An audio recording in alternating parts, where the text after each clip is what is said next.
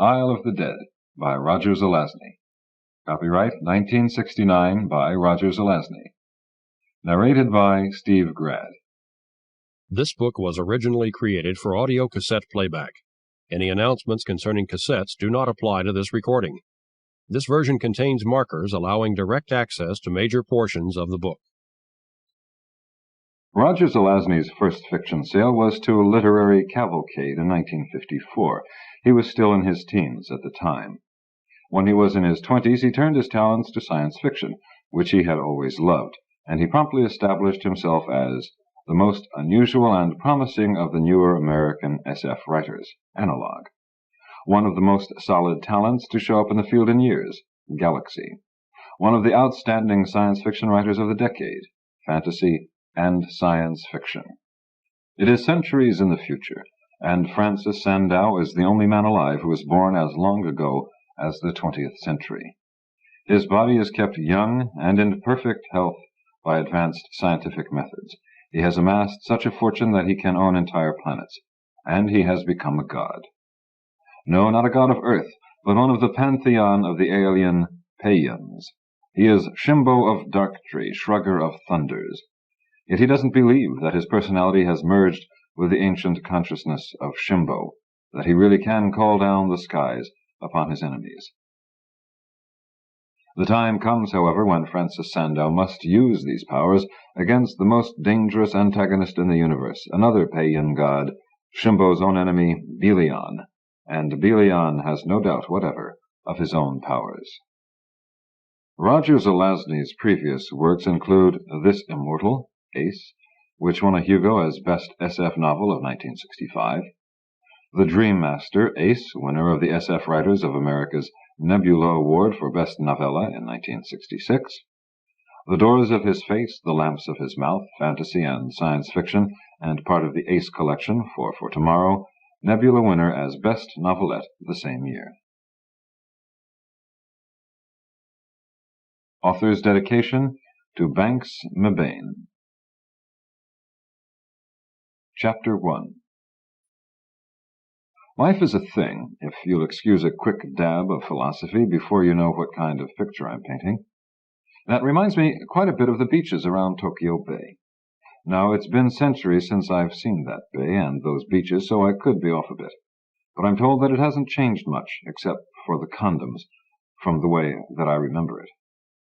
I remember a terrible expanse of dirty water, brighter and perhaps cleaner way off in the distance, but smelling and slopping and chill close at hand, like time when it wears away objects, delivers them, removes them. Tokyo Bay on any given day is likely to wash anything ashore. You name it, and it spits it up some time or other. A dead man, a shell that might be alabaster, rose and pumpkin bright, with a sinistral whirling, rising inevitably to the tip of a horn, as innocent as the unicorns. A bottle with or without a note, which you may or may not be able to read. A human fetus, a piece of very smooth wood with a nail hole in it, maybe a piece of the True Cross, I don't know. And white pebbles and dark pebbles, fishes, empty dories, yards of cable, coral, seaweed, and those are pearls that were his eyes. Like that. You leave the thing alone, and after a while it takes it away again. That's how it operates. Oh yeah, it also used to be lousy with condoms, limp, almost transparent testimonies to the instinct to continue the species, but not tonight. And sometimes they were painted with snappy designs or sayings, and sometimes had a feather on the end. These are almost gone now, I hear, the way of the Etzel, the clepsydra, and the button-hook, shot down and punctured by the safety pill, which makes for larger memories, too, so who complains? Sometimes, as I'd walk along the beach in the sun-spanked morning, the chill breezes helping me to recover from the effects of rest and recuperation leave from a small and neatly contained war in Asia that had cost me a kid brother. Sometimes then I would hear the shrieking of birds when there were no birds in sight. This added the element of mystery that made the comparison inevitable. Life is a thing that reminds me quite a bit of the beaches around Tokyo Bay. Anything goes.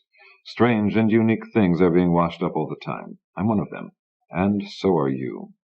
We spend some time on the beach, maybe side by side, and then that slopping, smelling, chilly thing rakes it with the liquid fingers of a crumbling hand, and some of the things are gone again. The mysterious bird cries are the open end of the human condition. The voices of the gods? Maybe. Finally, to nail all corners of the comparison to the wall before we leave the room, there are two things that caused me to put it in there in the first place. Sometimes, I suppose, things that are taken away might, by some capricious current, be returned to the beach. I'd never seen it happen before, but maybe I hadn't waited around long enough. Also, somebody could come along and pick up something he'd found there and take it away from the bay. When I learned that the first of these two things might actually have happened, the first thing I did was puke. I'd been drinking and sniffing the fumes of an exotic plant for about 3 days. The next thing I did was expel all my house guests. Shock is a wonderful soberer, and I already knew that the second of the two things was possible, the taking away of a thing from the bay, because it had happened to me, but I'd never figured on the first coming true. So I took a pill guaranteed to make me a whole man in 3 hours, followed it with a sauna bath, and then stretched out on the big bed, while the servants, mechanical and otherwise, took care of the cleaning up. Then I began to shake all over. I was scared. I'm a coward. Now, there are a lot of things that scare me, and they are all of them things over which I have little or no control, like the big tree. I propped myself up on my elbow, fetched the package from the bedside table, and regarded its contents once more. There could be no mistake, especially when a thing like that was addressed to me. I had accepted the special delivery, stuffed it into my jacket pocket, opened it at my leisure. Then I saw that it was the 6th, and I had gotten sick, and called things to a halt. It was a tri-D picture of Kathy, all in white, and it was dated as developed a month ago. Kathy had been my first wife, maybe the only woman I'd ever loved, and she'd been dead for over 500 years. I'll explain that last part by and by. I studied the thing closely. The 6th such thing I'd received in as many months. Of different people, all of them dead, for ages. Rocks and blue sky behind her, that's all. It could have been taken anywhere where there were rocks and blue sky.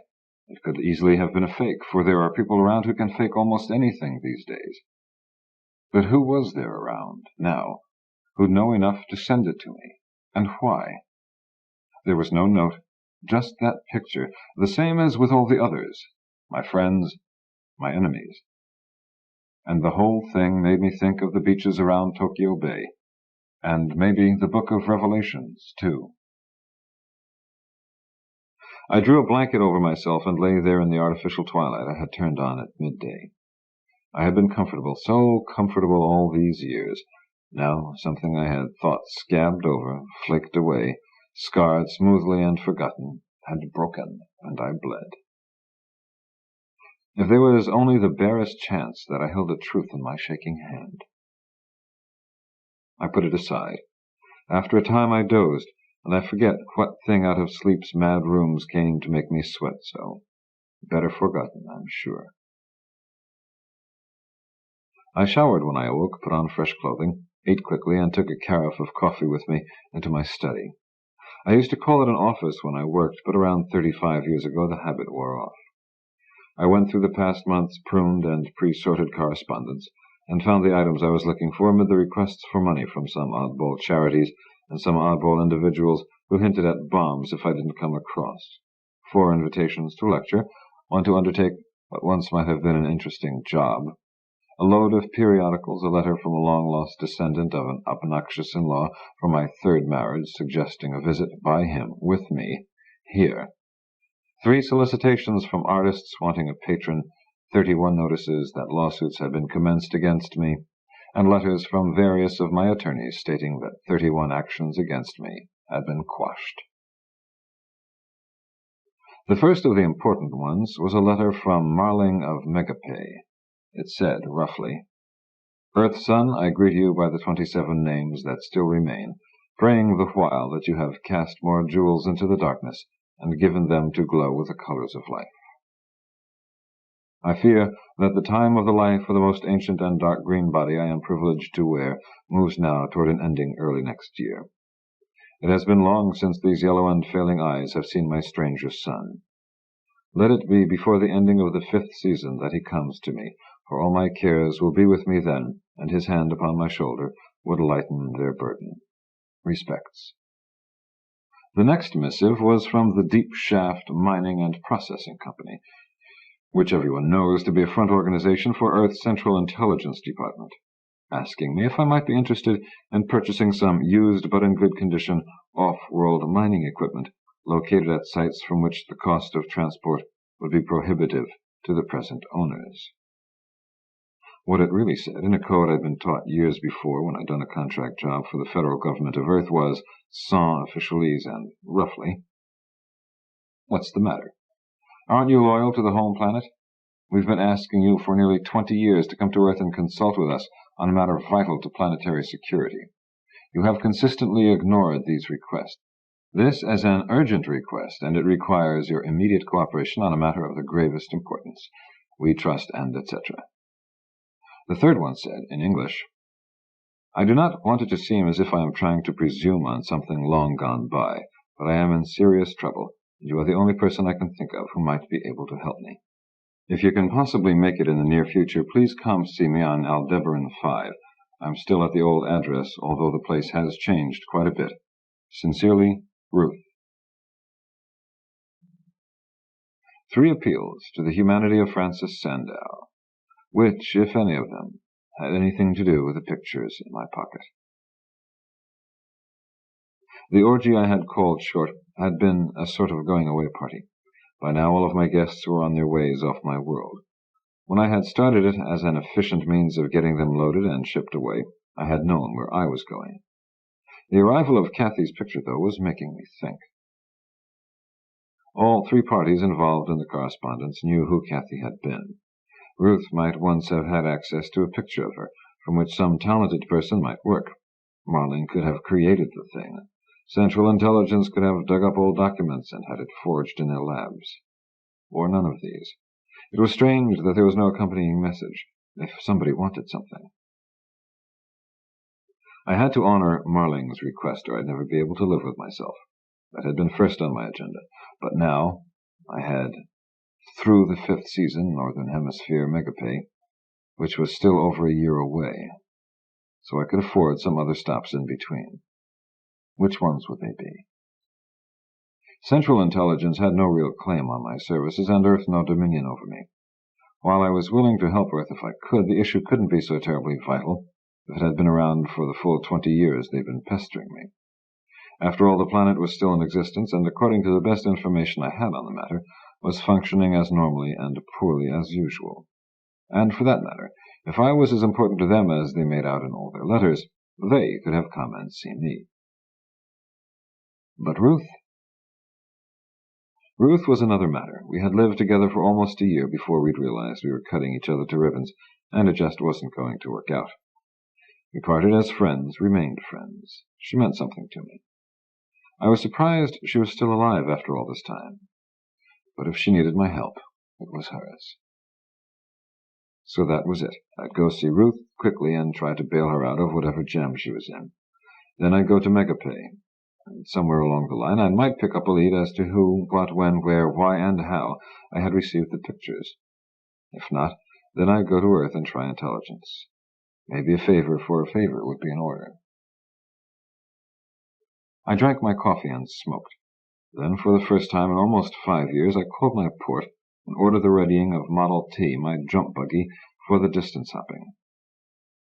It would take the rest of the day, much of the night, and be ready around sunrise, I figured. Then I checked my automatic secretary and files to see who owned the T currently. S&F told me it was Lawrence J. Connor of Lockyer, the J for John.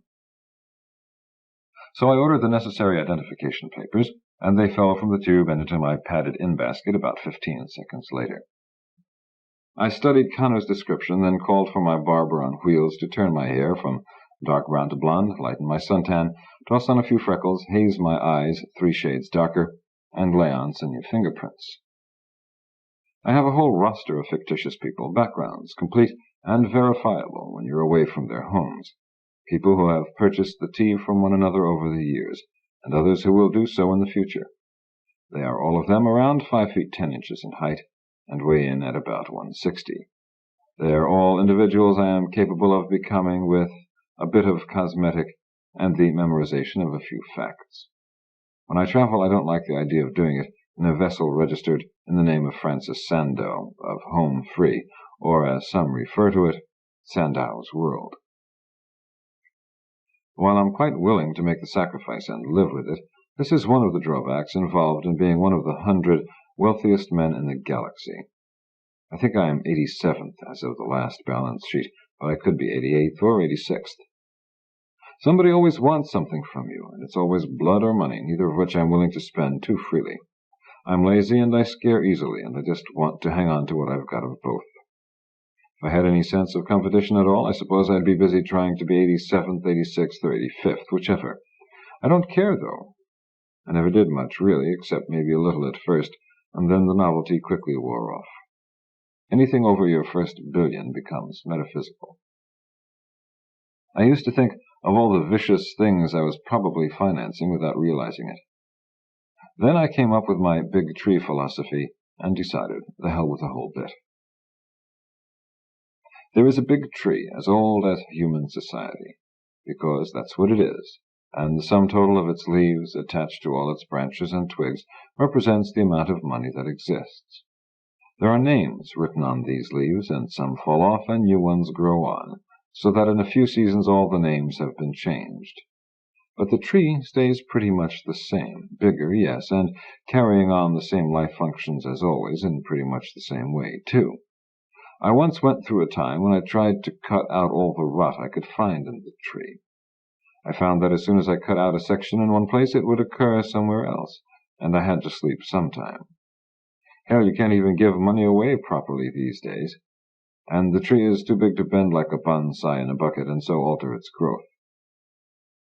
So I just let it grow on its merry way now. My name on all those leaves, some of them withered and sere, and some bright with the first green, and I try to enjoy myself swinging around those branches and wearing a name that I don't see written all around me. So much for me and the big tree.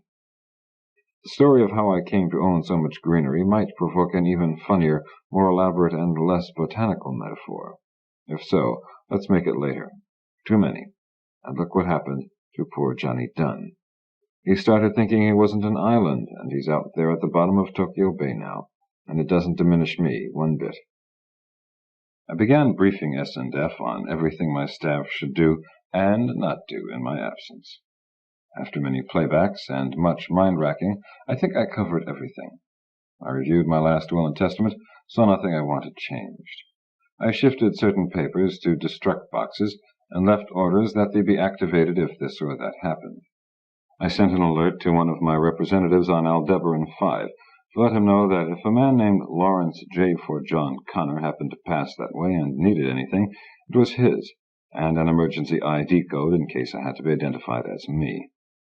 Then I noticed that close to 4 hours had passed, and I was hungry. How long to sunset, rounded to the nearest minute? I asked S&F. 43 minutes, came its neuter-voiced reply through the hidden speaker. I will dine on the East Terrace in precisely 33 minutes, I said, checking my chronometer. I will have a lobster with French fried potatoes and coleslaw, a basket of mixed rolls, a half bottle of our own champagne, a pot of coffee, a lemon sherbet, the oldest cognac in the cellar, and 2 cigars. Ask Martin Bremen if he would do me the honor of serving it. Yes, said S&F. No salad? No salad. Then I strolled back to my suite, threw a few things into a suitcase, and began changing clothes. I activated my bedroom hookup to S&F, and amidst a certain stomach-wringing, neck-chilling feeling, gave the order I had been putting off and could properly put off no longer. In exactly 2 hours and 11 minutes, I said, checking my chronometer, ring Lisa and ask her if she would care to have a drink with me on the West Terrace. In half an hour's time. Prepare for her now 2 checks, each in the amount of $50,000. Also prepare for her a copy of Reference A. Deliver these items to this station in separate unsealed envelopes. Yes, came the reply, and while I was adjusting my cufflinks, these items slid down the chute and came to rest in the basket on my dresser. I checked the contents of the 3 envelopes, sealed them, placed them in an inside pocket of my jacket, and made my way to the hallway that led to the east terrace. Outside, the sun, an amber giant now, was ambushed by a wispy strand which gave up in less than a minute and swam away. Hordes of overhead clouds were gold yellow and touches of deepening pink as the sun descended the merciless blue road that lay between Urim and Thummim, the twin peaks I had set just there to draw him and quarter him at each day's ending. His rainbow blood would splash their misty slopes during the final minutes.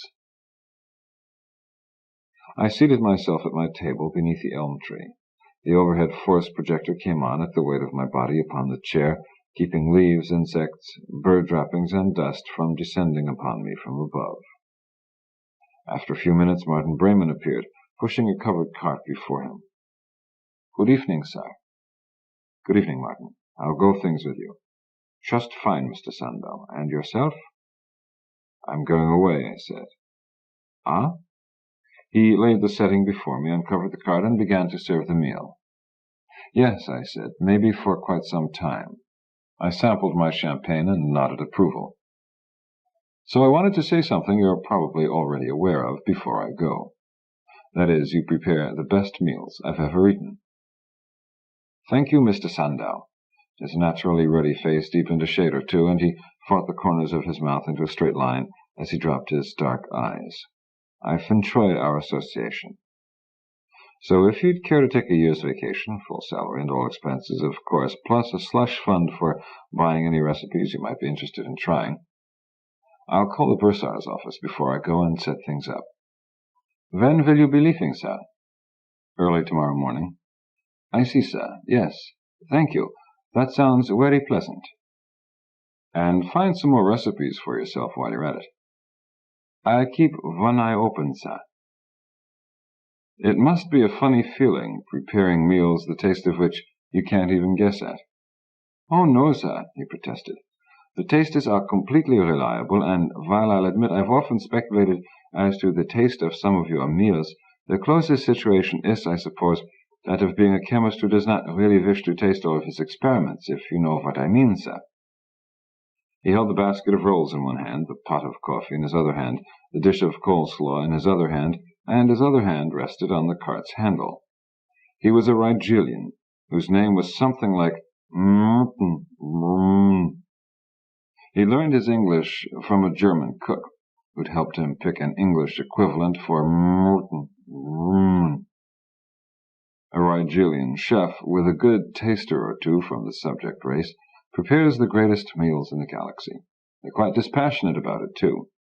We'd been through the just-finished discussion before many times, and he knew I was always kidding him when I talked that way, trying to get him to admit that human food reminded him of garbage, manure, or industrial wastes. Apparently there is a professional ethic against acknowledging any such thing. His normal counter is to be painfully formal. On occasion, however, when he's had a bit too much of lemon juice, orange juice, or grapefruit juice, he's as much as admitted that cooking for Homo sapiens is considered the lowest level to which a Rigelian chef can stoop. I try to make up to him for it as much as I can, because I like him as well as his meals, and it's very hard to get Rigelian chefs no matter how much you can afford to spend. "Martin," I said, "if anything should happen to me this time out, I'd like you to know that I've made provision for you in my will." I don't know what to say, sir." "So don't," I told him. "To be completely selfish about it, I hope you don't collect. I plan on coming back." He was one of the few persons to whom, with impunity yet, I could mention such a thing. He had been with me for 32 years, and was well past the point which would entitle him to a good lifetime pension anyway. Preparing meals was his dispassionate passion, though, and for some unknown reason he seemed to like me.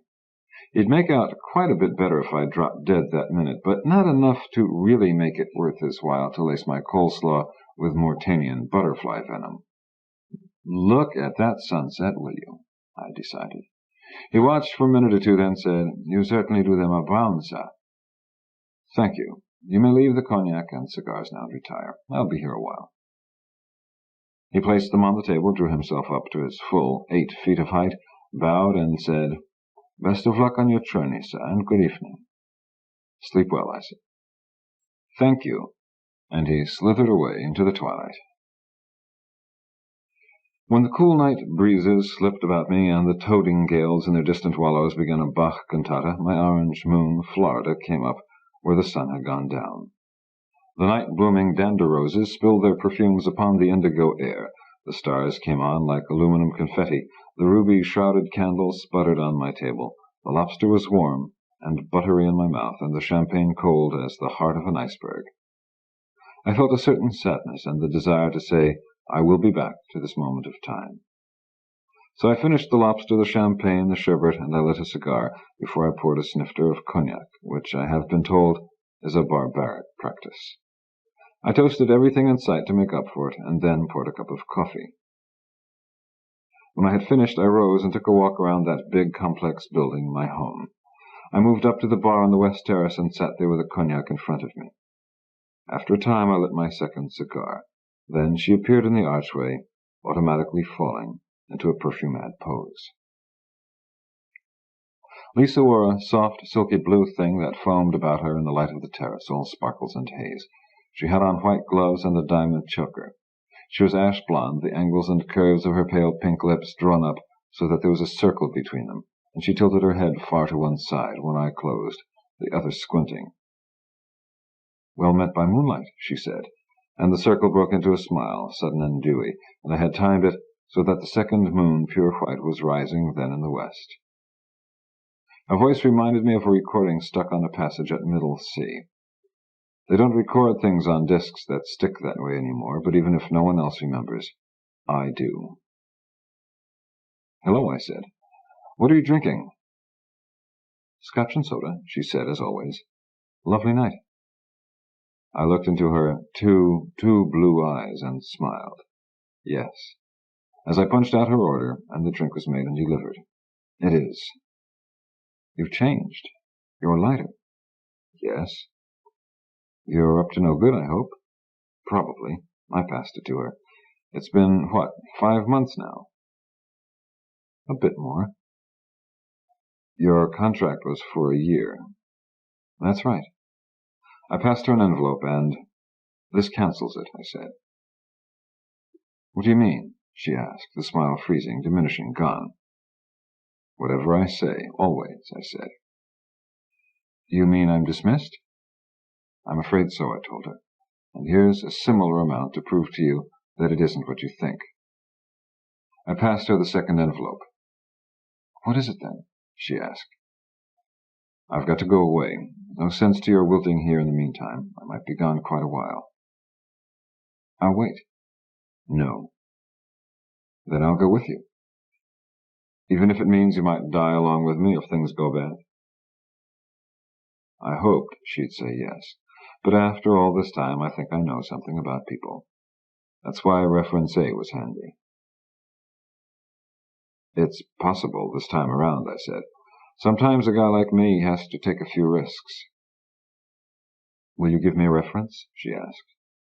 I have it here. She sipped her drink. All right, she said. I passed it to her. Do you hate me? She asked. No. Why not? Why? Because I'm weak and I value my life. So do I, though I can't guarantee it. That's why I'll accept the referral. That's why I have it ready. You think you know everything, don't you? No. What will we do tonight? She asked, finishing her drink. I don't know everything. Well, I know something. You've treated me all right. Thanks. I'd like to hang on to you. But I just scared you? Yes. Too much? Too much. I finished my cognac, puffed on the cigar, studied Florida, and my white moon cue ball. Tonight, she said, taking my hand, you'll at least forget to hate me. She didn't open her envelopes. She sipped her second drink and regarded Florida and cue ball also. When will you leave? Ere dawn, I said. God, you're poetical. No, I'm just what I am. That's what I said. I don't think so, but it's been good knowing you. She finished her drink and put it down. It's getting chilly out here. Yes. Let us repair within. I'd like to repair. I put down my cigar, and we stood, and she kissed me. So I put my arm around her trim and sparkling blue-kept waist, and we moved away from the bar toward the archway, through the archway and beyond into the house we were leaving. Let's make it a triple asterisk break. Perhaps the wealth I acquired along the way to becoming who I am is one of the things that made me one of the things that I am. That is, a bit of a paranoid. No, it's too pat. I could justify the qualms I feel each time I leave home free by saying that this is their source. Then I could turn around and justify that by saying that it isn't really paranoia if there really are people out to get you. And there are, which is one of the reasons things are arranged to such an extent that I could stand all alone on home free and defy any man or government that wanted me to come and take me. They'd have to kill me, which would be a fairly expensive proposition, as it would entail destroying the entire planet. And even then, I think I've got an out that might work, though I've never had to test it under field conditions. No, the real reason for my qualms is the very ordinary fear of death and non-being that all men know, intensified many times, though once I had a glimpse of a light that I can't explain. Forget that.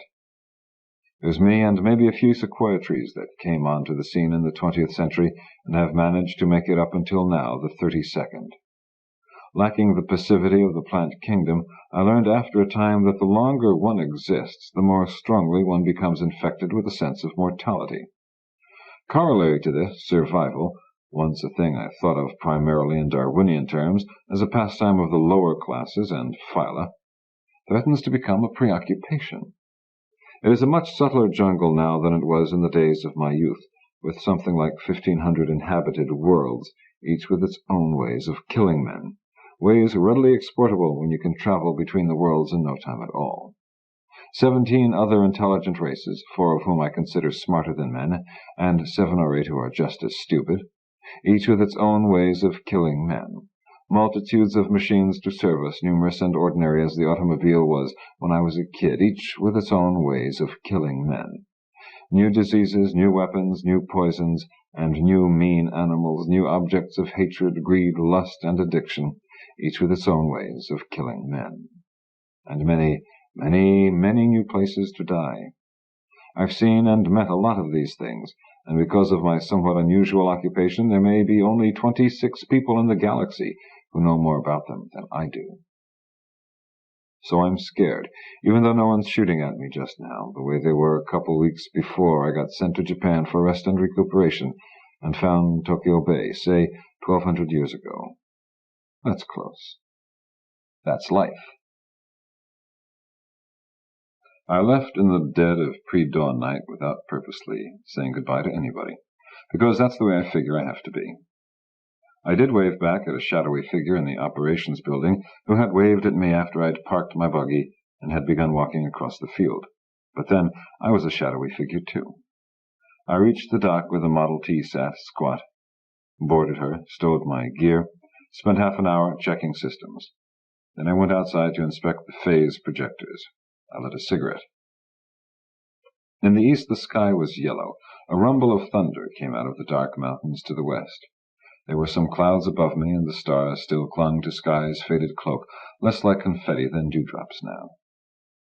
For once, it wasn't going to happen, I decided. Some birds sang, and a gray cat came and rubbed against my leg, then moved off in the direction of the bird songs.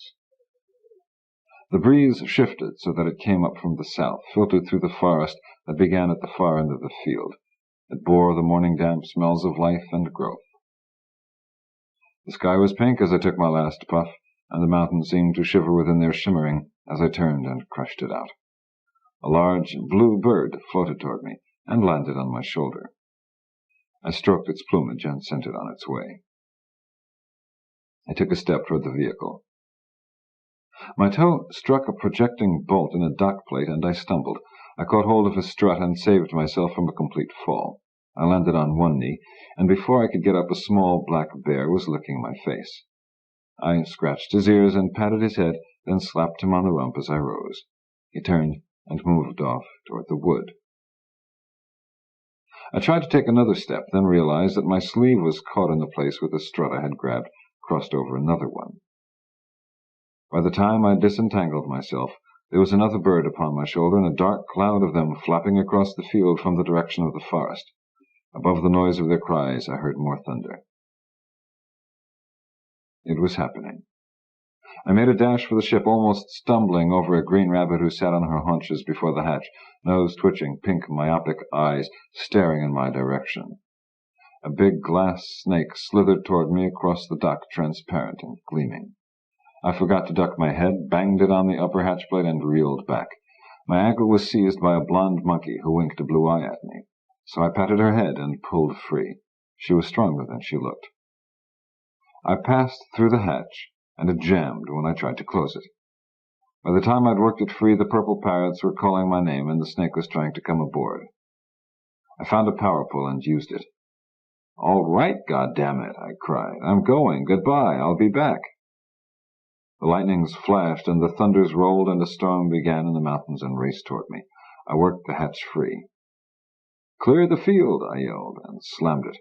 I dogged it shut, moved to the control seat, and activated all systems. On the screen I saw the animals departing. Wisps of fog drifted by, and I heard the first drops of rain spattering on the hull.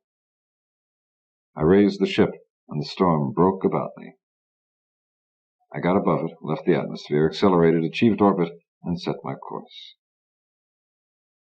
It's always like that when I try to leave home free, which is why I always try to sneak away without telling the place goodbye. It never works, though.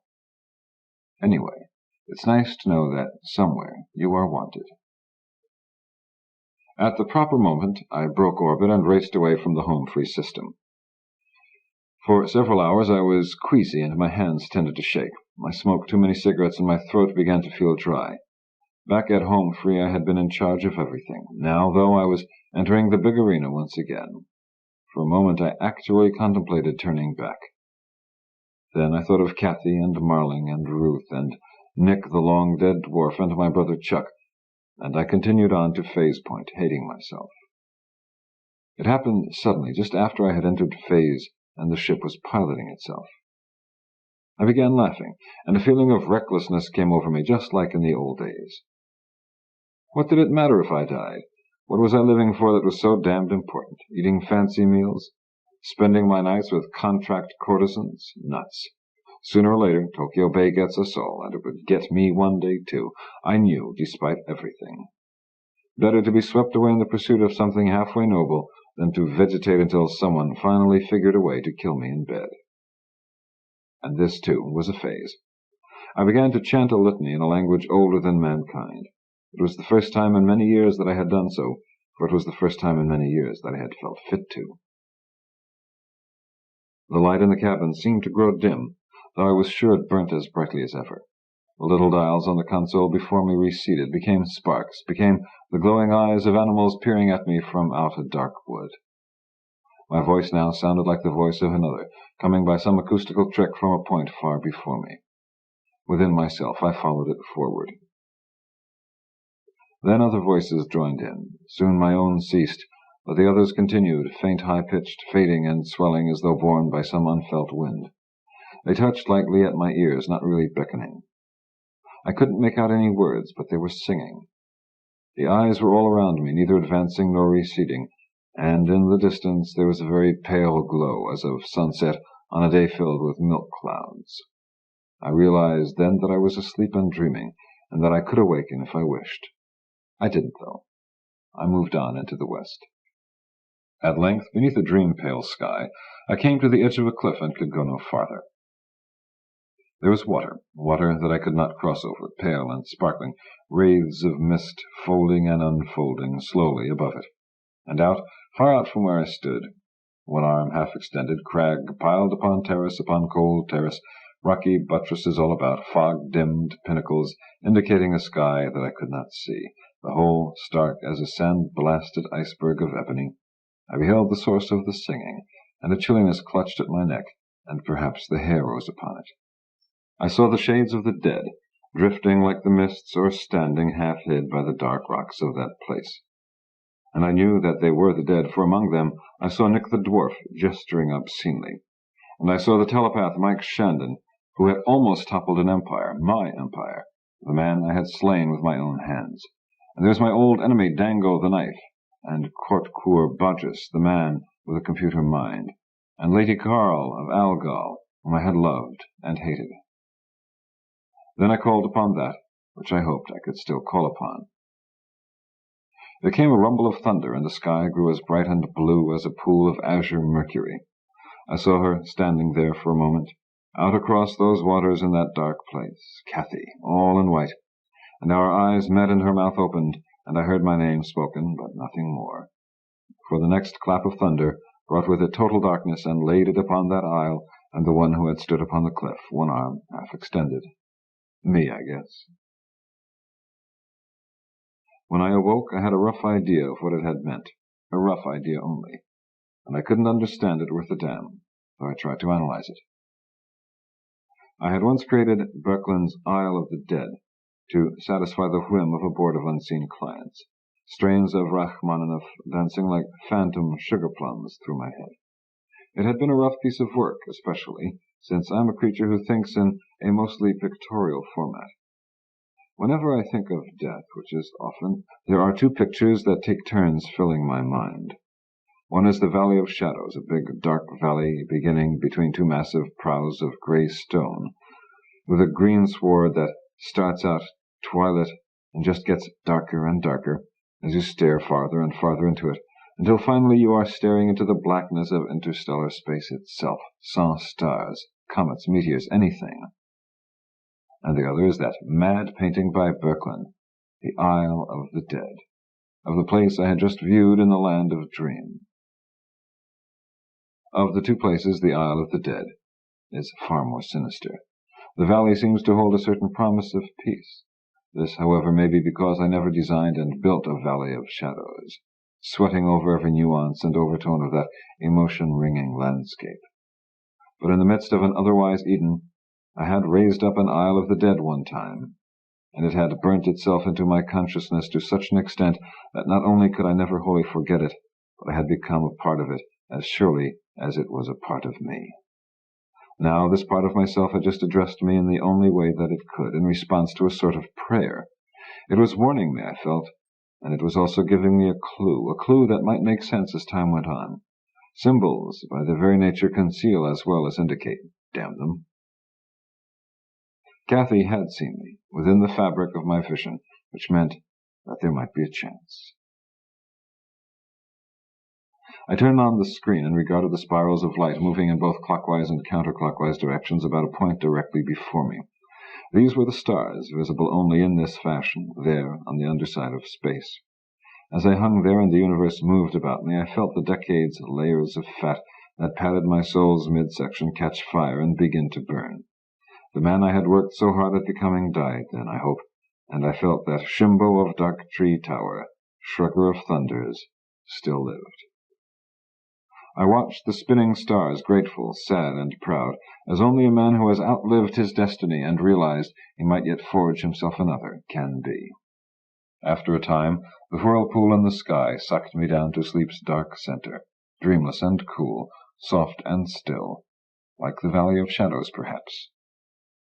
It was as 2 weeks' time before Lawrence Connor brought his Model T to birth on Aldebaran 5, which is called Driscoll after its discoverer. It was as 2 weeks inside the Model T, though no time at all passed during the phase. Don't ask me why, please. I don't have time to write a book. But had Lawrence Connor decided to turn around and head back for home free, he could have enjoyed another 2 weeks of calisthenics, introspection, and reading, and quite possibly have made it back on the afternoon of the same day Francis Sandow had departed, doubtless pleasing the wildlife no end. He didn't, though. Instead, he helped Sandow nail down a piece of the Briar business, which he didn't really want, just to keep up appearances while he examined the puzzle pieces he'd found. Maybe they were pieces from several different puzzles, all mixed together. There was no way of telling. I wore a light tropical suit and sunglasses, for the yellow sky had in it only a few orange-colored clouds, and the sun beat waves of heat about me, and they broke upon the pastel pavements, where they splashed and rose in a warm, reality-distorting spray. I drove my rented vehicle, a slip sled, into the art colony of a city called Midi, a place too sharp and fragile and necessarily beside the sea for my liking, with nearly all its towers, spires, cubes, and ovoids that people call home, office, studio, or shop, built out of that stuff called glacelin, which may be made transparent in a colorless or tinted fashion and opaqued at any color by means of a simple molecule-disturbing control. And I sought out Nuage, a street down by the waterfront, driving through a town that constantly changed color about me, reminding me of molded jello, raspberry, strawberry, cherry, orange, lemon, and lime, with lots of fruits inside. I found the place at the old address, and Ruth had been right. It had changed quite a bit. It had been one of the few strongholds against the creeping jello that ate the city, back when we had lived there together. Now it too had succumbed. Where once there had been a high stucco wall enclosing a cobbled courtyard, a black iron gate set within its archway, a hacienda within, sprawled about a small pool where the water splashed sun-ghosts on the rough walls and the tiles, now there was a castle of jello with 4 high towers. Raspberry it. I parked, crossed a rainbow bridge, touched the announcement plate on the door. "This home is vacant," reported a mechanical voice through a concealed speaker. "When will Miss Laris be back?" I asked. "This home is vacant," it repeated. "If you are interested in purchasing it, you may contact Paul Glidden at Sunspray Realty Incorporated, 178 Avenue of the Seven Sighs." "Did Miss Laris leave a forwarding address?" "No." "Did she leave any messages?" "No." I returned to the slip shed, raised it onto an 8-inch cushion of air, and sought out the Avenue of the Seven Sighs, which had once been called Main Street.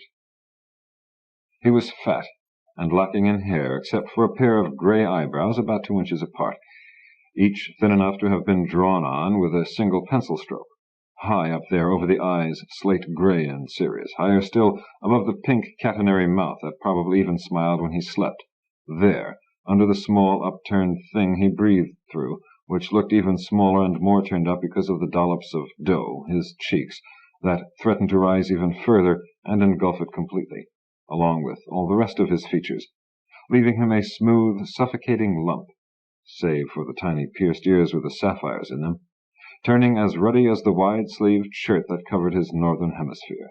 Mr. Glidden, behind his desk at Sunspray, lowering the moist hand I had just shaken, his Masonic ring clicking against the ceramic sunburst of his ashtray as he picked up his cigar, in order to study me, fish-like, from the lake of smoke into which he submerged. "Have a seat, Mr. Connor," he chewed. "What have I got that you want?" "You're handling Ruth Laris's place over on Nuage, aren't you?" "That's right. Think you might want to buy it?" "I'm looking for Ruth Laris," I said. "Do you know where she's moved?" A certain luster went out of his eye. "No," he said. "I've never met Ruth Laris." "She must want you to send the money someplace." "That's right." "Mind telling me where?" "Why should I?" "Why not? I'm trying to locate her."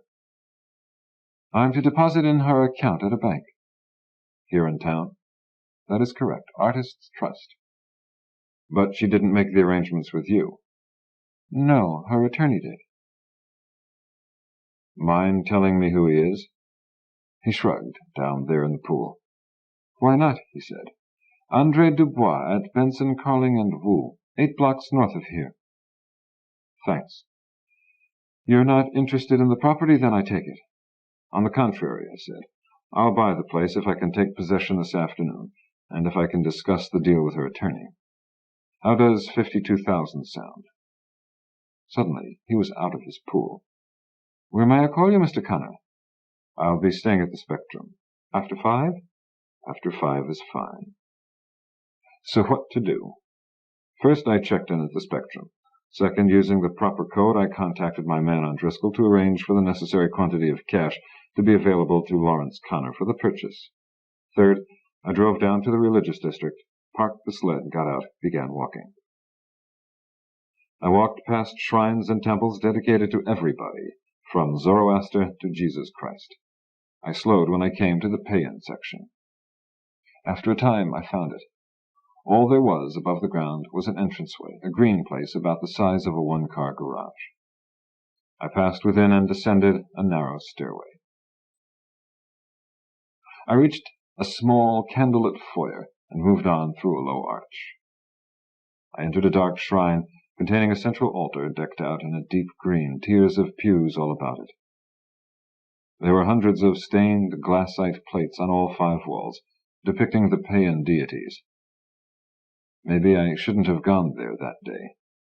It had been so long. There were 6 Peians and 8 humans present, and 4 of the Peians were women. They all wore prayer straps.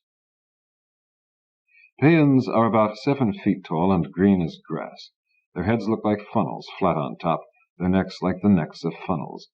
Their eyes are enormous and liquid green or yellow. Their noses are flat upon their faces, wrinkles parenthesizing nostrils the size of quarters. They have no hair whatsoever. Their mouths are wide, and they don't really have any teeth in them, per se.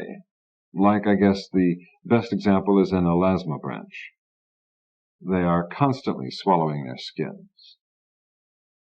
They lack lips, but their dermis bunches and hardens once it goes internal, and gives them horny ridges with which to chew.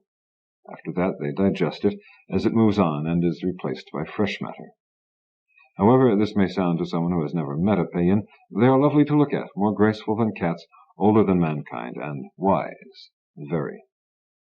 Other than this, they are bilaterally symmetrical and possess 2 arms and 2 legs, 5 digits per. Both sexes wear jackets and skirts and sandals, generally dark in color. The women are shorter, thinner, larger about the hips and chest than the men, although the women have no breasts, for they young do not nurse, but digest great layers of fat for the first several weeks of their lives, and then begin to digest their skins. After a time they eat food, pulpy mashes and sea stuff mainly. That's Peians. Their language is difficult. I speak it. Their philosophies are complex. I know some of them. Many of them are telepaths, and some have other unusual abilities. Me too. I seated myself in a pew and relaxed. I drew a certain psychic strength from Peian shrines because of my conditioning in Megapei. The Peians are exceedingly polytheistic. Their religion reminds me a bit of Hinduism, because they've never discarded anything. And it seems they spent their entire history accumulating deities, rituals, traditions. Struntry is what the religion is called, and over the years it has spread considerably. It stands a good chance of becoming a universal religion one day, because there's something in it to satisfy just about anybody, from animists and pantheists through agnostics and people who just like rituals. Native Peians only constitute around 10% of the Struntrians now, and theirs will probably be the first large-scale religion to outlive its founding race. There are fewer Peians every year. As individuals they have god-awful long lifespans, but they're not very fertile. Since their greatest scholars have already written the last chapter in the immense history of Peian culture in 14,926 volumes, they may have decided that there's no reason to continue things any further. They have an awful lot of respect for their scholars. They're funny that way. They had a galactic empire back when men were still living in caves. Then they fought an ages-long war with a race which no longer exists, the Bahulians, which sapped their energies, racked their industries, and decimated their number. Then they gave up their outposts and gradually withdrew to the small system of worlds they inhabit today. Their homeworld, also called Megapei, had been destroyed by the Bahulians, who by all accounts were ugly, ruthless, vicious, fierce, and depraved. Of course, all these accounts were written by the Peians, so I guess we'll never know what the Bahulians were really like. They weren't Struntrians, though, because I read somewhere that they were idolaters. On the side of the shrine opposite the archway, one of the men began chanting a litany that I recognized better than any of the others, and I looked up suddenly to see if it had happened. It had. The glassite plate depicting Shimbo of Darktree, Shrugger of Thunders, was glowing now, green and yellow. Some of their deities are Pei-apomorphic, to coin a term, while others, like the Egyptians, look like crosses between Peians and things you might find in a zoo. Still others are just weird-looking. And somewhere along the line, I'm sure they must have visited the earth, because Shimbo is a man. Why any intelligent race would care to make a god of a savage is beyond me, but there he stands, naked, with a slight greenish cast to his complexion, his face partly hidden by his upraised left arm, which holds a thundercloud in the midst of a yellow sky. He bears a great bow in his right hand, and a quiver of thunderbolts hangs at his hip. Soon all 6 Peians and the 8 humans were chanting the same litany. More began to file in through the door. The place began to fill up. A great feeling of light and power began in my middle section and expanded to fill my entire body. I don't understand what makes it happen, but whenever I enter a Peian shrine, Shimbo begins to glow like that, and the power and the ecstasy is always there. When I completed my 30-year course of training and my 20-year apprenticeship in the trade that made me my fortune, I was the only Earthman in the business. The other worldscapers are all Peians. Each of us bears a name, one of the Peian deities, and this aids us in our work in a complex and unique fashion. I chose Shimbo, or he chose me, because he seemed to be a man. For so long as I live, it is believed that he will be manifest in the physical universe. When I die, he returns to the happy nothing until another may bear the name. Whenever a name-bearer enters a Peian shrine, that deity is illuminated in his place. In every shrine in the galaxy. I do not understand the bond. Even the Peians don't really.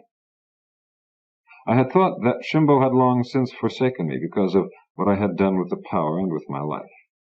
I had come to this shrine, I guess, to see if it was true. I rose and made my way to the archway. As I passed through it, I felt an uncontrollable desire to raise my left hand. Then I clenched my fist and drew it back down to shoulder level. As I did, there came a peal of thunder from almost directly overhead. Shimbo still shone upon the wall, and the chanting filled my head as I walked up the stairway and out into the world where a light rain had begun to fall. Chapter 2. Glidden and I met in Dubois' office at 6:30 and concluded the deal for $56,000. Dubois was a short man with a weather-beaten face and a long shock of white hair. He'd opened his office at that hour because of my insistence on dealing that afternoon. I paid the money, the papers were signed, the keys were in my pocket, hands were shaken all around, and the 3 of us departed. As we walked across the damp pavement toward our respective vehicles, I said, "Damn, I left my pen on your desk, Dubois." "I'll have it sent to you. You're staying at the Spectrum?" "I'm afraid I'll be checking out very shortly." "I can send it to the place on Nuage." I shook my head. "I'll be needing it tonight." "Here, take this one." He offered me his own. By then, Glidden had entered his vehicle and was out of earshot. I waved to him, then said, "That was for his benefit. I want to speak with you in private." The squint that suddenly surrounded his dark eyes removed their look of incipient disgust and replaced it with one of curiosity. "All right," he said, and we re-entered the building, and he unlocked his office door again. "What is it?" he asked, reassuming the padded chair behind his desk. "I'm looking for Ruth Laris," I said. He lit a cigarette, which is always a good way to buy a little thinking time. "Why?" he asked. "She's an old friend. Do you know where she is?" "No," he said. "Isn't it a trifle unusual to conserve assets in this quantity for a person whose whereabouts you don't even know?" "Yes," he said, "I'd say so. But that is what I've been retained to do." "By Ruth Laris?" "What do you mean by that? Did she retain you personally, or did somebody else do it on her behalf?" "I don't see that this is any business of yours, Mr. Connor. I believe I am going to call this conversation to a close." I thought a second, made a quick decision. "Before you do," I said, "I want you to know that I bought her house only to search it for clues as to her whereabouts. After that, I'm going to indulge a whim and convert it into a hacienda because I don't like the architecture in the city. What does that indicate to you?" "That you're something of a nut," he observed. I nodded and added, "A nut who can afford to indulge his whims. Therefore, a crackpot who can cause a lot of trouble. What's this building worth? A couple million? I don't know. He looked a little uneasy. What if someone bought it for an apartment building, and you had to go looking for another office? My lease would not be that easy to cancel, Mr. Connor. I chuckled. And then, I said, you were suddenly to find yourself the subject of an inquiry by the local bar association. He sprang to his feet. You are a madman. Are you sure? I don't know what the charges would be, I said, yet. But you know that even an inquiry would give you some trouble, and then if you started running into difficulties, finding another place. I didn't like doing things this way, but I was in a hurry. So, are you sure? Are you very sure that I'm a madman? I finished. Then, no, he said, I'm not. Then, if you've nothing to hide, why not tell me how the arrangements were made? I'm not interested in the substance of any privileged communications, simply the circumstances surrounding the house's being put up for sale. It puzzles me that Ruth didn't leave a message of any sort. He leaned his head against the back of the chair and studied me through smoke. The arrangements were made by phone. She could have been drugged, threatened. That is ridiculous, he said. What is your interest in this anyway? Like I said, she's an old friend. His eyes widened and then narrowed. A few people still knew who one of Ruth's old friends had been. Also, I continued, I received a message from her recently asking me to come see her on a matter of some urgency. She is not here, and there is no message, no forwarding address. It smells funny. I'm going to find her, Mr. Dubois. He was not blind to the cut and therefore the cost of my suit, and maybe my voice has a somewhat authoritarian edge from years of giving orders. At any rate, he didn't switch on the phone and call for the cops.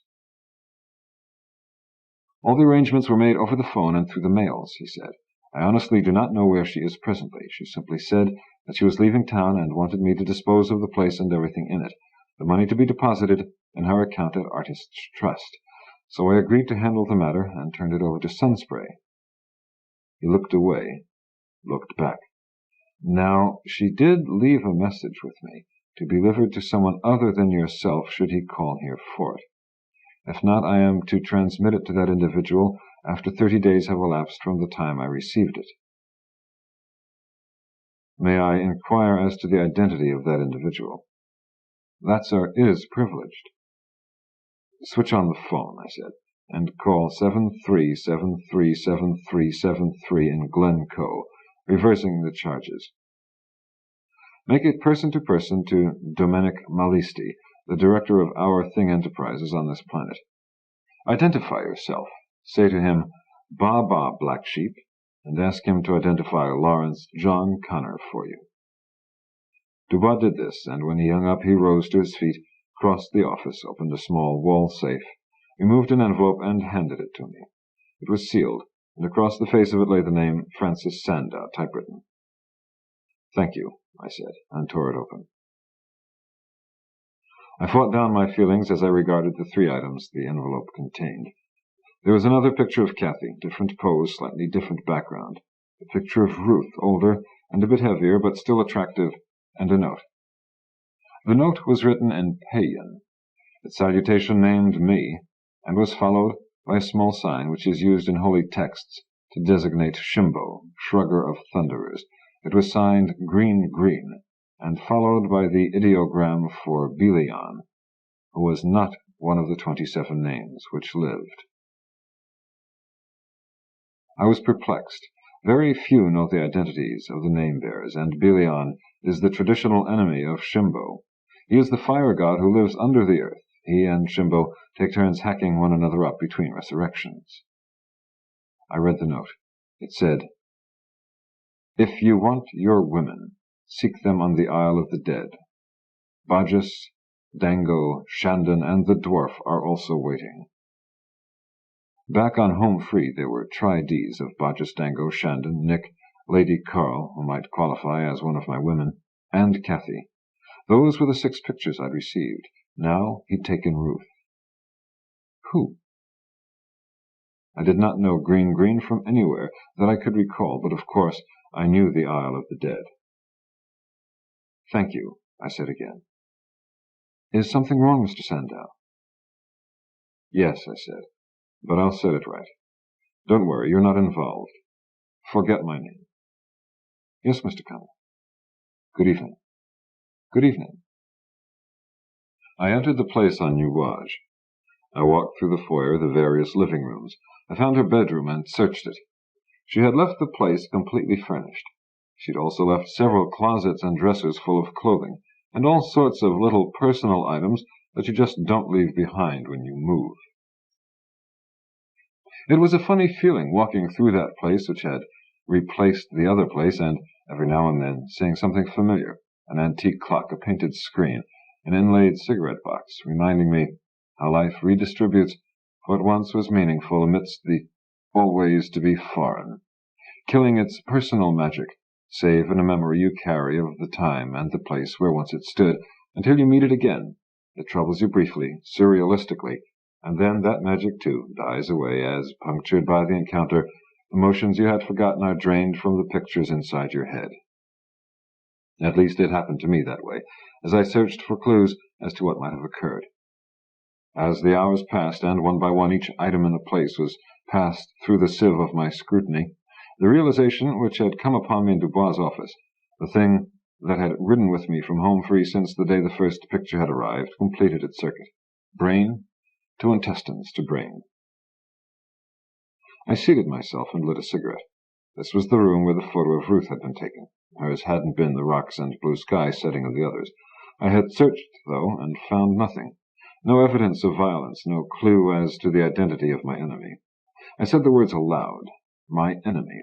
The first words I had spoken since "good evening" to the suddenly cooperative white-haired attorney, and the words sounded strange in that big fishbowl of a place. My enemy. It was out in the open now. I was wanted. For what, I wasn't sure. Offhand, I'd say death.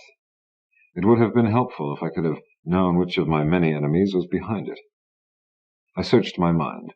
I considered my enemy's odd choice of rendezvous point, battlefield. I thought back upon my dreams of the place.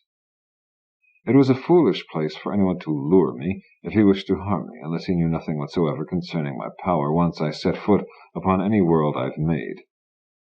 Everything would be my ally if I went back to Illyria, the world I'd put where it was many centuries ago, the world which held the Isle of the Dead, my Isle of the Dead.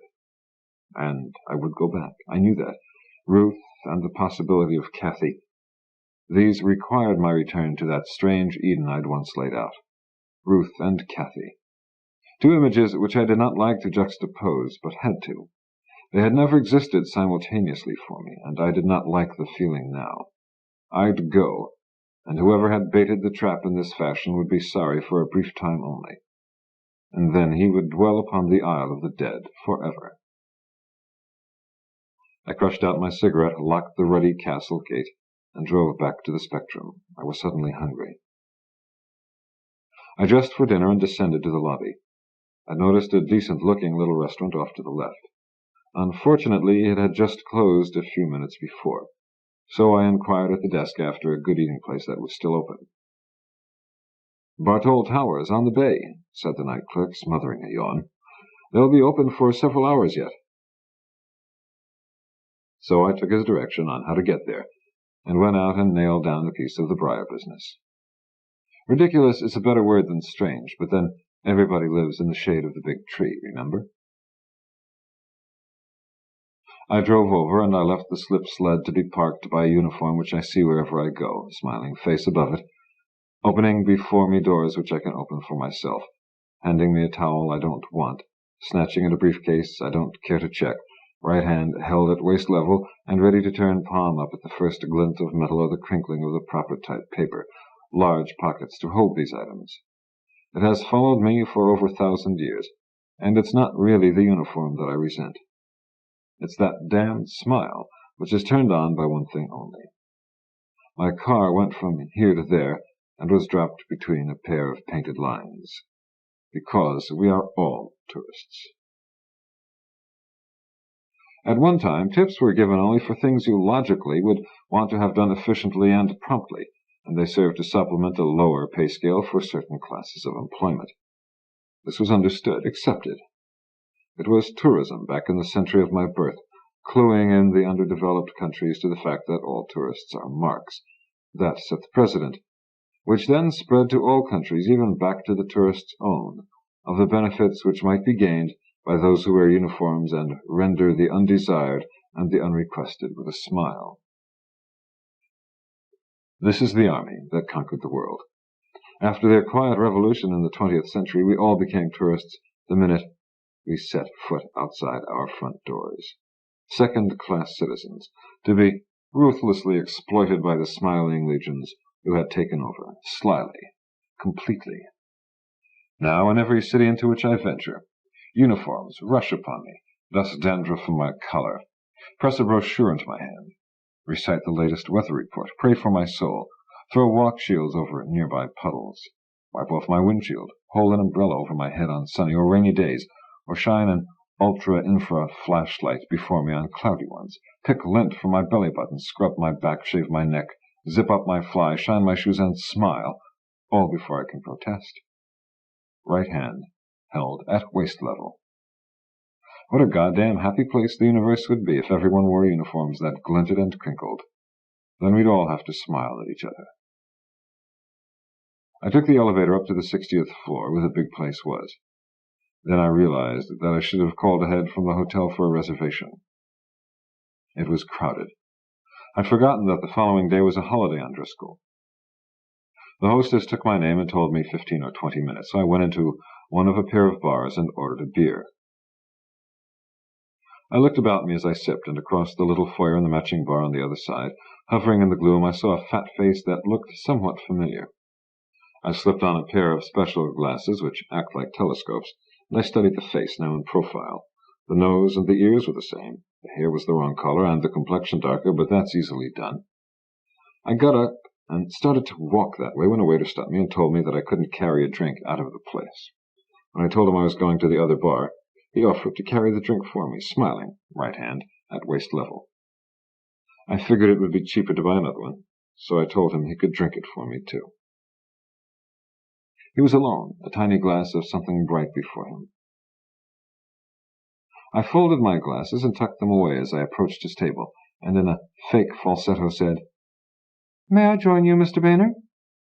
He jumped just slightly within his skin, and the fat only quivered for an instant. He photographed me with his magpie eyes in the following second, and I knew that the machine that lay behind them was already spinning its wheels like a demon on an exercise bike.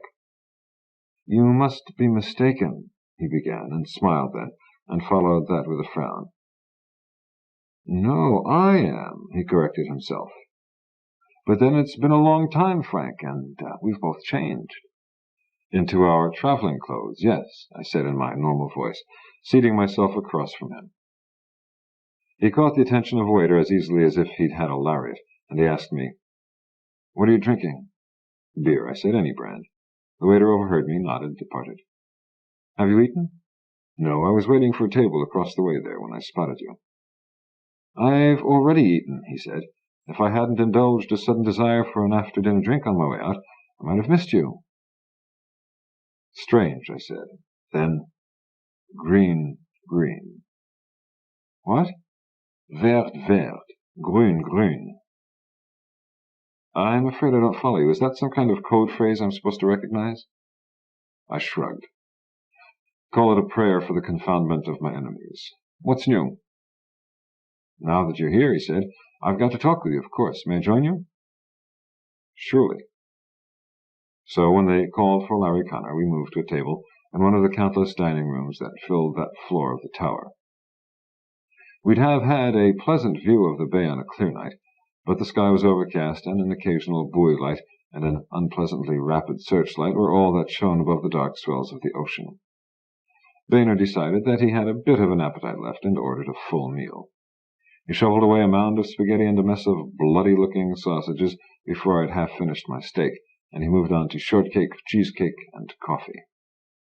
"Ah, that was good," he said, and he immediately inserted a toothpick into the upper portion of the first smile I'd seen him smile in, say, 40 years. "Cigar?" I offered. Thank you, I believe I will. The toothpick went away. The cigars were lit. The check arrived. I always do that in crowded places when they're slow to bring me the check. A lit stogie, a quick blue haze, and they're right beside me with the tab. This is on me, he announced as I accepted the bill. Nonsense, you're my guest. Well, all right. After all, Bill Boehner is the 45th wealthiest man in the galaxy. It isn't every day I get a chance to dine with successful people. As we left, he said, I've got a place where we can talk. I'll drive. So we took his car, leaving a uniform and a frown behind us, and spent about 20 minutes driving around the city, shaking off hypothetical tales, and we finally arrived at an apartment building about 8 blocks from Bartol Towers. As we entered the lobby, he nodded to the doorman, who nodded back to him. Think it'll rain tomorrow? He asked. Clear, said the doorman. Then we rode up to the 6th floor. The wainscoting in the hallway was full of artificial gems, some of which had to be eyes. We stopped, and he knocked at an ordinary-looking door.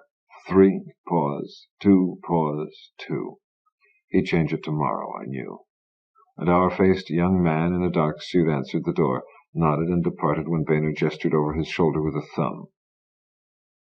Inside he secured the door, but not before I'd noticed from its edge that a metal plate was sandwiched between its inner and outer veneers of fake wood. For the next 5 or 10 minutes he tested the room with an amazing variety of bug detection equipment, after giving me a keep-quiet sign, and then set several bug scramblers into operation as an added precaution, sighed, removed his jacket, and hung it on the back of a chair, turned to me and said, It's okay to talk now. Can I fix you a drink? Are you sure it'll be safe? He thought about it for a moment, then said, Yes. Then I'll have bourbon and water if you've got it. He withdrew into the next room and returned after about a minute with 2 glasses.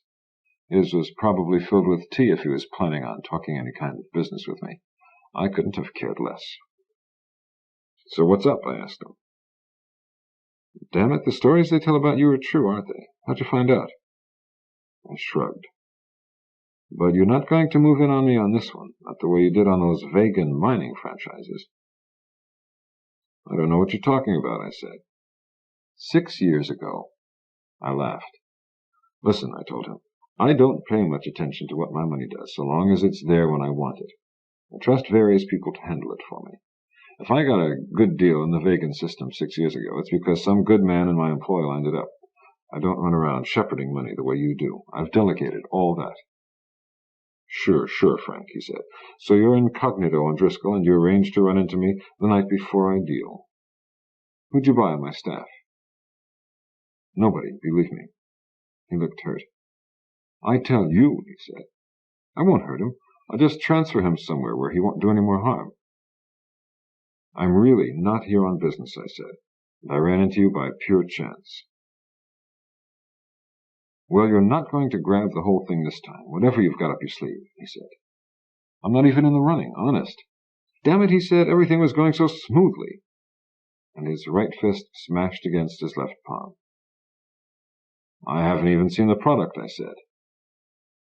He got up and stalked out of the room, came back and handed me a pipe. Nice pipe, I said. 5,000, he told me. Cheap. I'm really not much of a pipe smoker. I won't cut you in for more than 10%, he said. I've been handling this thing personally, and you're not going to queer it. And then I got mad. All that bastard thought about, besides eating, was stacking up his wealth. He automatically assumed I spent my time the same way, just because a lot of leaves on the big tree say Sandow. So, I want a third, or I make my own deal, I said. A third? He leaped to his feet and began screaming. It was a good thing that the room was soundproof and debugged. It had been a long time since I'd heard some of those expressions. He grew red in the face, and he paced. Greedy, money-grubbing, unethical me sat there thinking about pipes while he ranted.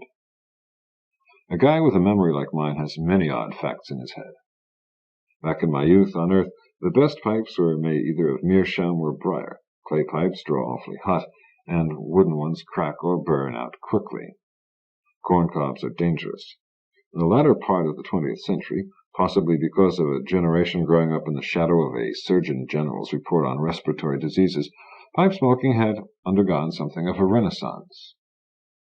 By the turn of the century, the world's supply of briar and meerschaum was largely exhausted. Meerschaum, or hydrous magnesium silicate, is a sedimentary rock which occurred in strata composed in part of seashells that had fused together over the ages, and when it was all gone, that was it. Briar pipes were made from the root of the white heath, or Erica arborea, which grew only in a few areas about the Mediterranean, and had to be around 100 years old before it was of any use. The white heath had been subjected to wanton harvesting, with anything like a reforestation plan far from mind. Consequently, substances like pyrolytic carbon now do for the bulk of pipe smokers, but meerschaum and briar linger in memories and collections. Small deposits of meerschaum have been discovered upon various worlds and turned into fortunes overnight. Nowhere but on Earth, however, has Erica arborea or a suitable substitute ever turned up. And pipe smoking is the mainliner's way of smoking these days, Dubois and me being mavericks. The pipe Boehner had shown me was a pretty, flame-grained briar. Therefore, 15%, he was saying, which barely allows me a small profit. Nuts, those briars are worth 10 times their weight in platinum. You'd cut my heart out if you ask for more than 18%. 30. Be reasonable, Frank. Then let's talk business, not nonsense. 20% is all I can let you in for, and it will cost you 5 millions. I laughed. So for the next hour I haggled out of pure cussedness, resenting the estimation he'd placed on me and refusing to disbelieve. I lived up to it, too, like 25.5% for 4 million, which required a phone call to Malisti to swing the financing. I really hated to wake him. And that's how I nailed down a piece of the briar business on Driscoll. Ridiculous is a better word than strange, but then everyone lives in the shade of the big tree, remember? After it was all over, he slapped me on the shoulder and told me I was a cool dealer, that he'd rather have me with him than against him, made us another round of drinks, sounded me out on getting Martin Bremen away from me, as he'd never been able to hire a Rigelian chef, and asked me once again who had tipped me off. He dropped me at Bartol Towers. The uniform moved my car a few feet and held the door for me, got its money, turned off its smile, and went away. I drove back to the Spectrum, wishing I'd eaten there and gotten to bed early instead of spending my evening autographing leaves. The radio in the sled played a Dixieland number I hadn't heard in ages. That, and the rain that came a moment later, made me feel lonely and more than a little sad. Traffic was light. I hurried. The following morning I sent a couriergram to Marling of Megapay, telling him to rest easy in the knowledge that Shimba would be with him before the 5th season, and asking him if he knew a Peian named Green Green, or some equivalent thereof, who might in any way be associated with the name Belian. I asked him to reply by couriergram, reverse charge, and send his answer to Lawrence J. Connor, care of Home Free, and I didn't sign it. I planned on leaving Driscoll for Home Free that same day. A couriergram is about the fastest and one of the most expensive ways there is of sending an interstellar message, and even so, I knew there would be a lapse of a couple of weeks before I received a reply. It was true that I was running a small risk of blowing my cover on Driscoll by sending a message of that class with a Home Free return on it, but I was leaving that day, and I wanted to expedite things. I checked out of the hotel and drove to the place on Nuage to give it a final once-over, stopping for a late breakfast on the way. I found only one thing new at the Raspberry Palace. There was something in the message slot. It was a wide envelope bearing no return address. The envelope was for Francis Sandow, care of Ruth Laris. I took it inside with me and did not open it until I'd satisfied myself that there were no lurkers. Then I repocketed a tiny tube, capable of producing instant, silent, and natural-seeming death, seated myself and opened my mail. Yes, another picture. It was Nick, my old friend Nick the dwarf, dead Nick, snarling through his beard and ready to leap at the photographer, standing there on a rocky ledge. Come visit Illyria, All your friends live there, said a note in English. I lit my first cigarette of the day. Malisti, Boehner, and Dubois knew who Lawrence John Connor was. Malisti was my man on Driscoll, and I paid him enough so that he was, I thought, above bribery. Admitted, other pressures can be brought to bear on a man, but he himself had only learned my true identity the day before, when Baa Black Sheep had provided the key for the decoding of a special instruction.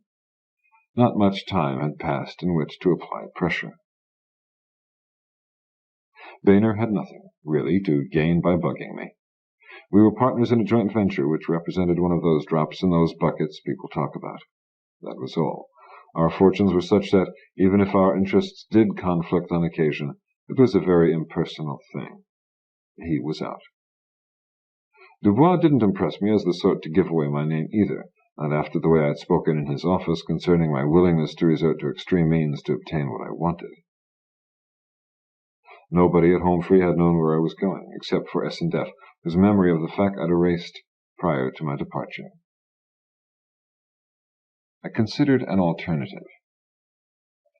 If Ruth had been kidnapped, forced to write the note she had written, then whoever had taken her could safely assume I'd receive this latest if I responded, and if not, no harm done. This seemed possible, probable. So it meant there was somebody on Driscoll whose name I'd like to know. Was it worth sticking around for? With Malisti on the job, I might be able to ferret out the sender of the latest picture. But if there was a man behind the man, and he was smart, his subordinate would know very little, might even be a totally innocent party. I resolved to put Malisti on the trail and have him send his findings to Home Free. I'd use a phone other than the one at my right hand, however. In just a few hours it wouldn't matter who knew that Connor was Sandow. I'd be on my way, and I'd never be Connor again. Everything that's miserable in the world, Nick the Dwarf once said to me, is because of beauty. Not truth or goodness, I'd asked. Oh, they help. But beauty is the culprit, the real principle of evil. Not wealth. Money is beautiful. So is anything else you don't have enough of. Food, water, screwing. Exactly, he announced, slamming his beer mug down so heavily on the tabletop that a dozen heads were turned in our direction. Beauty, goddammit. What about a good-looking guy? They're either bastards because they know they've got it made, or they're self-conscious because they know other guys hate their guts. Bastards are always hurting other people, and the self-conscious guys screw themselves up. Usually they go queer or something, all because of that goddamn beauty. What about beautiful objects? They make people steal or feel bad because they can't get at them. Damn. Wait a minute, I said. It's not an object's fault that it's beautiful, or the pretty people's fault that they're pretty. It just happens that way. He shrugged. Fault? Who said anything about fault? You were talking about evil. That implies guilt somewhere along the line. Then beauty is guilty, he said. God damn it. Beauty as an abstract principle? Yes. And in individual objects? Yes. That's ridiculous. Guilt requires responsibility, some kind of intent.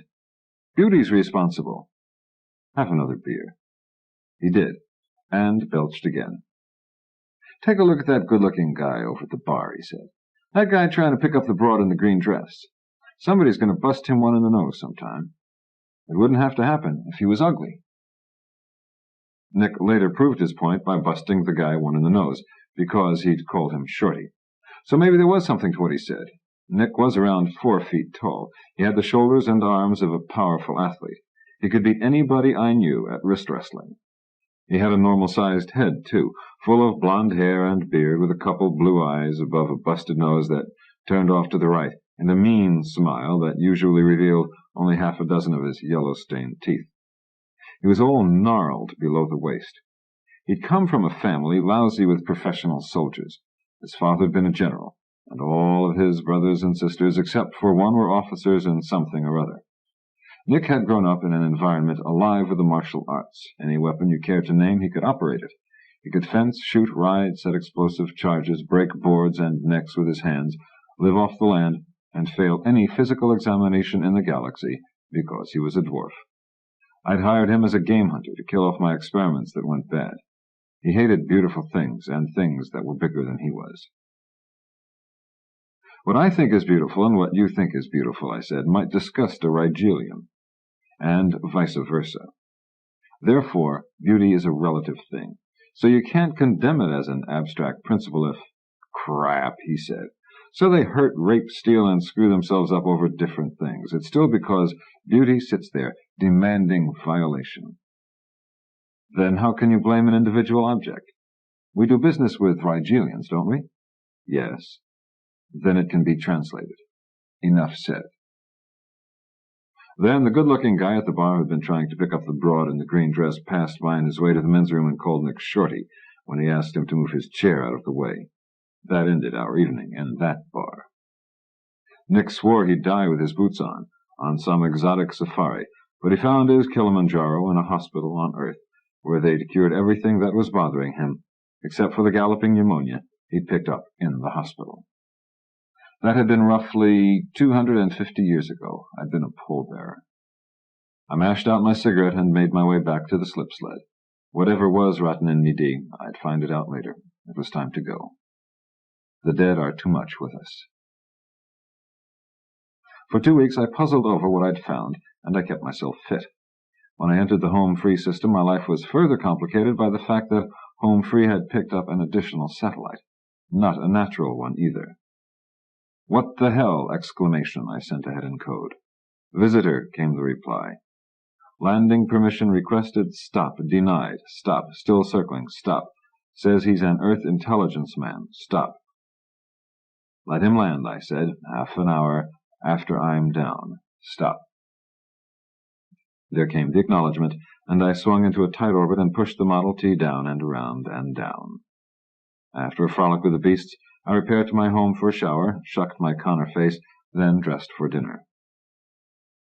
It would appear that something finally meant enough to the wealthiest government in existence for someone to at last authorize a trip on the part of some underpaid civil servant in one of the cheapest interstellar vehicles available. I vowed to at least feed him well. Chapter 3. Louis Briggs and I regarded one another across the remains of dinner and the wide table they occupied. His identification papers informed me that he was an agent of Earth's Central Intelligence Department. He looked like a shaved monkey. He was a wizened little guy with a perpetually inquisitive stare, and it seemed as if he must be pushing retirement age. He'd stuttered just a bit when he'd introduced himself, but the dinner appeared to have relaxed him, and the falter had halted. "It was a very pleasant meal, Mr. Sandow," he acknowledged. "Now, if I may, I'd like to discuss the business that brought me here." "Then let's adjourn to the upstairs, where we can get some fresh air while we talk." We arose, taking our drinks with us, and I led him to the elevator. 5 seconds later, it admitted us to the roof garden, and I gestured toward a couple lounging chairs set beneath a chestnut tree. "How about there?" I asked. He nodded, and seated himself. A cool breeze came out of the twilight, and we breathed it in and gave it back. "It's quite impressive," he said, looking around the garden shadows, "the way you satisfy your every whim."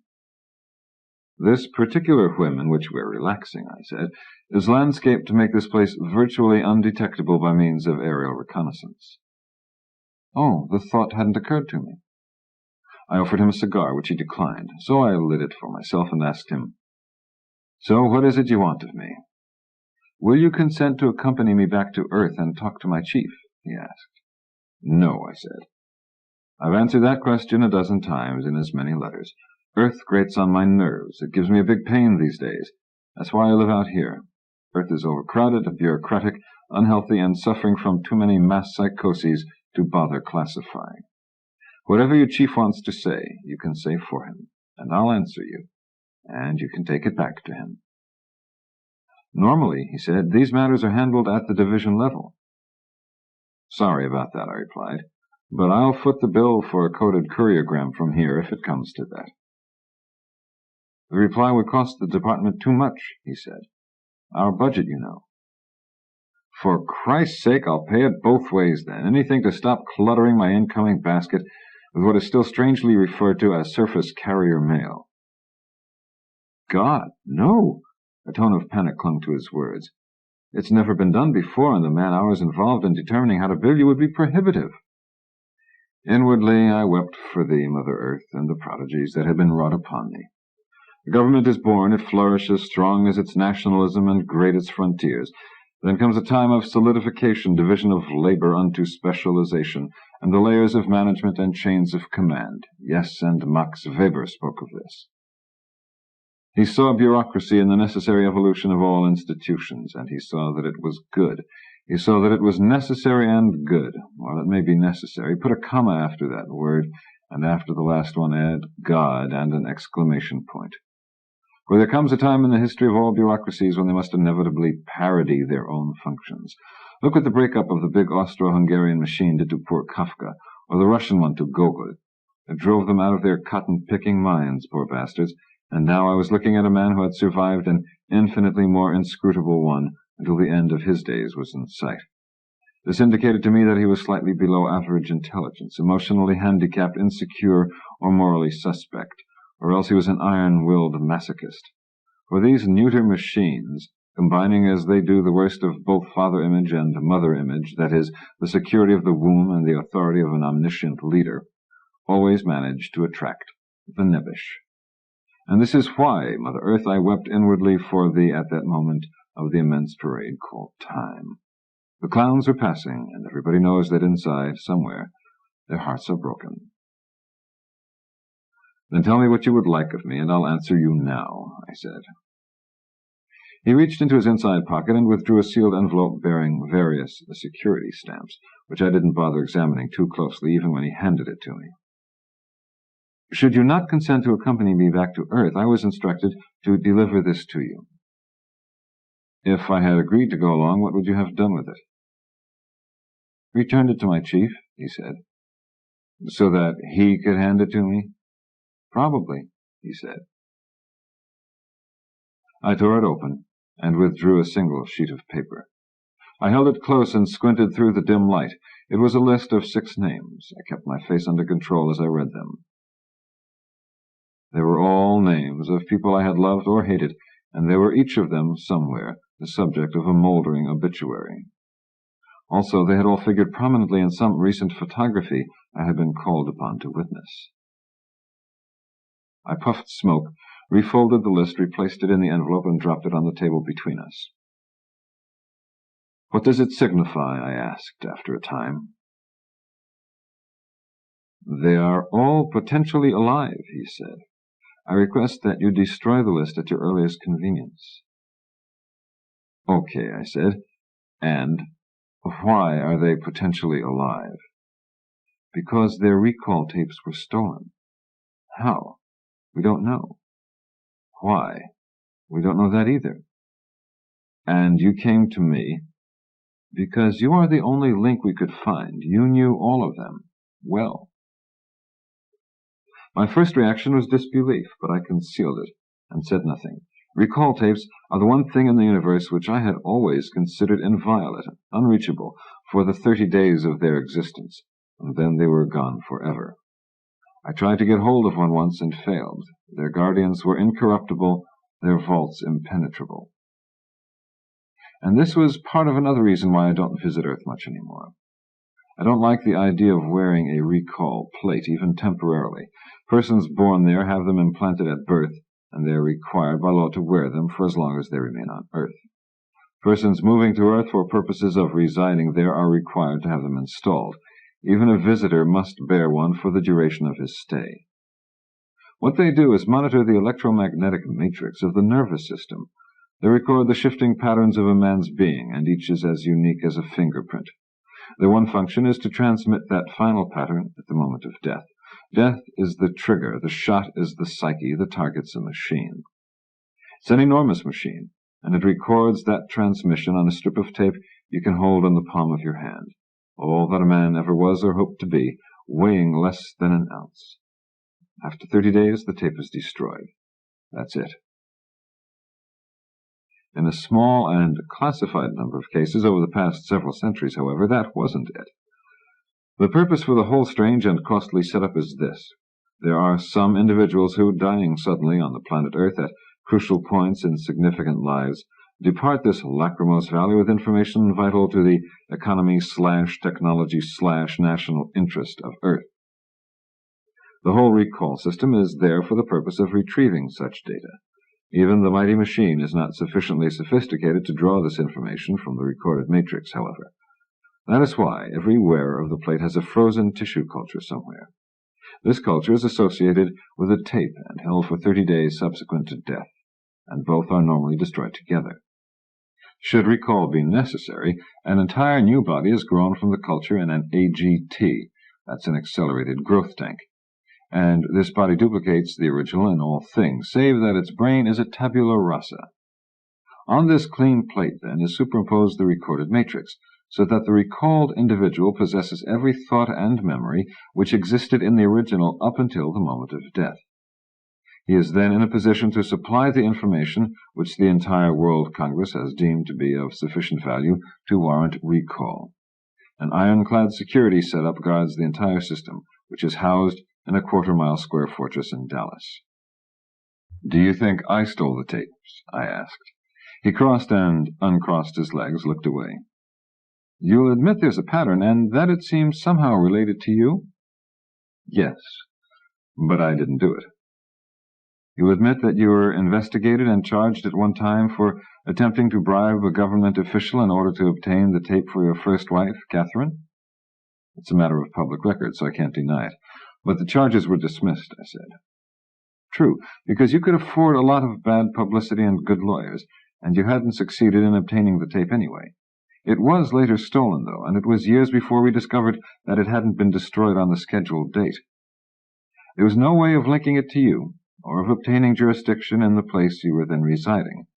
There was no other way of reaching you, either." I smiled at his accent on the word reaching. I, too, have a security network. "And what do you think I would have done with the tape had I obtained it?" "You're a wealthy man, Mr. Sandow, one of the few who could afford to duplicate the machinery necessary for recall, and your training—" "I'll admit I once had that in mind. Unfortunately, I didn't obtain the tape, so the attempt was never made." "Then how do you explain the others? The subsequent thefts which occurred over several centuries, always involving friends or enemies of yours?" "I don't have to explain," I said, "because I don't owe you an explanation for anything I do. But I will tell you this. I didn't do it. I don't have the tapes, never had them. I had no idea up until now that they were missing." "But, good Lord, they were the 6. "Then, accepting that is true for the moment," he said, "can you supply us with any sort of lead as to who might have had sufficient interest in these people to go to such extremes?" "I cannot," I said, seeing the Isle of the Dead in my mind's eye, and knowing that I would have to find out. "I feel I should point out," said Briggs, "that this case will never be closed on our books until we have been satisfied as to the disposition of the tapes." "I see," I said. "Would you mind telling me how many unclosed cases you're carrying on your books at the present time?" "The number is unimportant," he said. "It's the principle involved. We never give up." "It's just that I heard there were quite a few," I said, "and that some of them are getting pretty moldy." "I take it you won't cooperate?" "Not won't. Can't. I don't have anything to give you." "And you won't return to Earth with me?" "To hear your chief repeat everything you've just said to me? No, thanks. Tell him I'm sorry.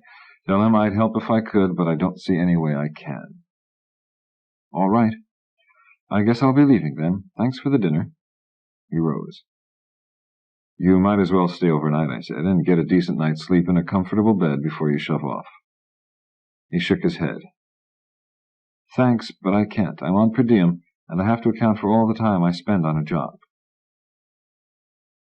"How do they calculate per diem when you're in subspace?" "It's complicated," he said. So I waited for the mailman. He's a big fax machine who picks up messages beamed to home free and turns them into letters and gives them to S&F, who sorts them and drops them into my basket. While I waited, I made my preparations for the visit to Illyria. I'd followed Briggs every step of the way. I'd seen him to his vessel and monitored its departure from my system. I supposed I might see him again one day, or his chief, if I found out what had really happened and made it back home. It was obvious that whoever wanted me on Illyria had not set the thing up for purposes of throwing a party on my behalf. That's why my preparations mainly involved the selection of weapons. As I picked and chose from among the smaller of the deadlies in my arsenal, I thought some thoughts of recall. Briggs had been right, of course. Only a wealthy man could afford to duplicate the expensive recall equipment housed in Dallas. Some research would be involved, too, for a few of the techniques were still classified. I sought candidates from among my competitors. Douglas? No, he hated me, but he wouldn't go to such elaborate ends to nail me if he ever decided it was worthwhile. Crowson? He'd do it if he could, but I kept him under such close surveillance that I was certain he hadn't had the opportunity for anything of this magnitude. The Lady Coyle of Rigel, virtually senile by now. Her daughters ran her empire and wouldn't humor such an expensive request for revenge, I was sure. Who then?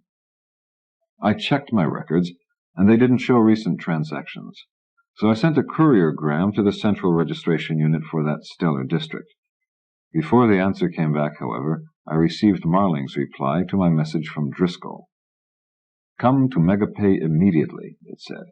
And that was all. None of the formal flourishes characteristic of Peian writing style were present. Only that single, bald statement. It was the keynote of urgency. Either Marling was worse off than he'd suspected, or my query had struck something big. I arranged for CRU's message to be forwarded to me in Megapay, Megapay, Megapay. And then I was gone. Chapter 4. Megapay. If you're going to pick a place to die, you might as well pick a comfortable one. The Peians did, and I consider them wise. It had been a pretty desolate place, I am told, when they found it, but they refurbished it before they moved in and settled down to the business of dying.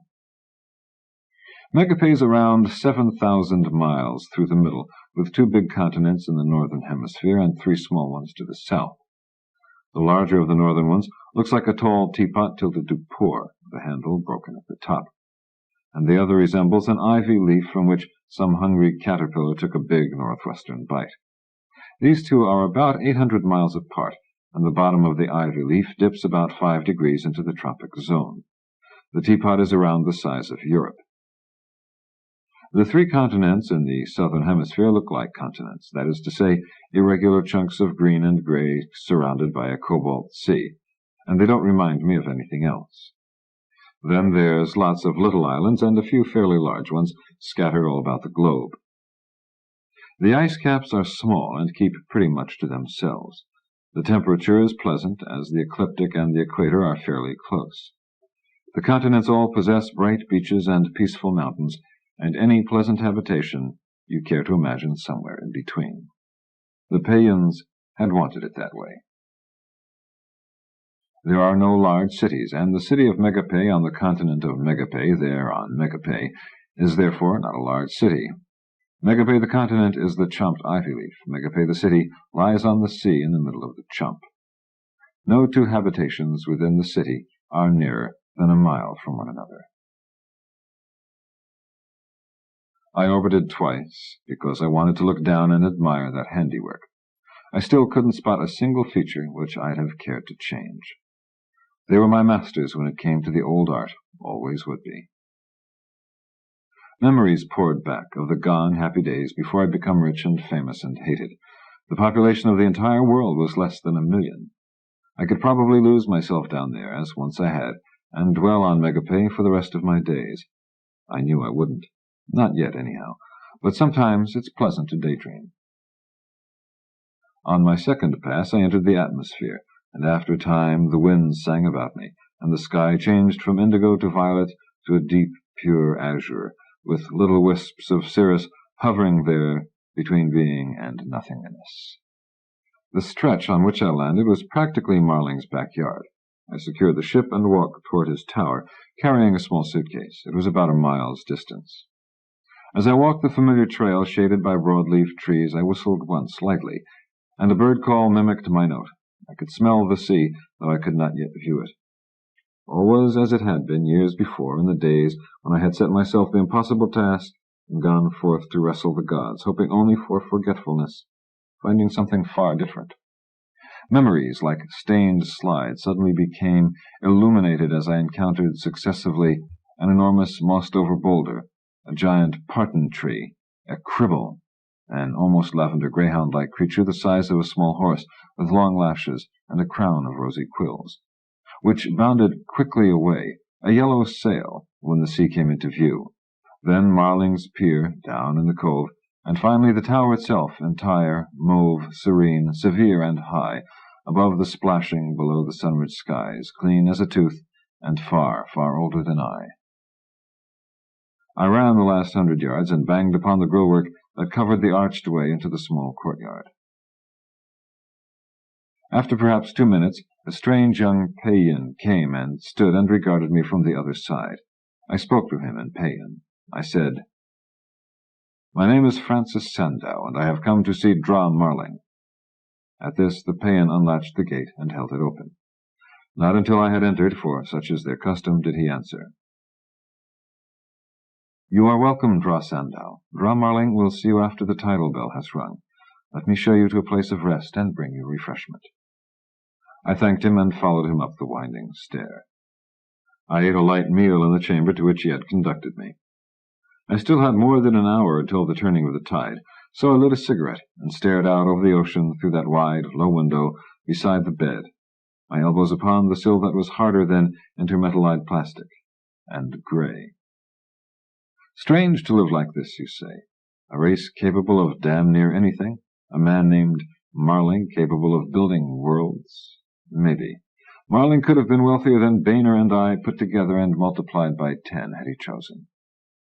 But he'd picked a tower on a cliff overlooking the sea, a forest at his back, and he decided to live there till he died, and was doing it. I will trace no moral, such as a drawing away from the over-civilized races who are flooding the galaxy, such as repugnance for any society at all, even that of one's fellows. Anything would be an oversimplification. He was there because he wanted to be there, and I cannot go behind the fact. Still, we are kindred spirits, Marling and I, despite the differences in our fortresses. He saw that before I did, though how he could tell that the power might dwell in the broken alien who turned up on his doorstep one day, centuries before, is something that I do not understand. Sick of wandering, frightened by time, I had gone to seek counsel of what was said to be the oldest race around. How frightened I had become, I find it hard to describe. To see everything die. I don't think you know what it's like, but that's why I went to Megapay. Shall I tell you a little of myself? Why not? I told me again, as I waited for the bell. I was born on the planet Earth into the middle of the 20th century, that period in the history of the race when man succeeded in casting off many of the inhibitions and taboos laid upon him by tradition, reveled for a brief time, and then discovered that it didn't make a bloody bit of difference that he had. He was still just as dead when he died, and he still was faced with every life-death problem that had confronted him before, compounded by the fact that Malthus was right. I left my indefinite college major at the end of my sophomore year to enlist in the Army, along with my younger brother, who was just out of high school. That's how I found Tokyo Bay. Afterwards, I returned to school for a degree in engineering, decided that was a mistake, returned again to pick up the requirements for medical school. Somewhere along the line, I got sidetracked by the life sciences, went on for a master's in biology, kept pursuing a growing interest in ecology. I was 26 years old, and the year was 1991. My father had died, and my mother had remarried. I had fallen for a girl, proposed to her, been rebuffed, volunteered for one of the first attempts to reach another star system. My mixed academic background got me passage, and I was frozen for a century's voyage. We made it to Burton, began setting up a colony. Before a year's time, however, I was stricken by a local disease for which we lacked a cure, not to mention a name.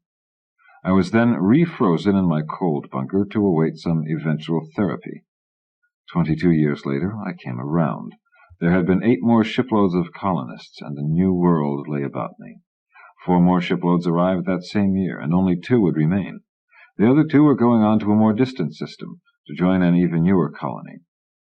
I got passage by trading places with a colonist who chickened out on the second leg of the flight.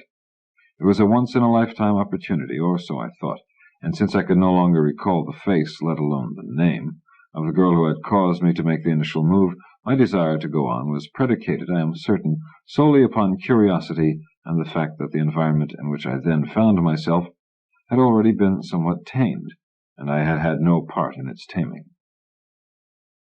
It took a century and a quarter of cold sleep to reach the world we then sought, and I didn't like the place at all. That's why I signed up for a long haul, after only 8 months, a 276-year journey out to Bifrost, which was to be man's farthest outpost, if we could make a go of it. Bifrost was bleak and bitter and scared me, and convinced me that maybe I wasn't meant to be a colonist. I made one more trip to get away, and it was already too late. People were suddenly all over the place. Intelligent aliens were contacted. Interstellar trips were matters of weeks and months, not centuries. Funny? I thought so. I thought it was a great joke. Then it was pointed out to me that I was possibly the oldest man alive, doubtless the only survivor of the 20th century. They told me about the Earth. They showed me pictures. Then I didn't laugh any more, because Earth had become a different world. I was suddenly very alone. Everything I had learned in school seemed medieval. So what did I do? I went back to see for myself. I returned to school, discovered I could still learn. I was scared, though, all the time. I felt out of place. Then I heard of the one thing that might give me a wedge in the times, the one thing that might save me the feeling of being the last survivor of Atlantis walking down Broadway. The one thing that might make me superior to the strange world in which I found myself. I heard of the Peians, a then recently discovered race to whom all the marvels of the 27th century on Earth, including the treatments which had added a couple centuries to my life expectancy, would seem like ancient history. So I came to Megapay, Megapay, Megapay. Half out of my mind, picked a tower at random, called out at the gate till someone responded, then said, "Teach me, please." I had gone to the Tower of Marling, all unknowing at the time, Marling of the 26 names that lived. When the title bell rang, the young Peian came for me, and he conducted me up the winding stair to the top. He stepped into the room, and I heard Marling's voice greet him. "Dra Sandow is here to see you," he replied. "Then bid him enter." The young Peian returned through the door and said, "He bids you enter." "Thank you." I went in. Marling was seated with his back to me, facing out the window toward the sea, as I knew he would be. The 3 large walls of his fan-shaped chamber were a pale green, resembling jade, and his bed was long, low, and narrow. One wall was an enormous console, somewhat dusty, and the small bedside table, which might not have been moved in centuries, still held the orange figurine resembling a horned dolphin leaping. "Dra, good afternoon," I said. "Come over here where I can see you." I rounded his chair and stood before him. He was thinner, and his skin was darker. "You came quickly," he said, his eyes moving across my face. I nodded. "You said immediately." He made a hissed, rattling sound, which is a Peian chuckle, then. "How have you been treating life?" "With respect, deference, and fear." "What of your work?" "I'm between jobs just now." "Sit down." He indicated a bench alongside the window, and I crossed to it. "Tell me what has happened." "Pictures," I said. "I've been receiving pictures of people I used to know, people who have been dead for some time now. All of them died on Earth, and I recently learned that their recall tapes were stolen. So it's possible that they are alive somewhere. Then I received this." I handed him the letter signed Green Green. He held it close and read it slowly. "Do you know where the Isle of the Dead is?" he asked. "Yes, it's on a world I made." "You are going?" "Yes, I must." "Green Green is, I believe, Gringrin Tharl of the city Dilpay. He hates you." "Why? I don't even know him." "That is unimportant. Your existence offends him, so naturally he wishes to be avenged for this affront. It is sad. I'd say so, especially if he succeeds. But how has my existence served to offend him?" "You are the only alien to be a name-bearer. At one time it was thought that none but a Peian could master the art you have learned, and not too many Peians are capable, of course. Grin undertook the study, and he completed it. He was to have been the 27th. He failed the final test, however. The final test? I thought that one pretty much a matter of form. No. It may have seemed so to you, but it is not. So after half a century of study with Dahlgren of Dilpay, he was not confirmed in the trade. He was somewhat exercised. He spoke often of the fact that the last man to be admitted was not even Peian. Then he departed Megapay. With his training, of course, he soon grew wealthy. How long ago was that? Several hundred years, perhaps 6. And you feel he's been hating me all this time and planning revenge? Yes. There was no great hurry, and a good piece of revenge requires elaborate preparation. It is always strange to hear a Peian speak so. Eminently civilized, they nevertheless have made revenge a way of life. It is doubtless another of the reasons why there are so few Peians. Some of them actually keep vengeance books, long, elaborate lists of those who require a comeuppance, in order to keep track of everyone they intend to punish, complete with progress reports on the status of each vengeance scheme. A piece of vengeance isn't worth much to a Peian unless it's complicated, carefully planned, and put into motion, and occurs with fiendish precision many years after the affront which stimulated it.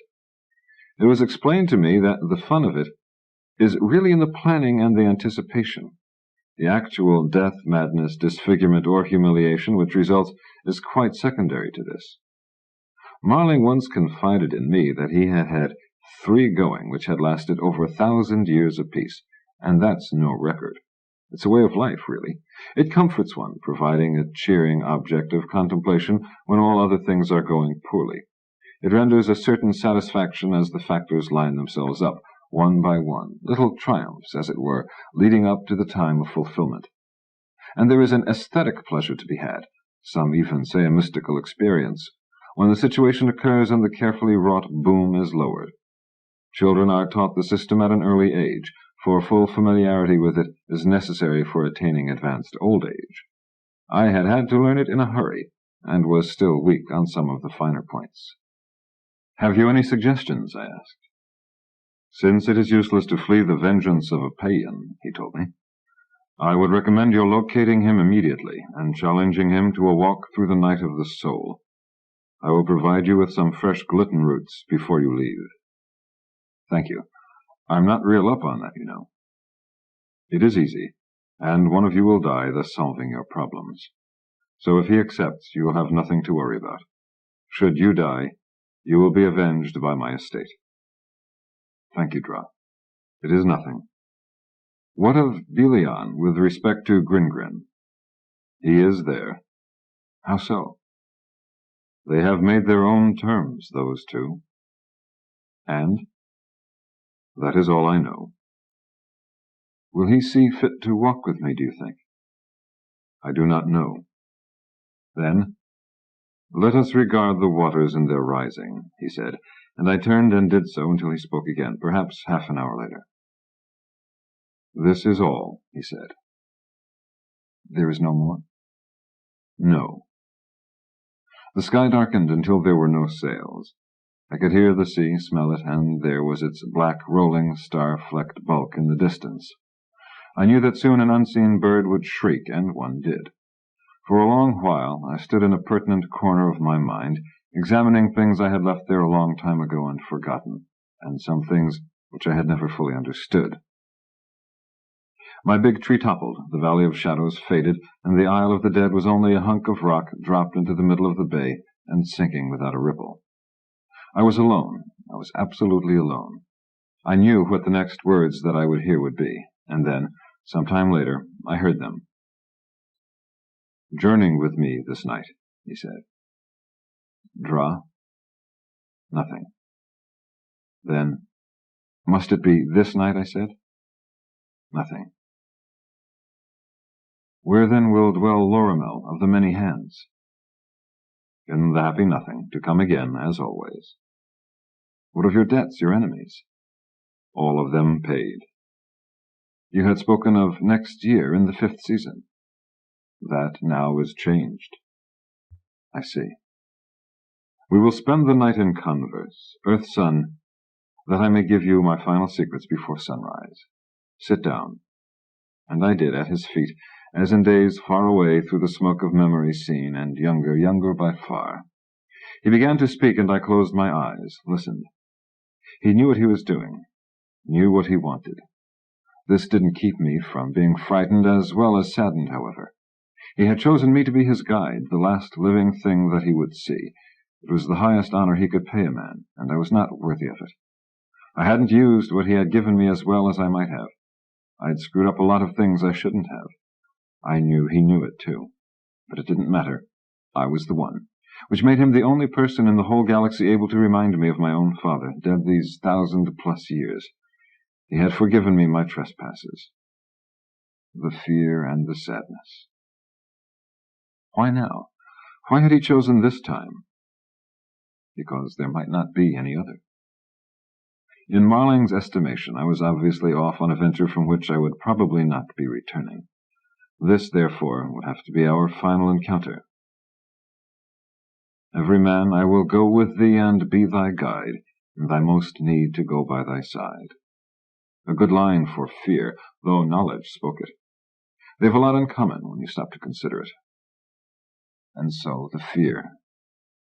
We did not speak of the sadness either. It would not have been proper. We spoke for a time of the worlds we had made, of the places we had built and seen populated, of all the sciences that are involved in the feat of transforming rubble into a habitation, and, ultimately, we spoke of the art. The ecology game is more complicated than any chess game, goes beyond the best formulations of any computer. This is because, finally, the problems are aesthetic rather than scientific ones. All the thinking power within the seven-doored chamber of the skull is required, true, yet a dash of something still best described as inspiration is really the determining factor.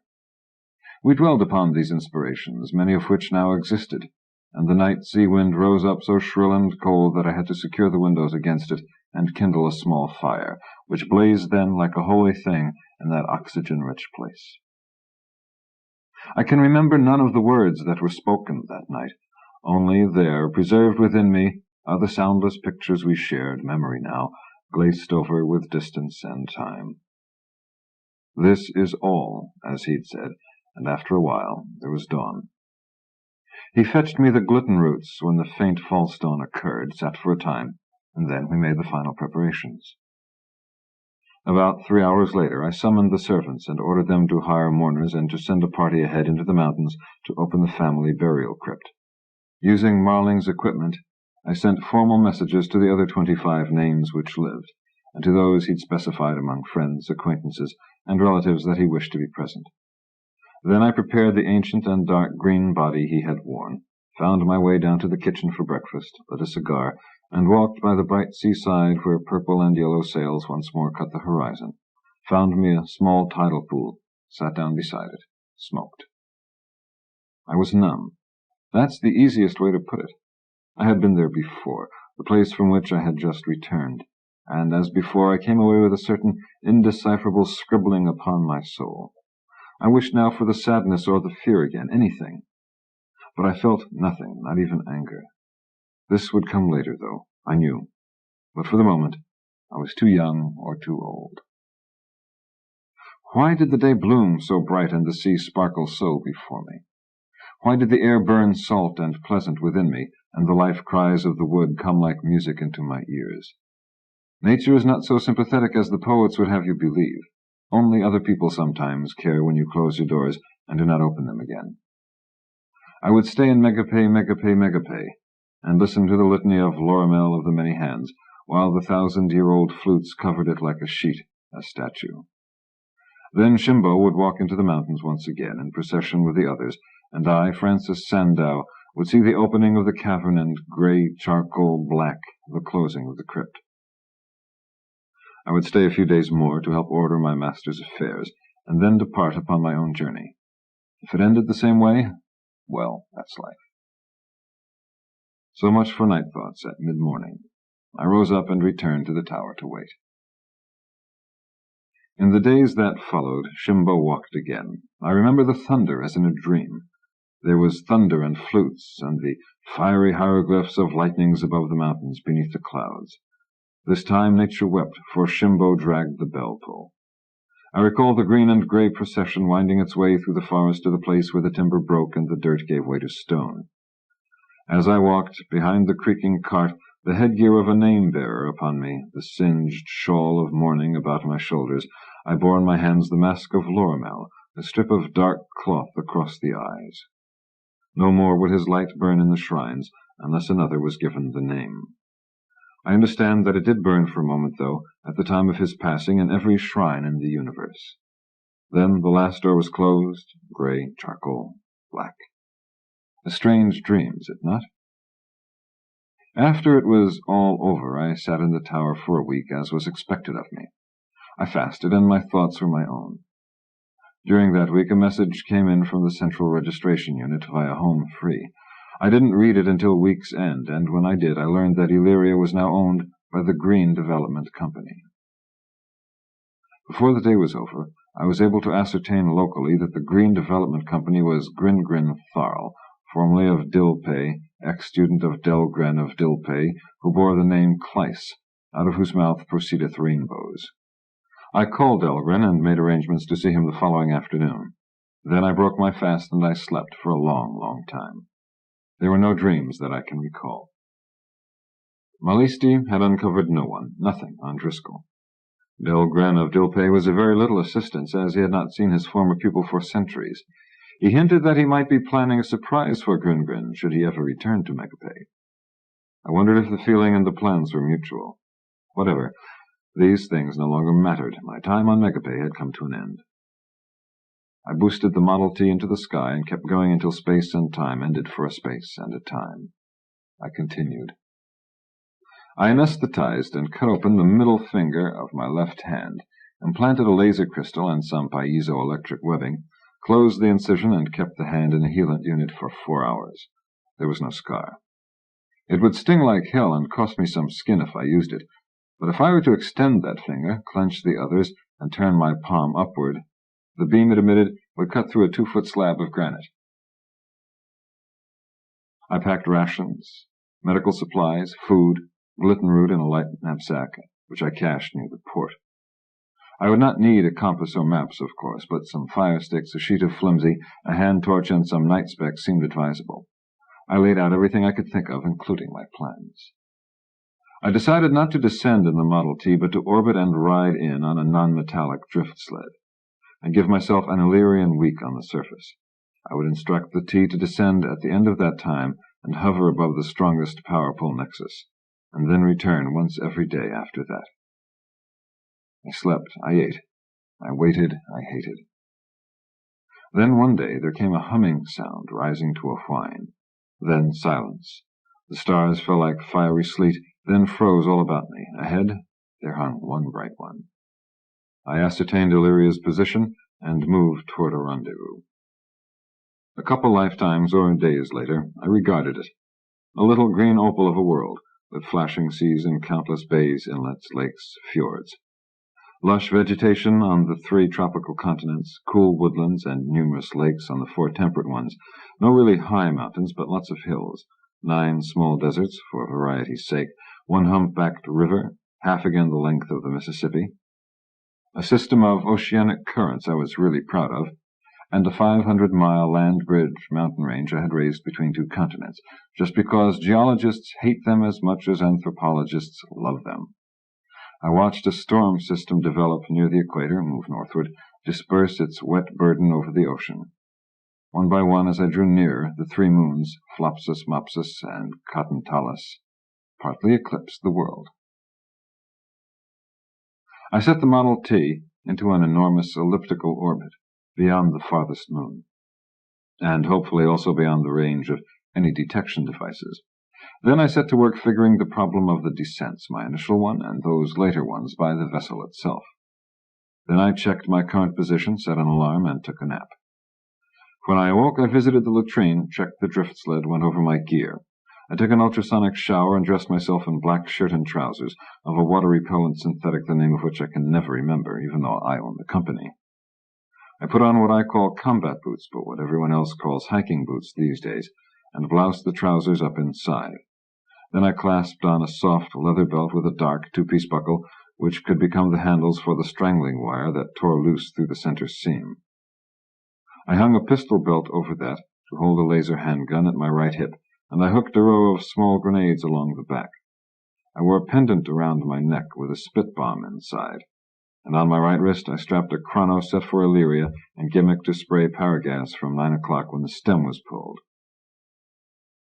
A handkerchief, a comb, and the remains of a 1,000-year-old rabbit's foot went into my pockets. I was ready. I had to wait, though. I wanted to descend at night, drifting down like thistledown, but black, onto the continent Splendida, going to ground no closer than 100, no further than 300 miles from my destination. I wriggled into the knapsack, smoked a cigarette, and worked my way back to the sled chamber. I sealed it off and boarded the sled.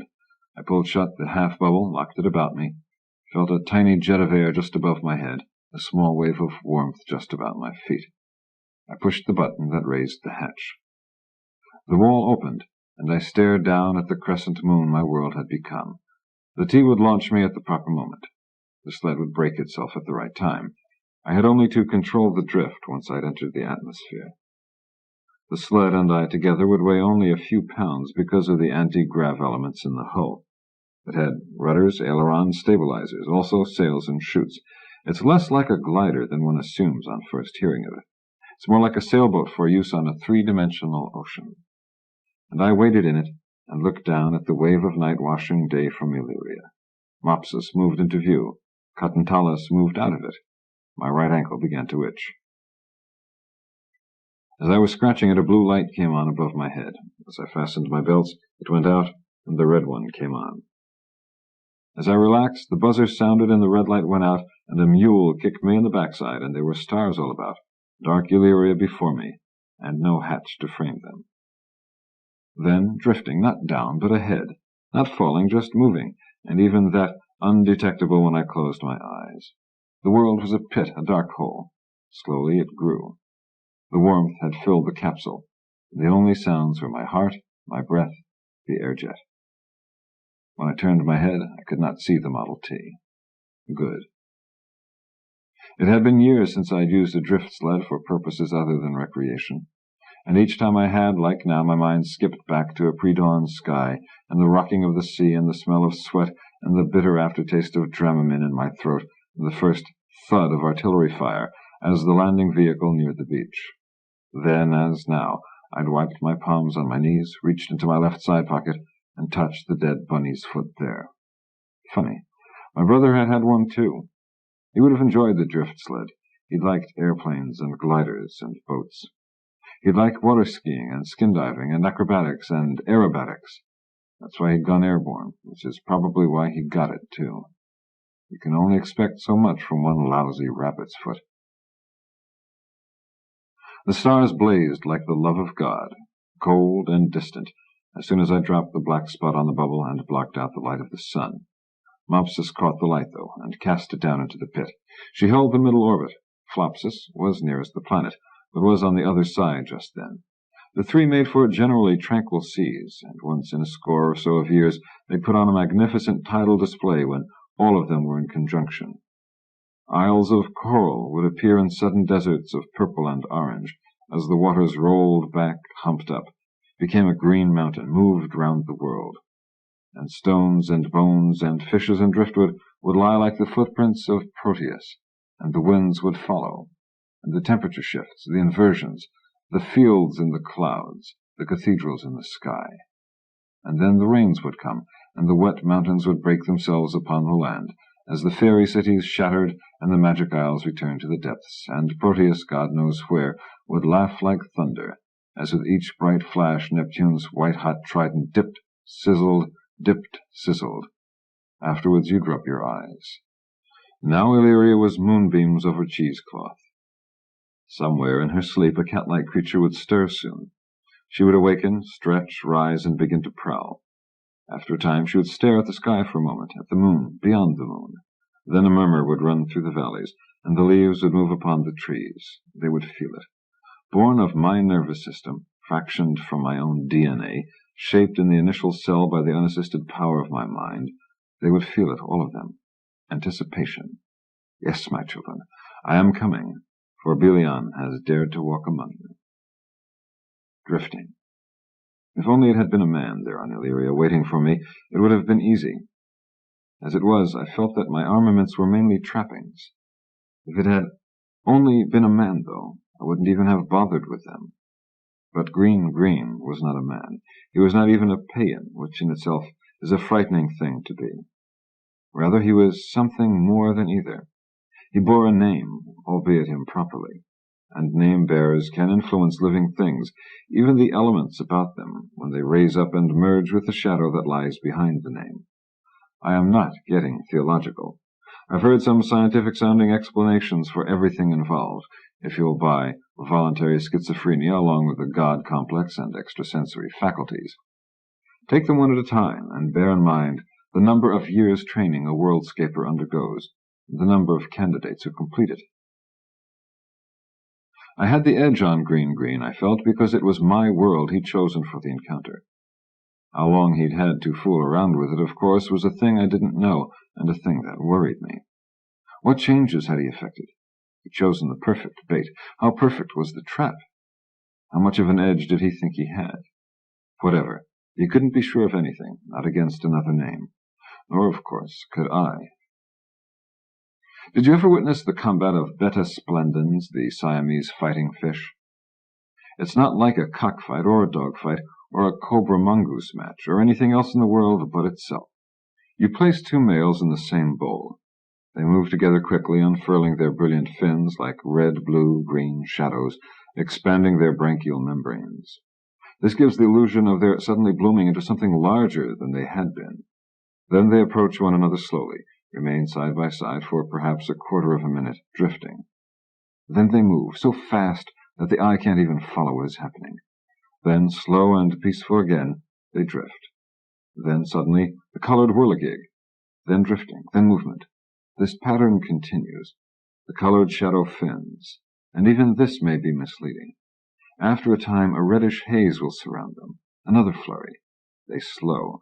Their jaws are locked. A minute passes, perhaps two. One opens his jaws and swims away. The other drifts.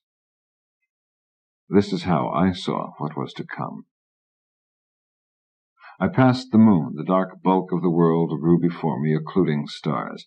As I neared it, my descent slowed. Devices beneath the cockpit were activated, and when I finally entered the upper atmosphere, I was already drifting, slowly.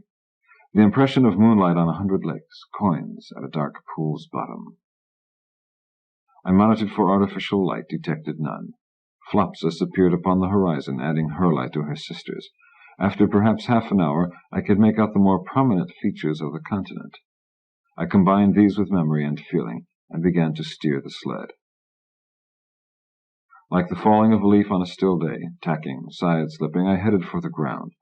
The lake called Acheron, with its Isle of the Dead, lay, I calculated, some 600 miles to the northwest. Far below me, clouds appeared. I drifted on, and they were gone. I lost very little altitude during the next half-hour and gained perhaps 40 miles on my goal. I wondered what detection devices might be functioning below me. The high-altitude winds caught me, and I fought them for a time. Finally, though, I had to descend to several thousand feet to escape the worst of them. For the next several hours I made my way steadily north and west. At a height of some 50,000 feet, I was still over 400 miles from my goal. I wondered what detection devices might be functioning below me. Within the next hour, though, I descended 20,000 feet and gained about 70 miles. Things seemed to be breaking nicely. Finally, a false dawn began in the east, and I dropped a mile to get beneath it. My speed increased as I did so. It was like descending into an ocean, light water to dark. But the light followed me. After a time, I ran again. I plowed through a cloud bank, estimated my position, continued to descend. How many miles to Acheron? 200, perhaps. The light caught me, passed me, went away. I dropped to 15,000 feet, picked up 40 miles. I deactivated several more plates. I was cruising at 3,000 feet when the real dawn began to occur. I continued for 10 minutes, dropping, found a clear place and went to ground. The sun cracked open the east, and I was 100 miles from Acheron, give or take around 10. I opened the bubble, pulled the distract cord, leaped to the ground, and ran. A minute later, the sled collapsed upon itself and began to smolder. I slowed to a walk, took my bearings, headed across the field toward the place where the trees began. Chapter 5. During the first 5 minutes, Illyria returned to me, and it was as if I had never been gone. Filtered through the forest's mists, the sunlight came, rose and amber. Dewdrops glistened on the leaves and the grasses. The air was cool, smelled of damp earth and decomposing vegetation, which is sweet. A small yellow bird circled my head, lighted on my shoulder, perched there for a dozen paces, was gone. I stopped to cut myself a walking stick, and the smell of the white wood took me back to Ohio and the creek where I'd cut willows to fashion whistles, soaking the wands overnight, tapping the bark with the handle of my knife to loosen it, near the place where the strawberries grew. And I found some wild berries, huge and purple, crushed them between my fingers and licked the juice, which was tart. A crested lizard, bright as a tomato, stirred sluggishly atop his rock and moved to sit on the toe of my boot as I was doing this. I touched his crown, then pushed him away and moved on. When I looked back, his salt and pepper eyes met my own. I walked beneath 40 and 50-foot trees, and moisture occasionally dripped down upon me. Birds began to awaken, and insects. A big-bellied green whistler began his 10-minute song of deflation on a limb above me. Somewhere to my left, a friend or relative joined in. 6 purple cobra de capella flowers exploded from the ground and emitted hisses as they swayed upon their stalks, their petals rippling like flags, their heavy perfumes released with bomb-like efficiency. But I wasn't startled, for it was as if I had never gone away. I walked on, and the grasses diminished. The trees were larger now, ranging from 50 to 70 feet, with numerous boulders lying among them. A good place for an ambush. Likewise, a good place to take cover from one. The shadows were deep, and paramonkeys chanted overhead, while a legion of clouds advanced from the west. The low sun tickled their quarters with flame, shot shafts of light through the leaves. Vines that clung to some of the giants held blossoms like silver candelabra, and the air about them hinted of temples and incense. I forded a pearly stream, and crested water snakes swam beside me, hooting like owls. They were quite poisonous, but very friendly. From the other bank, the ground began to slope upward gently at first, and as I advanced, some subtle change seemed to come over the world. There was nothing objective to which I could relate it, only a feeling that the decks of order had been slightly riffled. The coolness of morning in the wood did not depart as the day advanced. Rather, it seemed to deepen. There was a definite chill in the air, and later it became an almost clammy feeling. Still, the sky was more than half filled with clouds by then, and the ionization that precedes a storm often gives rise to such feelings. When I stopped to eat, sitting with my back against the bole of an ancient mark tree, I frightened a pandrilla who had been digging among its roots. As soon as he began to flee, I knew that something was wrong. I filled my mind with a desire that he return, and laid it upon him. He halted then in his flight, and turned and regarded me. Slowly he approached. I fed him a cracker and tried to see through his eyes as he ate it. Fear, recognition, fear. There had been a moment of misplaced panic. It didn't be long. I released him, and he remained, content to eat my crackers. His initial response had been too unusual to dismiss, however. I feared what it indicated. I was entering enemy territory. I finished eating and moved on. I descended into a foggy vale, and when I left it the mists were still with me. The sky was almost completely overcast. Small animals fled before me, and I made no effort to change their minds. I walked on, and my breath was white, moist wings now. I avoided 2 power poles. If I were to use one, it could betray my position to another sensitive. What is a power pole? Well, it's a part of the makeup of everything with an electromagnetic field. Every world has numerous shifting points in its gravitational matrix. There, certain machines or especially talented people can plug in and act as switchboards, batteries, condensers. Power pole is a handy term for such a nexus of energy, a term used by people who can employ it in such a fashion. I didn't want to use one until I was certain as to the nature of the enemy, however, for all name-bearers normally possess this capability. So I let the fog dampen my garments and take the sheen from my boot-tops, when I could have dried out. I walked with my staff in my left hand, my right one free to draw and fire. Nothing attacked me, though, as I advanced. In fact, after a time, no living thing crossed my path. I hiked until evening, making perhaps 20 miles that day. The dampness was all-pervasive, but there was no rain.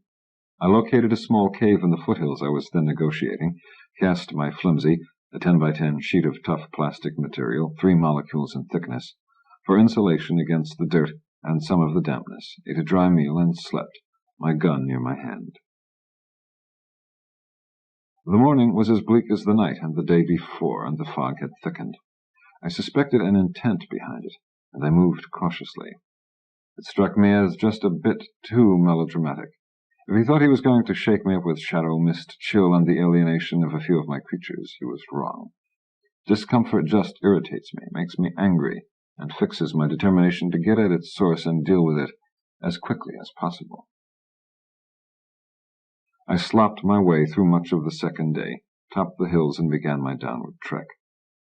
It was along about evening that I picked up a companion. A light appeared off to my left, and moved parallel to my own course. It hovered anywhere from 2 to 8 feet above the ground, and its color varied from pale yellow through orange to white. It could have been anywhere from 20 to 100 feet away at any given time. Occasionally it disappeared, always it returned. A will-o'-the-wisp, sent to lure me into some crevasse or marshy bog? Probably. Still, I was curious. I admired its persistence, and it was nice to have company. "Good evening," I said. "I'm coming to kill whoever sent you, you know." "But then you might just be marsh gas," I added, "in which case you may dismiss my last remark." "Either way," I went on, "I'm not in the mood to be led astray just now. You can take a coffee break if you'd like." Then I began whistling "It's a Long Way to Tipperary." The thing continued to pace me. I stopped and sheltered beneath a tree to light a cigarette. I stood there and smoked it. The light hovered about 50 feet away, as if waiting. I tried to touch it with my mind, but it was as if there was nothing there. I drew my gun and thought better of it, reholstered it. I finished my cigarette, crushed it out, moved ahead. Again, the light moved with me.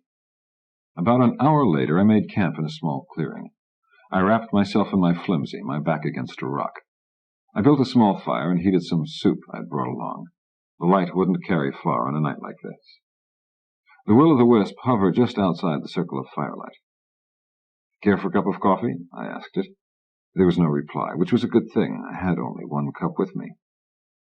After I finished eating, I lit a cigar and let the fire go down to embers. I puffed my cigar and wished for stars. The night was soundless about me, and the chill was reaching for my backbone. It had already seized my toes and was gnawing on them. I wished I'd thought to bring a flask of brandy. My fellow traveler stood vigil, unmoving, and I stared back at him. If it wasn't a natural phenomenon, it was there to spy on me. Dared I sleep? I dared. When I awoke, my chrono showed me that an hour and a quarter had passed. Nothing had changed. Not 40 minutes later either, nor 2 hours and 10 minutes after that, when I awoke again. I slept out the rest of the night and found it waiting in the morning. This day was like the previous one, cold and blank. I broke camp and moved on, reckoning that I was about a third of the way to my destination. Suddenly there was a new development. My companion moved from my left and drifted slowly ahead. It turned right then and hovered about 60 feet before me. By the time I reached that spot, it had moved on, anticipating my path. That was a thing I didn't like. It was as though the guiding intelligence were mocking me, saying, "Look here, old boy, I know where you're headed and how you intend getting there. Why don't you let me make the way a bit easier?" It was a successful mock, too, for it made me feel like a complete fool. There were several things I could do about it, but I didn't feel like doing them yet. So I followed. I followed till lunchtime, when it politely halted until I was quite finished, till dinner-time, when it did the same. Shortly thereafter, however, the light again changed its behavior. It drifted off to the left and vanished. I stopped and stood still for a moment, for I'd grown used to it. Was I supposed to have become so conditioned to following it all day that fatigue and habit would combine to lead me after it now off my intended path? Perhaps. I wondered how far it would lead me if I gave it the opportunity. I decided that 20 minutes of walking after it would be quite enough. I loosened my pistol in its holster and waited for it to come again. It did. When it repeated its previous performances, I turned and followed. It hurried ahead, waited for me to catch up, hurried on. After about 5 minutes, a light rain began to fall. Though the darkness deepened, I could see without using my hand torch. Soon I was soaked all the way through. I cursed and sloughed along, shivering. Approximately half a mile further along, wetter, colder, darker the day, stronger still the feeling of alienation, I was left alone. The light went out. I waited, but it did not return. Carefully, I made my way to the place where I had last seen it, circling in from the right, gun in hand, searching with my eyes and my mind. I brushed against a dry tree limb and heard it snap.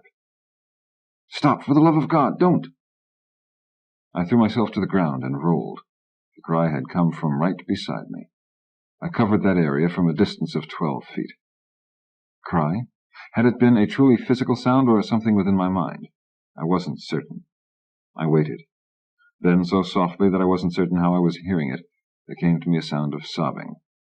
Soft sounds are difficult to pinpoint, and this was no exception. I turned my head slowly from right to left, saw no one. "Who is it?"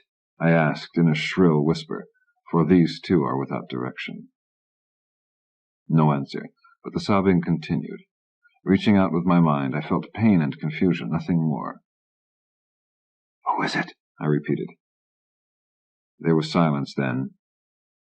"Frank?" said the voice. This time I decided to wait. I let a minute go by, then said my name.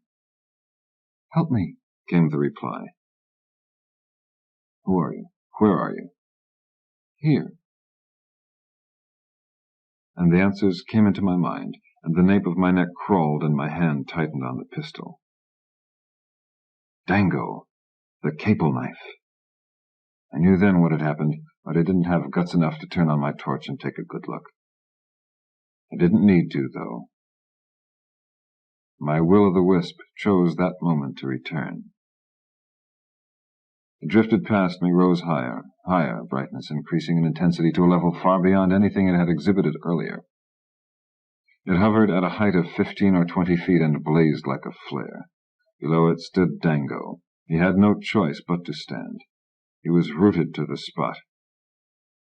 His lean, triangular face bore a long black beard and flowing hair that twined away among his limbs, his leaves.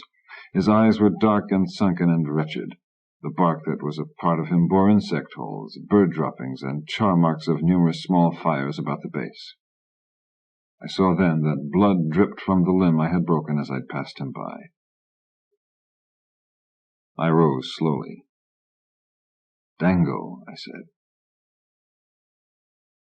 "They're gnawing at my feet," he told me. "I'm sorry." I lowered the gun, almost dropped it. "Why didn't he let me stay dead?" "Because once you were my friend, and then you were my enemy," I said. "You knew me well." "Because of you?" The tree swayed as if reaching after me. He began to curse me, and I stood there and listened as the rain mingled with his blood and soaked into the ground. We had been partners in a joint venture one time, and he tried to cheat me. I brought charges. He was acquitted and tried to kill me afterwards. I put him in the hospital back on Earth, and he died in an auto accident a week after his discharge. He would have killed me if he'd gotten the chance, with a knife, I know. But I never gave him the chance. You might sort of say I helped his bad luck along when it came to the accident. I knew he'd never rest until he'd nailed me or was dead, and I didn't feel like getting nailed. The raking light made his features look ghastly. He had the complexion of a mushroom and the eyes of an evil cat. His teeth were broken, and there was a festering sore on his left cheek. The back of his head was joined with the tree. His shoulders merged with it, and there were 2 branches which might contain his arms. From the waist down, he was tree. "Who did it?" I asked. "The big green bastard. Peian," he said. "Suddenly I was here. I don't understand. There was an accident." I'll get him, I said. I'm going after him now. I'm going to kill him. Then I'll get you out. No, don't go. It's the only way, Dango. You don't understand what it's like, he said. I can't wait. Please. It may only take a few days, Dango. And he may get you instead. Then it'll be never. Christ, how it hurts. I'm sorry about that deal, Frank. Believe me, please. I looked down at the ground and up at the light. I raised the gun and lowered it. I can't kill you any more, I said. He bit his lip, and the blood ran down his chin and into his beard, and the tears came out of his eyes. I looked away from his eyes. I stumbled backwards and began mumbling in Peian. Only then did I realize I was near a power pole. I could feel it suddenly. And I grew taller and taller, and Frank Sandow grew smaller and smaller, and when I shrugged, the thunders rumbled. When I raised my left hand, they roared. When I drew it down to my shoulder, the flash that followed blinded me, and the shock raised my hair upon my head. I was alone with the smells of ozone and smoke, there, before the charred and splintered thing that had been Dango the knife. Even the will-o'-the-wisp was gone now. The rain came down in torrents and laid the smells to rest. I staggered back in the direction from which I had come, my boots making sucking sounds in the mud, my clothes trying to crawl under my skin. Somehow, somewhere, I don't remember exactly, I slept. Of all the things a man may do, sleep probably contributes most to keeping him sane. It puts brackets about each day. If you do something foolish or painful today, you get irritated if somebody mentions it today. If it happened yesterday, though, you can nod or chuckle, as the case may be. You've crossed through nothingness or dream to another island in time. How many memories can be summoned up in a single instant? Many, it would seem. Actually, though, they're only a small fraction of those which exist somewhere, and the longer you've been around, the more of them you have. So, once I have slept, there are many things which come to aid me when I wish to anesthetize a particular occurrence. This may sound callous. It is not. I do not mean that I live without pain for things gone by, without guilt. I mean that over the centuries I have developed a mental reflex. When I have been swamped emotionally, I sleep. When I awaken, thoughts of other days come forth, fill my head. After a time, memory, the vulture, circles closer and closer, then descends upon the thing of pain. It dismembers it, gorges itself upon it, digests it with the past standing to witness. I suppose it is a thing called perspective. I have seen many persons die, in many fashions. I have never been unmoved. But sleep gives memory a chance to rev its engine and hand me back my head each day. For I have also seen people live. I have looked upon the colors of joy, sorrow, love, hate, satiation, peace. I found her in the mountains one morning, miles from anywhere, and her lips were blue and her fingers were frostbitten. She was wearing a tiger-striped pair of leotards, and she was curled into a ball beside a scrubby little bush. I put my jacket around her and left my mineral bag and my tools on a rock, and I never did recover them. She was delirious, and it seemed I heard her say the name Noel several times while I was carrying her back to my vehicle. She had some bad bruises and a lot of minor cuts and abrasions. I took her to a clinic where they treated her and kept her overnight. The following morning I went to see her, and learned that she refused to supply her identity. Also, she seemed unable to supply any money. So I paid her bill and asked her what she was going to do, and she didn't know that either. I offered to put her up at the cottage I was renting, and she accepted. For the first week, it was like living in a haunted house. She never talked unless I asked her a question.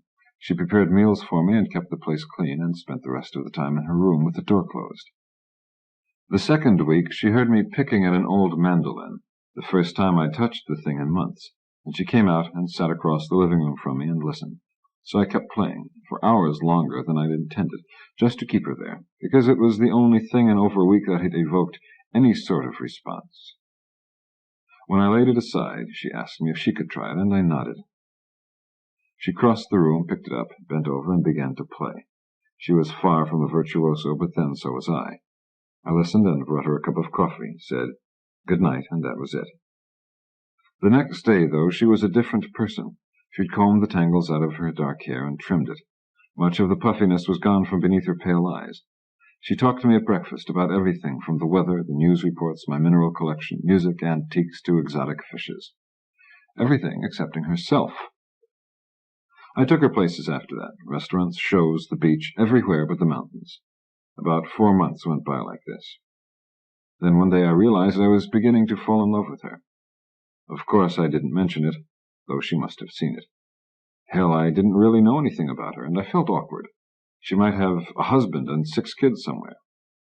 She asked me to take her dancing. I did, and we danced on a terrace under the stars until they closed the place down around 4 in the morning. The next day, when I rose at the crack of noon, I was alone. On the kitchen table there was a note that said, "Thank you. Please do not look for me.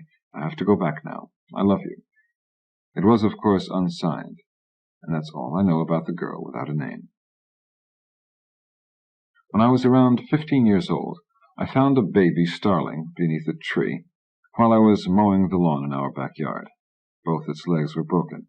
At least I surmised this because they stuck out at funny angles from its body, and it sat on its backside with its tail feathers bent way up.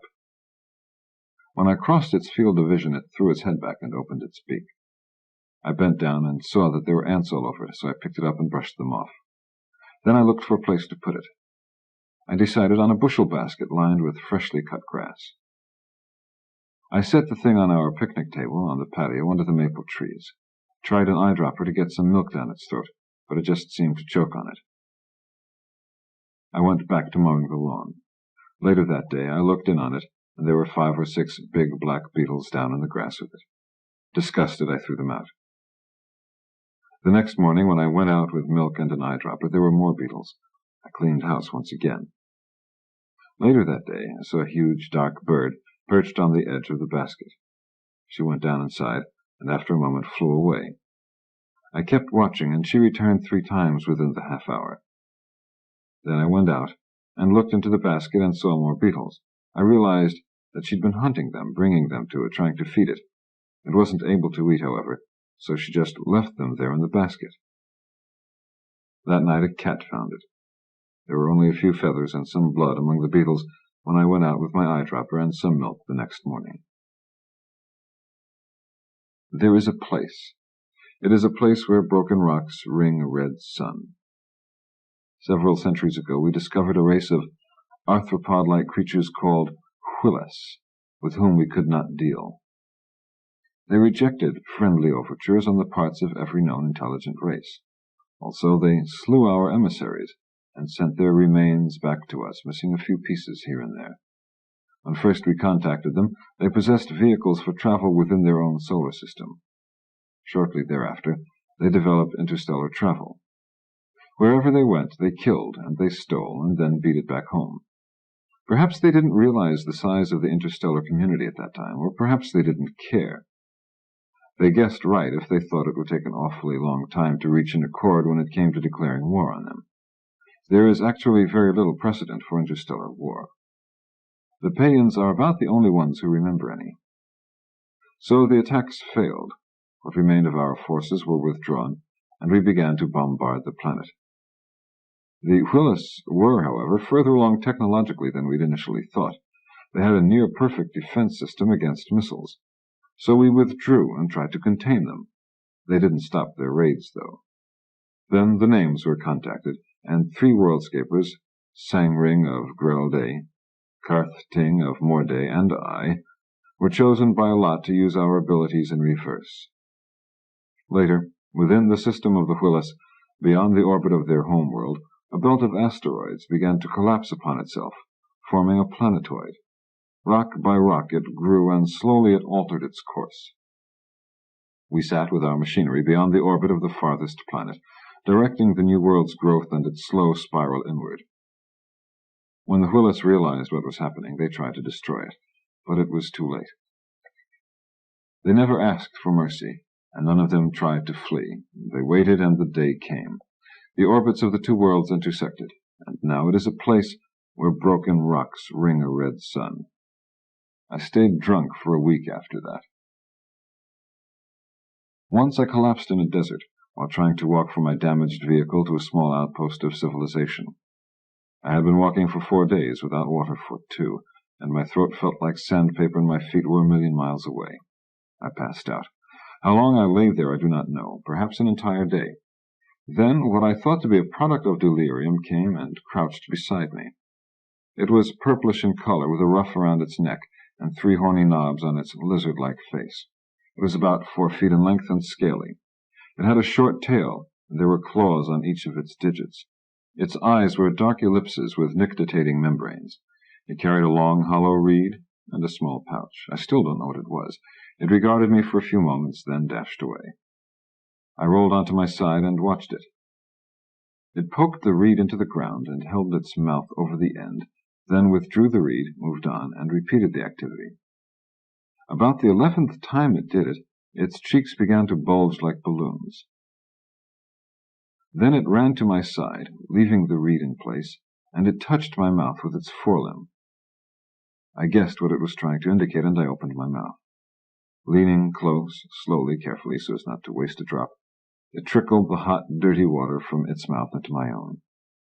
6 times it returned to the reed and brought back water, giving it to me in this fashion. Then I passed out again. When I awakened, it was evening, and the creature brought me more water. In the morning I was able to walk to the tube, crouch beside it, and draw my fill of liquid. The creature awakened slowly, sluggish in the pre-dawn cold. When it had come around, I took off my chrono and my hunting knife, and I emptied my pockets of money and placed these things before it. It studied the items. I pushed them toward it and pointed at the pouch it bore. It pushed them back toward me and made a clicking sound with its tongue. So I touched its forelimb and said thanks in every language that I knew, picked up my stuff, and started walking again. I made it into the settlement the following afternoon. A girl, a bird, a world, a drink of water, and Dango the knife riven from head to foot. The cycles of recollection place pain beside thought, sight, sentiment, and the always who, what, why. Sleep, the conductor of memory, keeps me sane. More than this I do not know, really.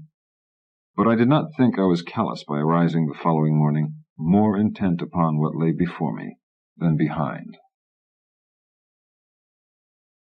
What it was 50 to 60 miles of progressively difficult terrain. The ground was rockier, drier. Leaves possessed sharp, serrate edges. The trees were different. The animals were different from what I had left behind.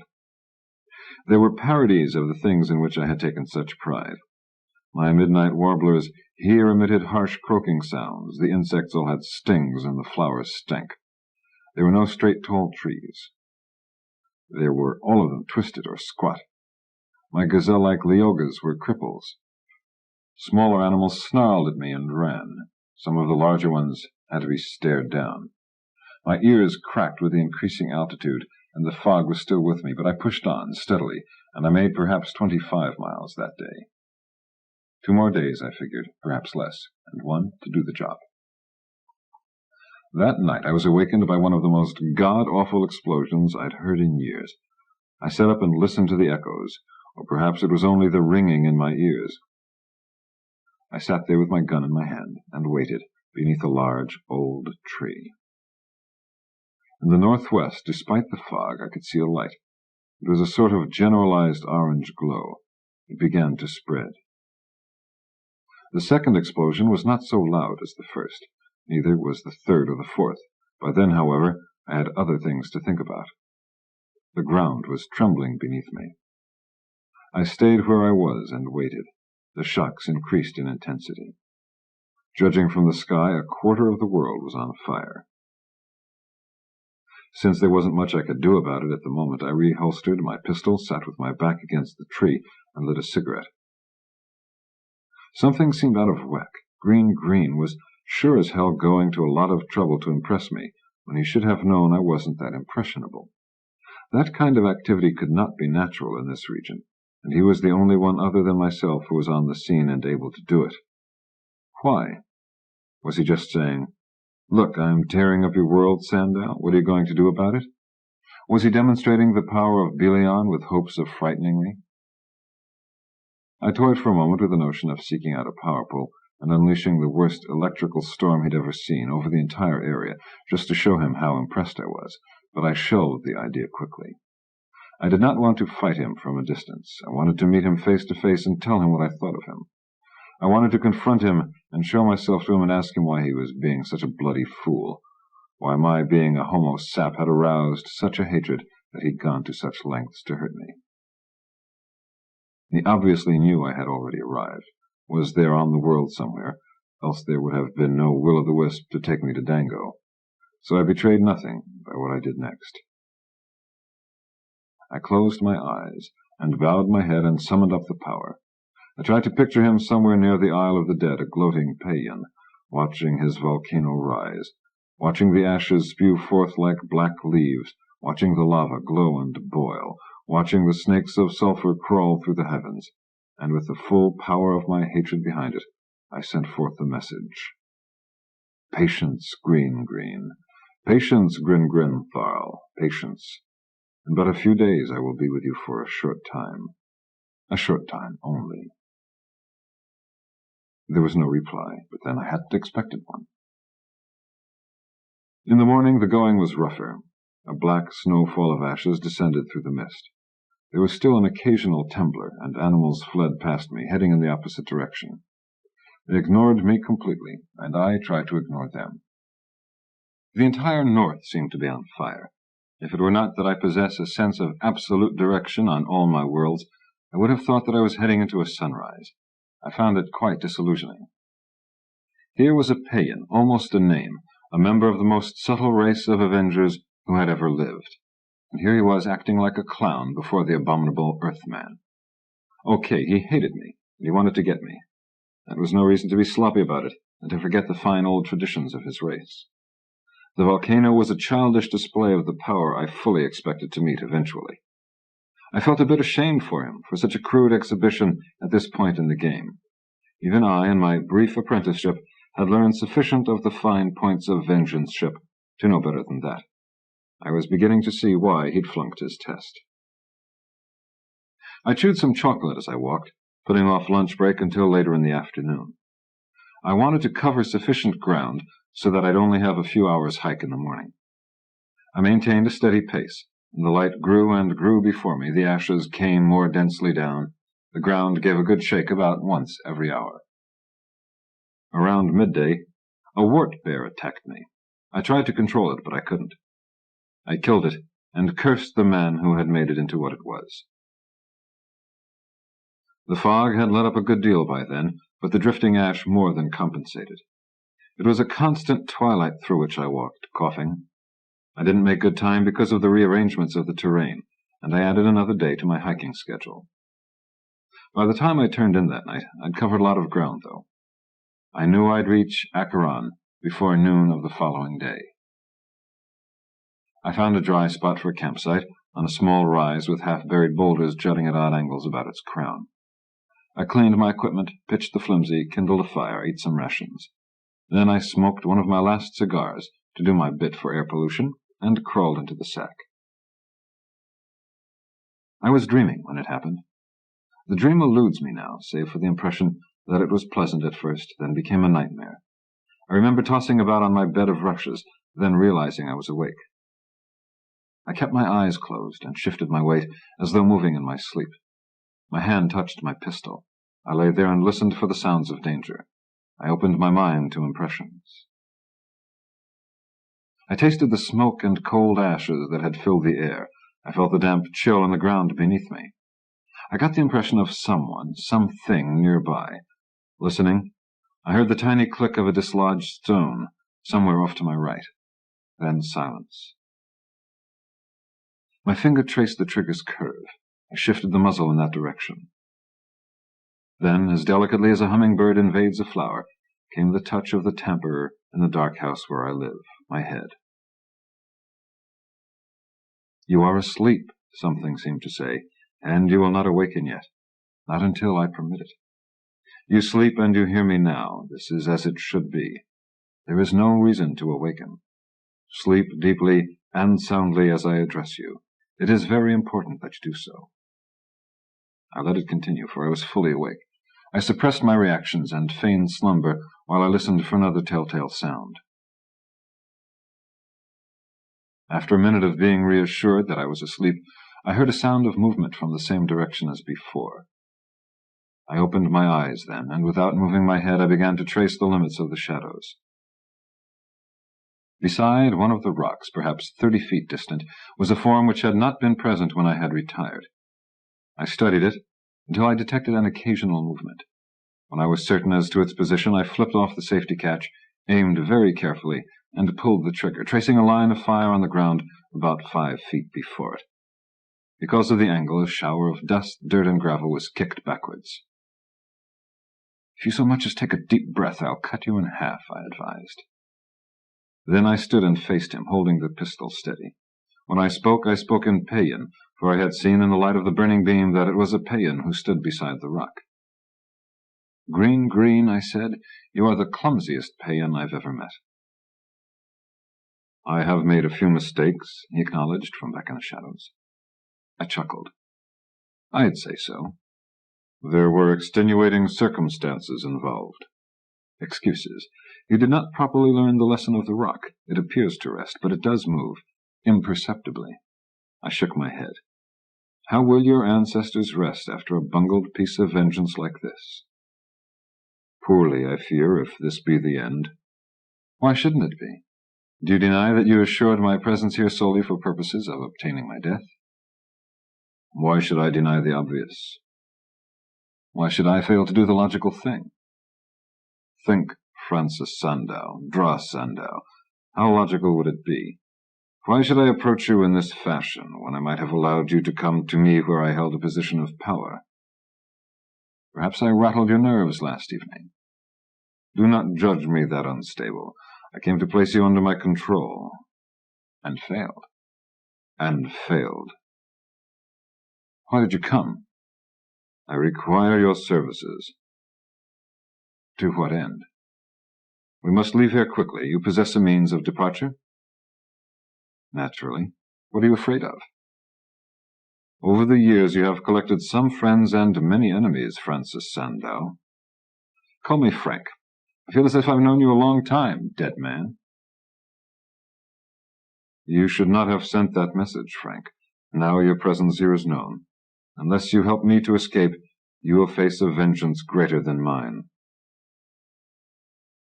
A shifting of the breeze brought me the sweet, musty smell of that which passes for blood in a Peian. I flicked on my hand torch and aimed it at him. "You're hurt?" "Yes." I dropped the torch, sidled over to my knapsack, opened it with my left hand. I fished out the first aid pouch and tossed it to him.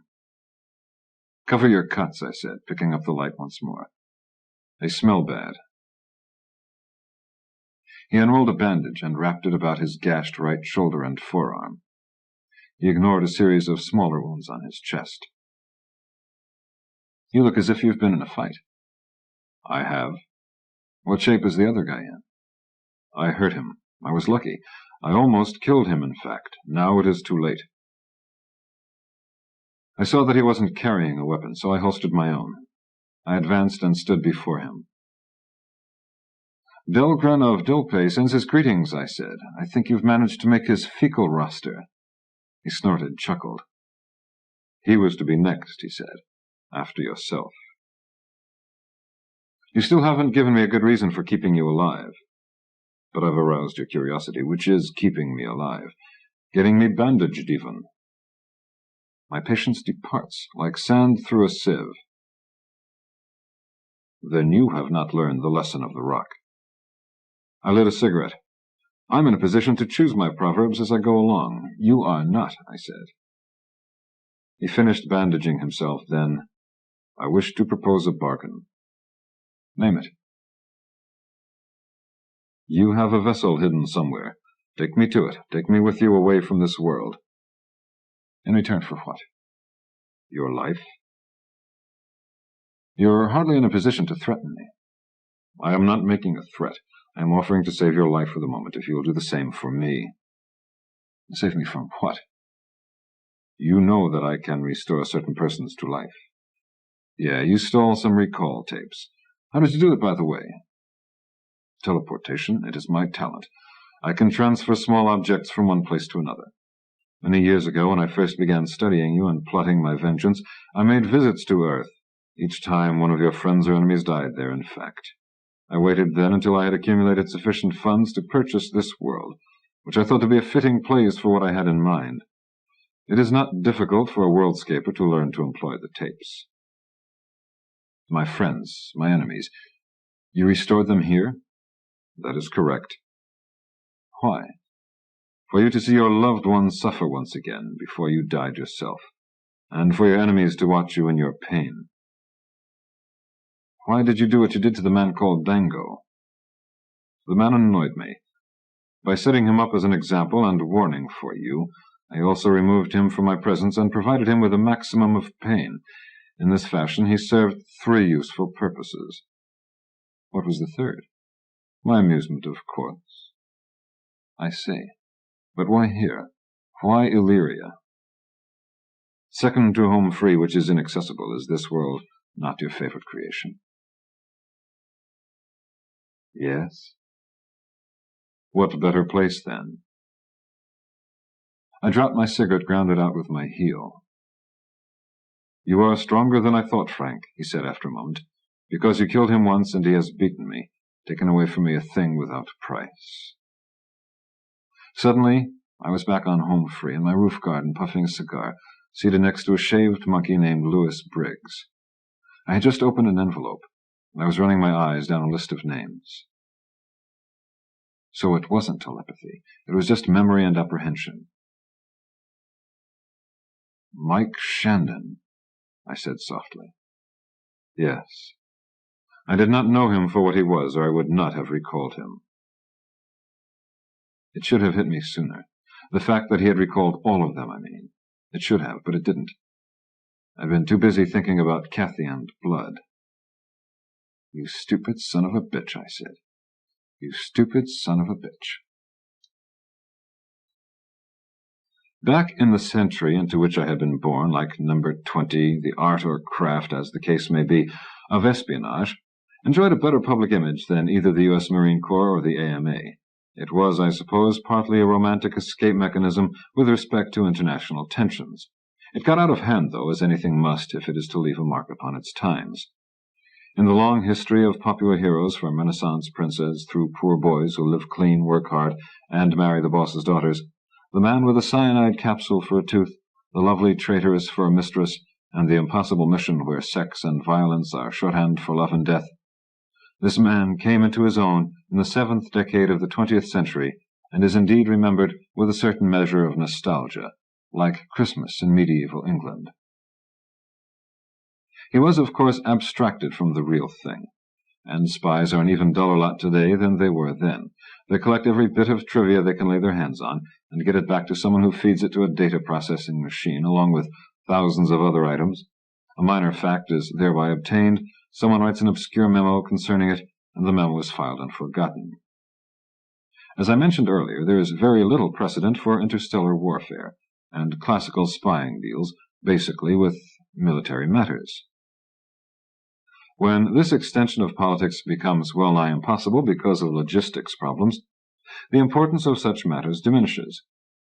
The only real, talented, important spies today are the industrial spies, the man who delivered into the hands of General Motors the microfilmed blueprints of Ford's latest brainchild, or the gal with Dior's new line sketched inside her bra.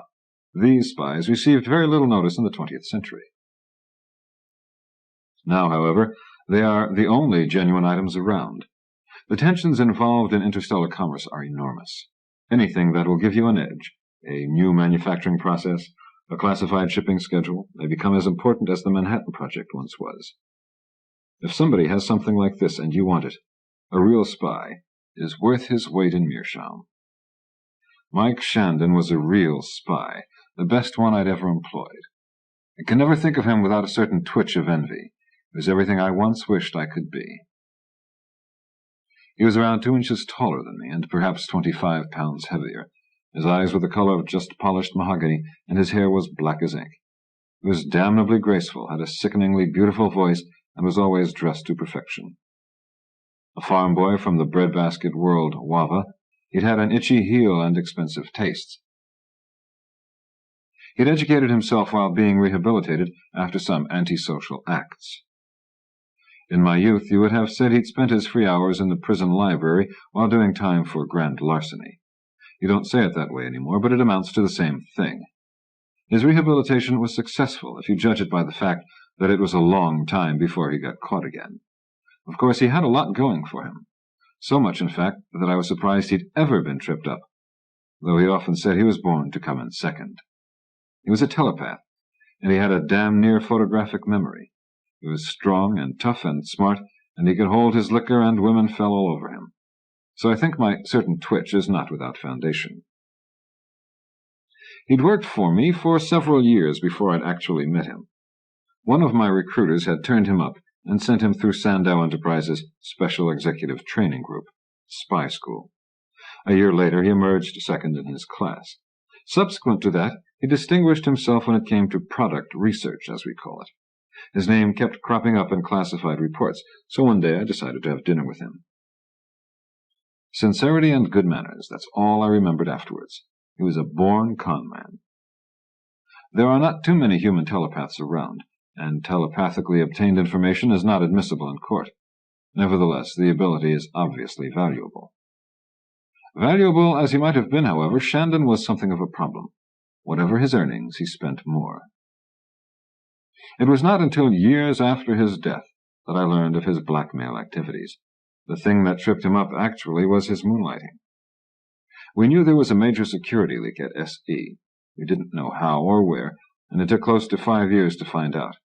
By then, Sandow Enterprises was beginning to totter. We nailed him. It wasn't easy, and it involved 4 other telepaths, but we cornered him and brought him to trial. I testified at great length, and he was convicted, sentenced, and shipped off for more rehabilitation. I undertook 3 worldscaping jobs then to keep SE functioning smoothly. We weathered the vicissitudes that followed, but not without a lot of trouble. One item of which was Shandon's escape from rehabilitative custody. This was several years later, but word of it spread fast. His trial had been somewhat sensational. So his name was added to the wanted lists, but the universe is a big place. It was near Coos Bay, Oregon, that I had taken a seaside place for my stay on Earth. 2 to 3 months had seemed in order, as I was there to watch over our merger with a couple North American companies. Dwelling beside a body of water is tonic for the weary psyche. Sea smells, seabirds, sea wrack, sands, alternately cool, warm, moist, and dry. A taste of brine in the presence of the rocking, slopping, blue-gray-green, spit-flecked waters has the effect of rinsing the emotions, bathing the outlook, bleaching the conscience. I walked beside it every morning before breakfast, and again in the evening before retiring. My name was Carlos Palermo, if anybody cared. After 6 weeks, the place had gotten me to feeling clean and healthy, and what with the mergers, my financial empire was finally coming back into balance. The place where I stayed was set in a small cove. The house, a white stucco building with red-tiled roof and an enclosed courtyard behind it, was right by the water. Set in the seaside wall was a black metal gate, and beyond this lay the beach. To the south, a high escarpment of gray shale. A tangled mass of bushes and trees ended the beach to the north. It was peaceful. I was peaceful. The night was cool. You could almost say chill. A big 3/4 moon was working its way down into the west and dripping light onto the water. The stars seemed exceptionally bright. Far out over the heaving bulk of the ocean, a cluster of 8 sea mine derricks blocked starlight. A floating island occasionally reflected moonbeams from off its slick surfaces. I didn't hear him coming. Apparently he had worked his way down through the brush to the north, waited till I was as near as I was going to be, approached as close as he could, and rushed me when I became aware of his presence. It is easier than you might think for one telepath to conceal himself from another, while remaining aware of the other's position and general activities. It is a matter of blocking, imagining a shield around yourself, and remaining as emotionally inert as possible. Admitted, this is rather difficult to do when you hate a man's guts and are stalking him for purposes of killing him. This probably is what saved my life. I cannot really say that I realized there was a vicious presence at my back. It was just that, as I took the night air and strolled along the line of the surf, I suddenly became apprehensive. Those nameless thoughts that sometimes run through the back of your head when you awaken for no apparent reason in the middle of a still, warm summer night, lie there a while wondering what the hell woke you up, and then hear an unusual sound in the next room, magnified by the quiet, electrified by our inexplicable resurrection into a sense of emergency and stomach-squeezing tension. Those thoughts raced in an instant, and my toes and fingertips, old anthropoid reflex, tingled, and the night seemed a shade darker, and the sea a home for possible terrors whose sucking tentacles mingled with the wave, even then heading toward me. Overhead, a line of brightness signified an upper atmosphere transport, which could any moment cease to function and descend like a meteor upon me. So when I heard the first quick crunch of sand behind me, the adrenaline was already there. I turned quickly, dropping into a crouch. My right foot skidded out behind me as I moved, and I fell to one knee. A blow to the side of my face sent me sprawling to my right. He was upon me then, and we grappled in the sand, rolling, wrestling for position. Crying out would have been a waste of breath, for there was nobody else around. I tried to scuff sand into his eyes. I tried to knee him in the groin and jab him in any of a dozen painful places. He had been well trained, however, and he outweighed me and seemed faster, too. Strange as it sounds, we fought for close to 5 minutes before I realized who he was. We were in the wet sand then, with the surf breaking about us, and he had already broken my nose with a forward smash of his head and snapped 2 of my fingers when I tried for a lock about his throat. The moonlight touched his moist face, and I saw that it was Shandon, and knew that I would have to kill him to stop him. A knockout would not be good enough. A prison or a hospital would only postpone another encounter. He had to die if I was to live. I imagine his reasoning was the same. Moments later, something hard and sharp jabbed me in the back, and I wriggled to the left. If a man decides he wants to kill me, I don't much care how I do it to him. Being first is the only thing that matters.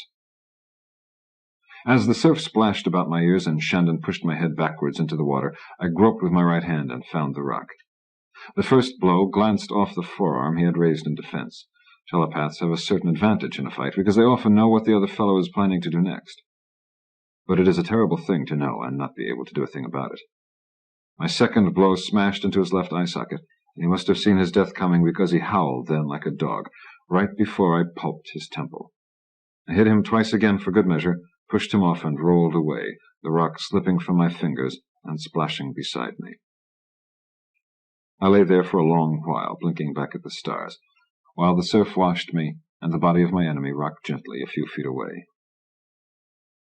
When I recovered, I searched him, and among other things I found a pistol.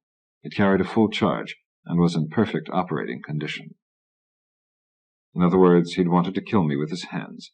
He had estimated he was able to, and he had preferred risking injury in order to do it that way.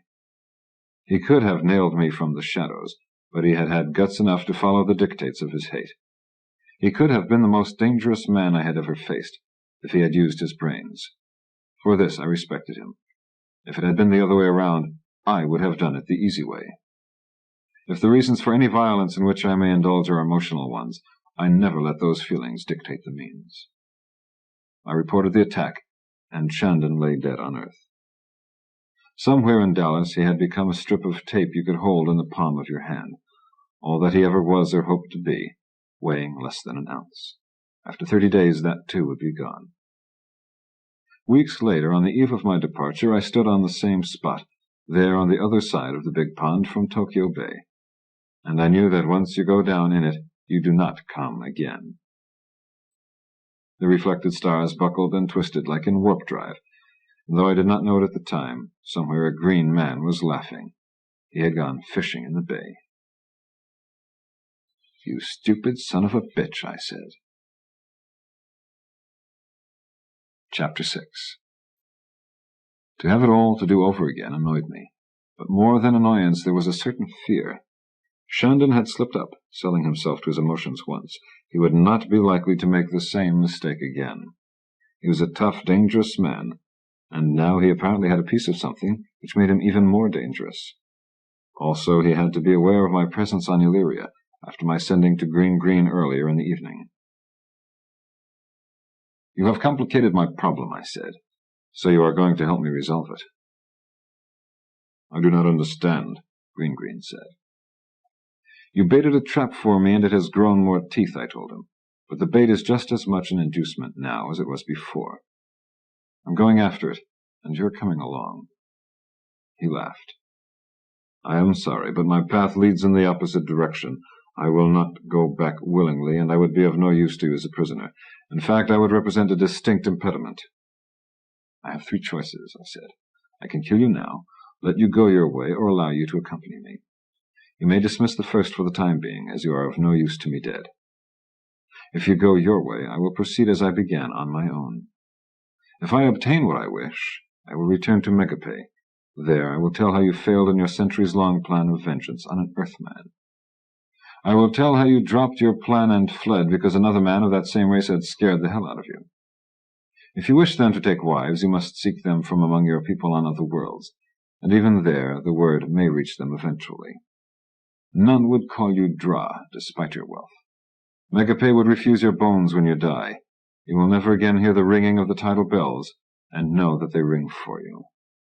May the blind things at the bottom of the great sea, whose bellies are circles of light, he said, recall with pleasure the flavor of your marrow. I blew a smoke ring. And if I should proceed as I began, on my own, I said, and be slain myself in the coming encounter, do you think that you will escape from harm? Did you not look into the mind of Mike Shandon as you fought him? Did you not say that you hurt him? Do you not know that he is a man who will not forget such a thing? He is not so subtle as a Peian. He does not consider it necessary to proceed with finesse. He will simply turn and seek you, and when he finds you, he will cut you down. So whether I win or lose, your end will be disgrace or death. If I elect to accompany you and assist you, what then? He asked. I will forget the vengeance which you sought upon me, I said. I will show you that there was no Paibhadra, no instrument of affront, so that you may take leave of this vengeance with honor. I will not seek recompense, and we may go our ways thereafter, each freed of the hooks of the other. No, he said. There was Paibhadra in your elevation to a name. I do not accept what you propose. I shrugged. Very well, I said. Then how does this sound? Since your feelings and intentions are known to me, it would be useless for either of us to plot vengeance along classical lines. That fine, final moment, where the enemy realizes the instrument, the mover, and the Paibhadra, and knows then that his entire life has been but a preface to this irony, that moment would be diminished, if not destroyed. So let me offer you satisfaction rather than forgiveness, I went on. Assist me, and I will give you a fair opportunity to destroy me afterwards. I, of course, will require an equal chance to destroy you. What do you say to that? What means did you have in mind? None at the moment. Anything that is mutually agreeable will do. What assurance may I have of this? I swear it by the name that I bear. He turned away and was silent for a time. Then, I agree to your terms, he said. I will accompany you and assist you. Then let us move back to my campsite and become more comfortable, I said. There are things you have hinted at which I must know more fully. I turned my back upon him and then walked away. I knocked down the tent and spread the flimsy then for us to sit upon. I rekindled the campfire. The ground shook very slightly before we seated ourselves upon it. Did you do that? I asked him, gesturing toward the northwest. Partly, he replied. Why, trying to frighten me? Not you. And Shandon wasn't scared either. Far from it. Supposing you tell me precisely what has happened. First, concerning our agreement, he said. A counter-proposal has just occurred to me, one in which you will be interested. What is it?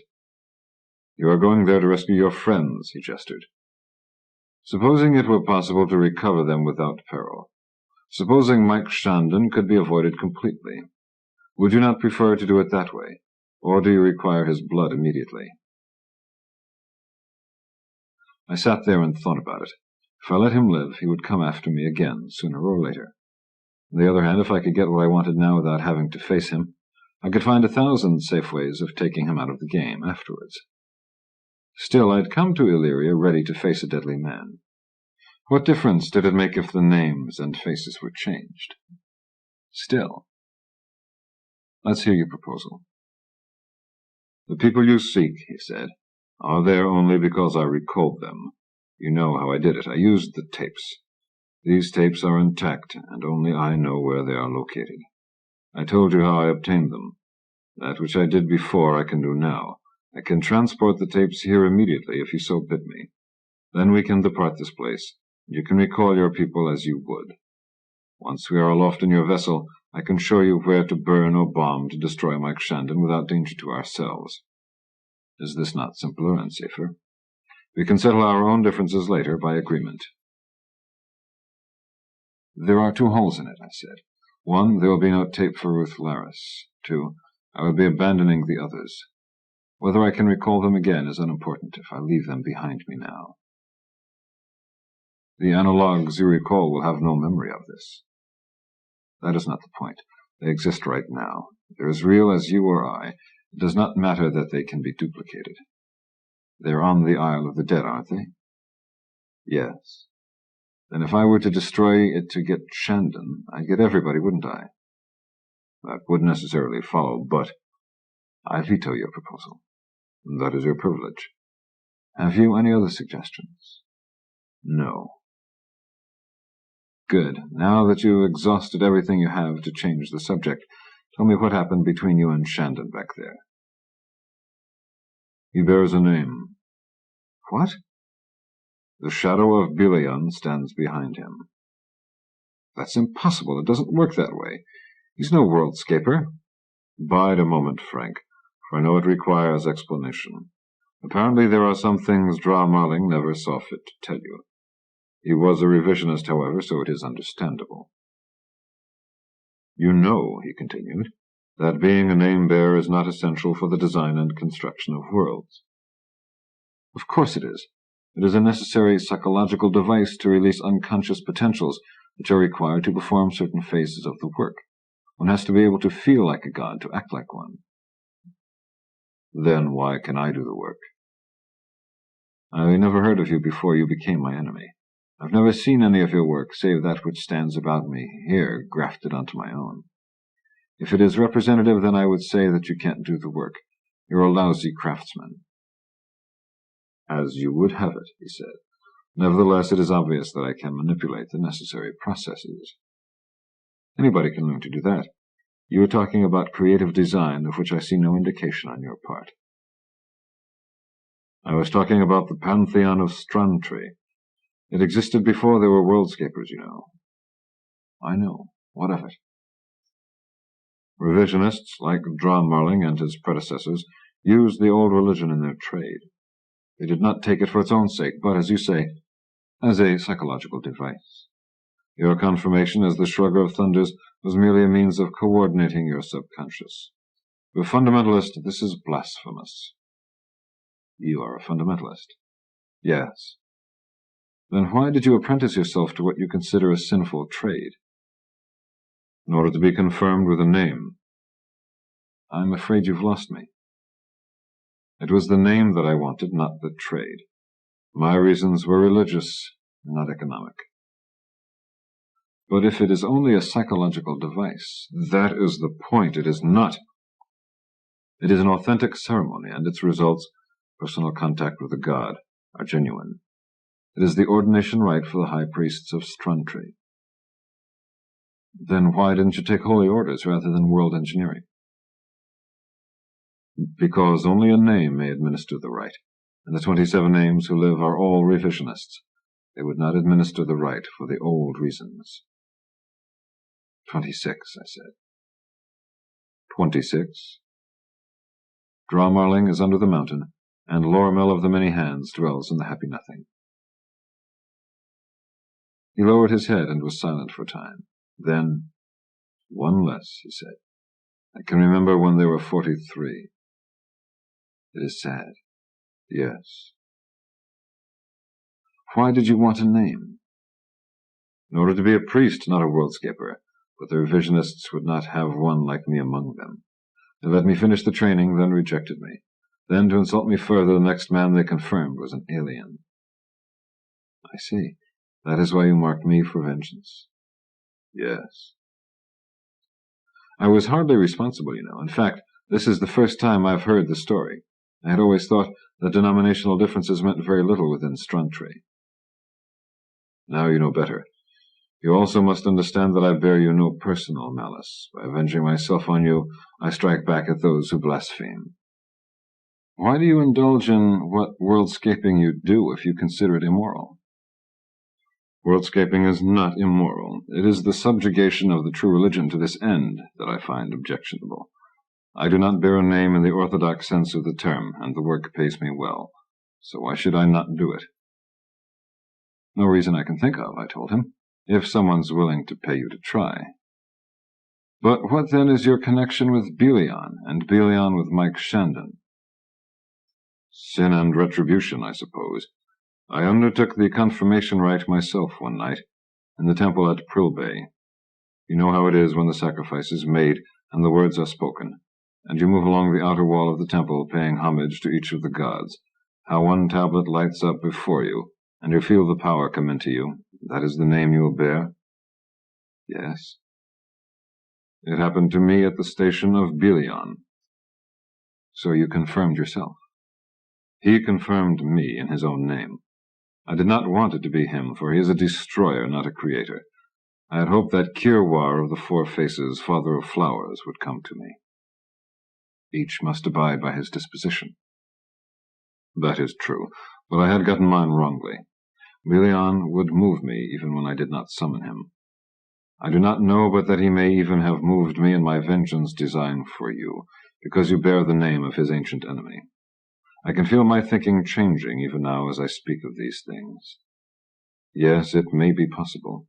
Since he left me, things have been so different. How could he leave you? The disposition is for life. But the nature of my confirmation may not have bound him to me. He is gone now. Shandon. Yes. He is one of the rare ones among your people who can communicate without words, such as yourself. I was not always so. The power grew in me slowly as I studied with Marling. When I recalled him to life, the first thing that I saw in his mind was the anguish of his passing by your hand. But then quickly, very quickly, he cast this off and became oriented. His mental processes intrigued me, and I favored him above the others, some of whom had to be maintained as prisoners. I talked with him often and taught him many things. He came to assist me in the preparations for your visit. How long has he been around? About a splanth, he said. A splanth is around 8½ Earth months. I called them all back at approximately the same time. Why did you kidnap Ruth Laris? I thought that perhaps you did not believe your dead had been recalled. There followed no massive search on your part after I began sending the pictures. It would have been enjoyable had you searched for a long while to find that this was the place. Since you did not respond, I decided to become more obvious. I kidnapped one of various people who meant something to you.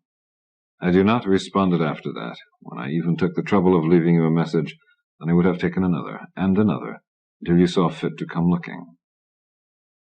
So Shandon became your protege. You trusted him. Of course. He was a very willing pupil and assistant. He is intelligent and possesses a pleasing manner. It was pleasant having him about. Until recently. Yes. It is unfortunate that I misread his interest and cooperativeness. Quite naturally, he shared my desire for vengeance upon you. So, of course, did your other enemies, but they were not so clever, and none of them telepaths. I enjoyed having someone here with whom I could communicate directly. What then caused the falling out between two such fine friends? When it happened yesterday, it seemed that it was the matter of the vengeance. Actually, though, it was the power. It was more devious than I had allowed for. He tricked me. In what fashion? He said that he wanted more than your death as we had planned it.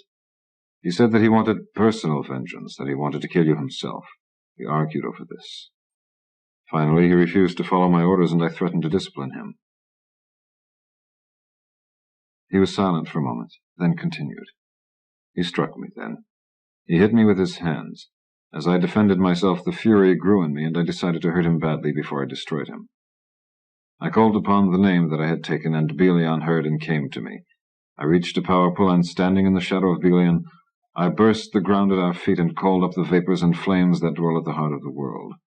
This was how I almost slew him, for he tottered for a moment on the brink of the abyss. I scolded him badly then, but he recovered his balance.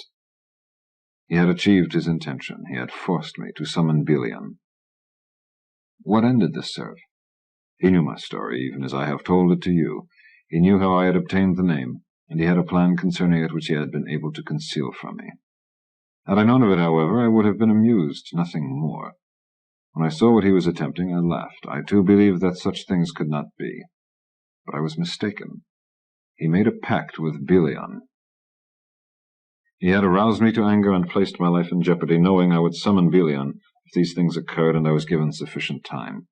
He fought poorly to give me that time. Then, when the shadow came over me and I stood as one apart, he reached out with his mind, and there was communion. In this fashion did he gamble with his life for power.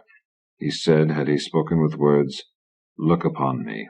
Am I not a superior vessel to he whom you have chosen? Come, number the ways of my mind and the powers of my body. When you have done this thing, you may choose to forsake the Peian and walk with me all the days of my life. I invite you. I am better suited than any man alive to serve your ends, which I take to be fire and destruction. This one who stands before me is weak, and would have consorted with the father of flowers had he been given a choice. Come over to me, and we both shall profit by the association." Here he paused again. "And?" I said. Suddenly I was alone. Somewhere a bird croaked. The night manufactured moisture and began to paint the world with it. Soon a light would begin in the east, fade away, come again. I stared into the fire and saw no faces. "Seems to shoot hell out of the autonomous complex theory," I said. "But I have heard of transferred psychoses among telepaths. It could be something like that." "No. Peian and I were bound by confirmation. He found a better agent, and he left me. I am not convinced that he is an entity in his own right." "You, a name-bearer, do not believe? You give me cause to dislike you. Don't go looking for new Pi Bhadra, huh? Look where your last one got you. I only said that I'm not wholly convinced. I don't know. What happened after Shandon made his pact with Peian?" He turned slowly from the fissure which had opened between us.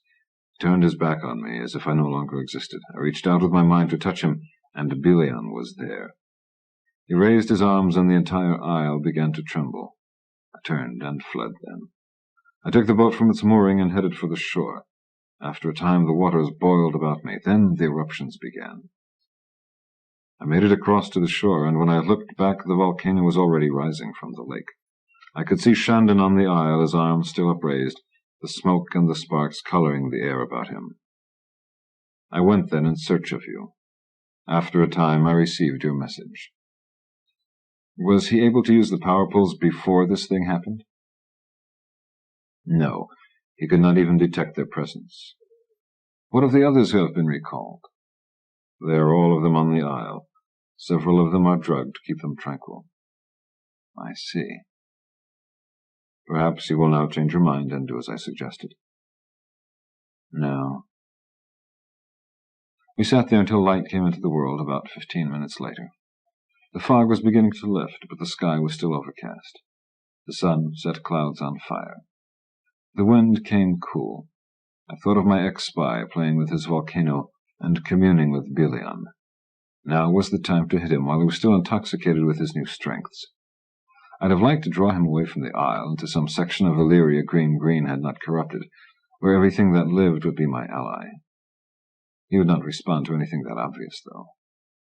I wanted to get him away from the others, if possible, but I could not figure a way to accomplish it. "How long did it take you to crap this place up?" I asked. "I began altering this section about 30 years ago," he said. I shook my head, stood, and kicked dirt into the fire until I'd smothered it. "Come on, we'd better get moving." Ginnunga Gap, according to the Norsemen, existed in the center of all space in the morning of time, shrouded with perpetual twilight. Its northern rim was ice, and its southern was flame. Over the ages these forces fought, and the rivers flowed, and life stirred within the abyss. Sumerian myth has it that Enki did battle with and subdued Tiamat, the dragon of the sea, thus separating the earth and the waters. Enki himself, though, was sort of like fire. The Aztecs held that the first men were made of stone, and that a fiery sky portended a new age. And there are many stories of how a world may end. Judgment Day, Götterdämmerung, the fusion of atoms. For me, I have seen worlds and people begin and end, actually and metaphorically, and it will always be the same. It's always fire and water. No matter what your scientific background, emotionally you're an alchemist. You live in a world of liquids, solids, gases, and heat transfer effects that accompany their changes of state. These are the things you perceive, the things you feel. Whatever you know about their true natures is grafted on top of that. So when it comes to the day-to-day sensations of living, from mixing a cup of coffee to flying a kite, you treat with the 4 ideal elements of the old philosophers: earth, air, fire, water.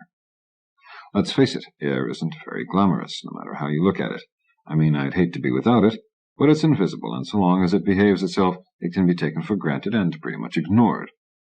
Earth, the trouble with Earth is that it endures. Solid objects tend to persist with a monotonous regularity.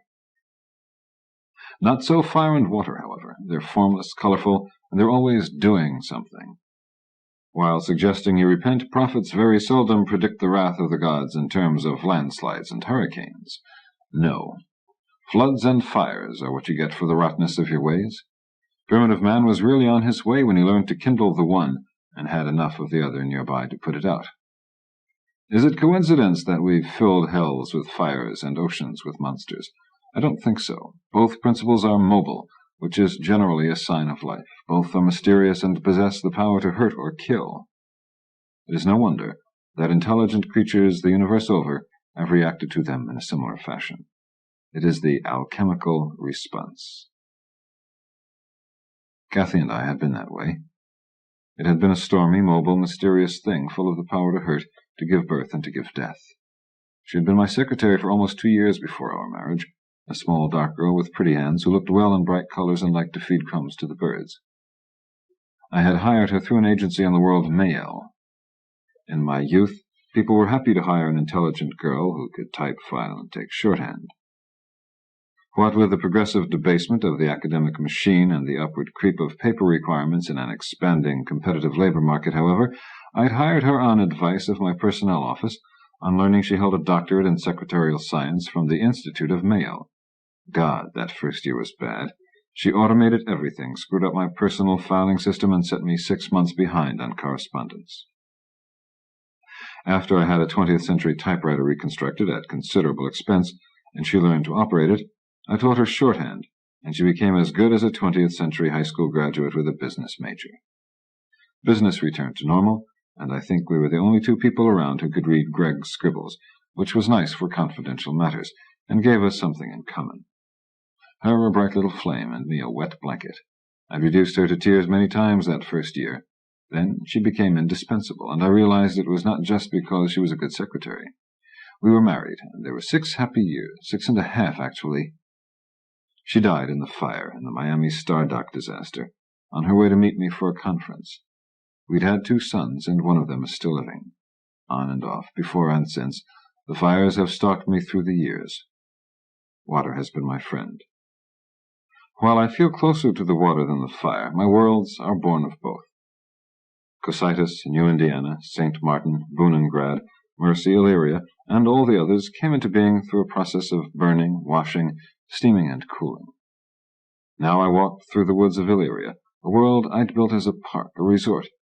I walked through the woods of an Illyria purchased by the enemy, who walked by my side, emptied of the people for whom I had created it, the happy ones, the vacationers, the resters, the people who still believed in trees and lakes and mountains with pathways among them.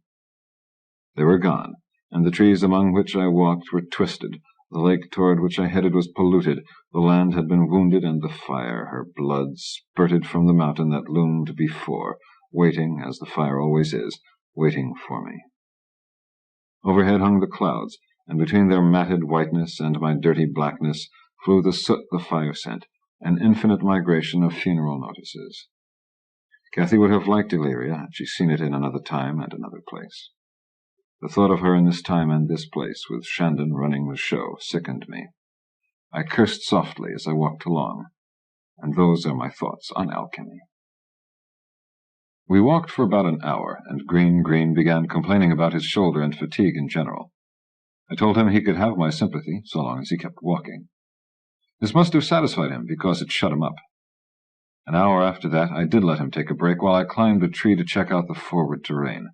We were getting close, and it was about to become a steady downhill hike the rest of the way in. The day had lightened as much as it was going to, and the fog had vanished almost entirely. It was already warmer than it had been at any time since my landing. The perspiration rolled down my sides as I climbed, and the flaky bark bit into my hands, which had grown soft in recent years. With each branch that I disturbed, a fresh cloud of dust and ashes appeared. I sneezed several times, and my eyes burned and watered. I could see the top of the aisle above the fringe of distant trees. To the left of it, and somewhat back, I could see the smoldering top of a fresh-grown cone of volcanic rock. I cursed again, because I felt like it, and climbed back down. It took us about 2 more hours to reach the shore of Acheron. Reflected in the oily surface of my lake were the fires, and nothing more. Lava and hot rocks spit and hissed as they struck the water. I felt dirty and sticky and hot as I looked out across what remained of my handiwork. Small waves left lines of scum and black crud upon the shore. The water was spotted with clouds of such stuff heading in towards the beach. Fishes rocked belly up in the shallows, and the air smelled like rotten eggs. I sat upon a rock and regarded it, smoking a cigarette the while. A mile out stood my Isle of the Dead, still unchanged, stark and ominous as a shadow with nothing to cast it. I leaned forward and tested the water with my finger. The lake was hot, quite hot. Far out and to the east there was a second light. It seemed as if a smaller cone were growing there. "I came to shore about a quarter-mile to the west of here," said Green. I nodded and continued to stare. It was still morning, and I felt like contemplating the prospect. The southern face of the isle, the one I looked upon, had a narrow strip of beach following the curve of a cove perhaps 200 feet across. From there a natural-seeming trail zigzagged upwards, reaching various levels and ultimately the high, horned peaks. "Where do you think he is?" I asked. "About 2/3 of the way up on this side," said Green, "in the chalet. That is where I had my laboratory. I expanded many of the caves behind it." A frontal approach was almost mandatory, as the other faces of the isle possessed no beaches and rose sharply from the water. Almost, but not quite. I doubted that Green, Shandon, or anybody else was aware that the northern face could be climbed. I had designed it to look unscalable, but it was not all that bad. I had done it just because I like everything to have a back door, as well as a front door. If I were to employ that route, it would require my ascending all the way and coming down toward the chalet from above. I decided I would do it that way. I also decided that I would keep it to myself until the last minute. After all, Green was a telepath, and for all I knew, the story he'd given me could be a line of rook manure. He and Shandon could be working together, and for that matter, there might not even be a Shandon. I wouldn't have trusted him worth a plug nickel back when they still had nickels to plug. "Come on," I said, rising and flipping my cigarette into the cesspool of my lake. "Show me where you left the boat." So we made our way to the left along the shoreline, to the place where he remembered beaching the thing. Only it was not there. "Are you sure this is the place?" "Yes." "Well, where is it?"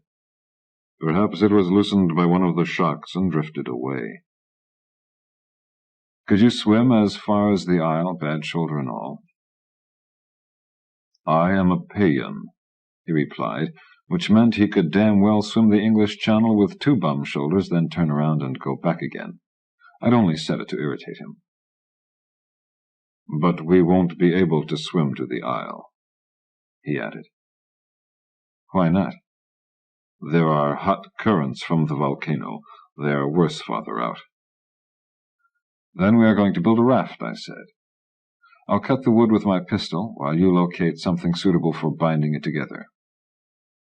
"Such as?" he inquired. "You're the one who screwed up this forest," I told him, "so you know it better than I do now. I've seen some tough-looking vines, though." "They are somewhat abrasive," he said. "I will need your knife."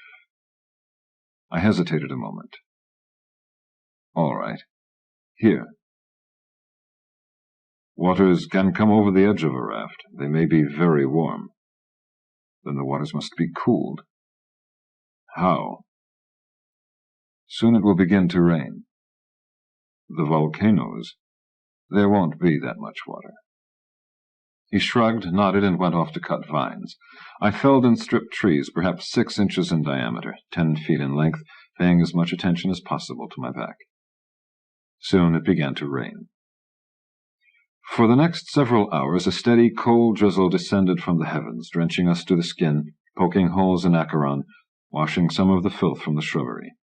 I shaped 2 broad paddles and cut us a pair of long poles while I waited for Green to harvest sufficient cordage to bind things. While I was still waiting, the ground heaved violently, and a terrific eruption split the near side of the cone halfway up. A river the color of sunsets poured from the gap. My ears rang for minutes after the explosion. Then the surface of the lake picked itself up and rushed toward me, a baby tidal wave. I ran like hell and climbed the highest tree in sight. The water reached the base of the tree, but did not get much higher than a foot. There were 3 such waves in 20 minutes. Then the waters began to recede, trading me a lot of mud for the timber I'd cut, plus both oars. I grew angry. I knew my rain could not put out his bloody volcano, might even exacerbate things a bit. But I was mad as hell seeing all that work washed away. I began to speak the words. From somewhere I heard the Peian calling. I ignored him. After all, I wasn't exactly Francis Sandow at that point. I dropped to the ground and felt the tug of a powerful from several hundred yards to my left. I moved in that direction, climbing a small rise to reach its nexus. From that point I had a clear line of vision across the bothered waters out to the isle itself. Perhaps my visual acuity had increased. I saw the chalet quite clearly. I fancied that I also detected a movement of sorts at the place where the rail guarded the end of the courtyard that overlooked the waters. Human eyes are not as acute as a Peian's. Green had said he'd seen Shandon clearly after crossing over the waters. I felt her pulse as I stood there above one of Valeria's larger veins or smaller arteries, and the power came into me, and I sent it upward. Soon the drizzle became a heavy downpour, and when I lowered my upraised hand, the lightning flashed and the thunders skated round and round in the tin drum of the sky. A wind, sudden as a springing cat and cold as the Arctic's halations, struck me in the back and shaved my cheeks as it passed. Green cried out again, from somewhere off to my right, I think. Then the heavens began to sizzle, and they sent down rain so heavily that the chalet vanished from sight, and the isle itself faded to a gray outline. The volcano was the faintest of sparks above the water. Soon the wind raced by like a freight train, and its howling joined with the thunders to create a perpetual din. The shores of Acheron lengthened, and the waters were buffeted until they moved, in waves like the ones we had received, back in that direction from which they had come. If Green called out again, I could not hear him. The water ran in rivers through my hair, down my face and neck, but I did not need my eyes to see. The power enfolded me, and the temperature plummeted. The rain came in sheets that cracked like whips now. The day grew dark as night. I laughed, and the waters rose up in spouts and swayed like genies, and the lightnings rammed their gauntlets again and again, but the machine never said tilt. "Stop it, Frank! He will know you are here," came the thoughts, addressed to that part of me which Green wished to address. "He does already, doesn't he?" I might have replied. "Take cover till this is over. Wait." And as the waters came down and the winds went forth, the ground began to rock beneath me once again. The spark that hovered before me grew and glowed like a buried sun. Then the lightnings walked about it. They tickled the top of the isle. They wrote names upon the chaos, and one of them was mine. I was thrown to my knees by another shock, but I stood again and raised both arms. And then I stood in a place that was neither solid, liquid, nor gaseous. There was no light, nor was there darkness. It was neither hot nor cold. Perhaps it lay within my own mind, and perhaps not. We stared at one another, and in my pale green hands I held a thunderbolt at port arms. It was built like a wide gray pillar, was covered with scales. He'd a snout like a crocodile, and his eyes were fiery. His 3 pairs of arms assumed various attitudes as we spoke. Otherwise, he also did not move from where he stood. "Old enemy, old comrade," he addressed me. "Yes, Peian, I am here." "Your cycle has ended. Save yourself the ignominy of ruin at my hands. Withdraw now, Shimbo, and preserve a world you made." "I doubt the world shall be lost, Peian." Silence. Then there must be a confrontation. "Unless you yourself choose to withdraw." "I will not." "Then there will be a confrontation." He sighed a flame. "So be it." And he was gone. And I stood atop the small hill and lowered my arms slowly, for the power had gone out of me. It was a strange experience, unlike anything I had known before. A waking dream, if you would, a fantasy born of tension and anger, if you wouldn't. The rain was still descending, though not with its previous force. The winds had lost something of their intensity. The lightnings had ceased, as had the trembling of the ground. The fiery activity had diminished, shrinking the orange nest atop the cone, stopping the wound in its side. I stared at all this, feeling once again the wetness and the coldness and the firmness of the ground beneath my feet. Our long-distance battle had been cut short, our powers cancelled. This was fine with me, though. The waters looked cooler and the slick grey isle less forbidding. Ha! In fact, as I watched, the sun broke through the clouds for a moment, and a rainbow unrolled itself amidst sparkling droplets, arcing through the air now clean and framing Acheron, the isle, the smouldering cone like a picture within a gleaming paperweight, miniature, contained and more than slightly unreal. I departed the hillock and returned to the place I had left. It was a raft that needed building. Chapter 7. As I lamented my missing cowardice, it had been such a life-saving virtue in the past, it responded by rushing back and leaving me scared as hell once again. I had lived far too long, and with every day that passed the odds kept growing against my lasting much longer. Although they didn't put it quite that way when giving the sales pitch, my insurance company's attitude is reflected in the size of the premiums involved.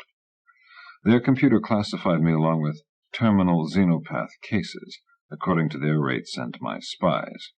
Comforting. Probably right, too. This was the first piece of dangerous business I had been out on in a long while. I felt out of practice, though I was not sorry I had skimped. If Green noticed that my hands were shaking, he made no comment. They held his life, and he felt badly enough about this as it was. He was in a position now to kill me any time he wanted, if you stopped to think about it very carefully. He knew it. I knew it. And he knew I knew it. And the only thing that was holding him back was the fact that he needed me to get him off of Illyria, which logically meant that his ship was on the Isle, which by extension meant that if Shandon had a ship at his disposal, he could come looking for us by air, despite our hallucinatory companion's feelings with respect to a confrontation. Which meant that we would be better off working under the trees than on the beach, that our voyage required the cover of night. Accordingly, I moved our project inland. Green thought this a very good idea. The cloud cover cracked that afternoon as we assembled the raft, but it did not break completely. The rain continued, the day grew a bit brighter, and the 2 white moons passed overhead, Cottontalis and Flopsis, lacking only grins and eye sockets. Later in the day, a silver insect, 3 times the size of the Model T and ugly as a grub, left the isle and circled the lake 6 times, spiraling outward, then inward. We were under a lot of foliage, burrowed our ways beneath more, stayed there until it returned to the isle. I clutched my ancient artifact the while. The bunny did not sell me out. We finished the raft a couple hours before sundown and spent the balance of the day with our backs against the boles of adjacent trees. "A penny for your thoughts," I said. "What is a penny?" "An ancient monetary unit, once common on my home planet. On second thought, don't take me up on it. They're valuable now." "It is strange to offer to buy a thought. Was this a common practice among your people in the old days? It had to do with the rise of the merchant classes, I said. Everything has a price and all that. That is a very interesting concept, and I can see how one such as yourself could well believe in it. Would you buy a paibhadra? That would be barratry. A paibhadra is a cause for an action. But would you pay a person to abandon his vengeance against you? No. Why not? You would take my money and still seek the vengeance, hoping to lull me into a sense of false security. I was not speaking of myself. You know that I am wealthy, and that a Peian does not abandon his vengeance for any reason. No, I was thinking of Mike Shandon. He is of your race, and may also believe that everything has a price. As I recall it, he incurred your disfavor in the first place because he needed money, and did things that offended you in order to obtain it. Now he hates you because you sent him to prison, and then killed him. But since he is of your race, which places a monetary value upon all things, perhaps you might pay him sufficient money for his paibhadra, so that he will be satisfied and go away. Buy our way out?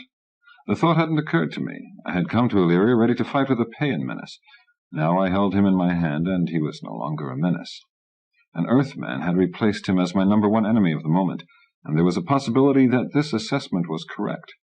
We are a venal lot, not necessarily more so than all of the other races, but certainly more than some. It had been Shandon's expensive tastes that had gotten him into a bind in the first place. Things had happened quickly since my arrival on Illyria, and strangely enough, for me and my tree, it had not occurred to me that my money might be my salvation. On the other hand, considering Shandon's record as a spender, a thing brought out at the first trial and at the appellate level, he went through money like a beta splendens through that most liquid of all alchemical elements. Say I gave him a $500,000 in universal credit drafts. Anybody else could invest it and live on the dividends. He would go through it in a couple of years. Then I would have problems again. He would have hit me this once. He would figure he could do it again. And of course I could come through again. I could come through any time. So maybe he would not want to kill his golden goose. But then again, I'd never know for sure. I could not live with that. Still, if he were agreeable, I could buy him off now. Then I could arrange for a team of professional assassins to take him out of the game as soon as possible. But if they should fail, then he would be on my tail immediately, and it would be him or me again. I turned it over, looked at it from every possible angle. Ultimately, it boiled down to one thing. He'd had a gun with him, but he'd tried to kill me with his hands. It won't work with Shandon, I said. He's not a member of the merchant class. Oh, I meant no offense. I still do not quite understand how these things work with Earthmen. You're not alone in that. I watched the day fade away and the clouds zip themselves together once again. Soon it would be time to carry the raft to the shore and make our ways across the now temperate waters. There would be no moonlight to assist us. Green, I said, in you I see myself, as perhaps I have become more Peian than Earthman. I do not think this is the real reason, however, for everything that I am now is but an extension of something that was already within me. I, too, can kill as you would kill, and hold with my paibhadra come hell or high water. I know that, he said, and I respect you for it. What I am trying to say is that when this thing is over, if we should both live through it, I might welcome you as a friend. I might intercede for you with the other names, that you have another chance at confirmation. I might like to see a high priest of Struntry in the name of Kirwar of the Four Faces, Father of Flowers, should he be willing. You are trying to find my price now, Earthman. No, I am making a legitimate offer. Take it as you would. As yet, you have given me no paibhadra. By trying to kill you? Under false paibhadra. This does not bother me. You know that I may slay you whenever I wish. I know that you think so. I had thought this thing better shielded. It is a matter of deduction, not telepathy. You are much like a Peian, he said after a moment. I promise you that I will withhold my vengeance until after we have dealt with Shandon. Soon, I said. Soon we shall depart. And we sat there and waited for the night to fall. After a time it did. Now, I said. Now. And we stood and raised the raft between us. We carried it down to the water's edge, waded out into the warm shallows, set it adrifting. Got your paddle? Yes. Let's go. We climbed aboard, stabilized the thing, began paddling, then poling. If he was above bribery, he said, why did he sell your secrets? He would have sold the others out, I said, had my people paid him more. Then why is he above bribery? Because he is of my race and he hates me, nothing more. There is no buying that kind of Paibhadra. I thought then that I was right. There are always dark areas within the minds of Earthmen, he observed. One day I would like to know what is there. Me too. A moon came up then, because a generalized blob of light appeared behind the clouds. It drifted slowly towards mid-heaven. The water splashed gently beside us, and little wavelets of it struck against our knees, our boots. A cool breeze followed us from the shore. The volcano is at rest, he said. What did you discuss with Bilian? You don't miss a trick, do you? I tried to contact you several times, and I know what I found. Bilian and Shimbo are waiting, I said. There will be quick movements, and one of them will be satisfied. The water was black as ink and warm as blood.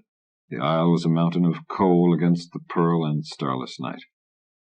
We poled until we lost the bottom, then commenced paddling, silently twisting the oars. Green had a Peian's love of the water in him. I could feel it in the way that he moved, in the ragtails of emotion that I picked up as we proceeded. To cross over the dark waters, it was an eerie feeling because of what the place meant to me, because of the chord it had struck within me while I was building it. The feeling of the valley of shadows, the sense of the serene passing, this was absent. This place was the butcher's block at the end of the run. I hated it and I feared it. I knew that I lacked the spiritual stamina to ever duplicate it. It was one of those once-in-a-lifetime creations that made me wish I hadn't. To cross over the dark waters meant to me a confrontation with something within myself that I did not understand or accept. I was cruising along on Tokyo Bay, and suddenly this was the answer, looming, the heaped remains of everything that goes down and does not come up again to shore, life's giant kitchen midden, the rubbish heap that remains after all things pass, the place that stands in testament to the futility of all ideals and intentions, good or bad, the rock that smashes values, there, signalizing the ultimate uselessness of life itself, which must one day be broken upon it, not to rise, never, no, not ever again. The warm water splashed about my knees, but a chill shook me and I broke rhythm. Green touched my shoulder, and we matched our paddling once again. Why did you make it if you hate it so? He asked me. They paid me well, I replied, and, bear to the left, we're going in the back way. Our course altered, shifting westward, as he strengthened his strokes and I lightened mine. The back way, he repeated. Yes, I said, and I did not elaborate.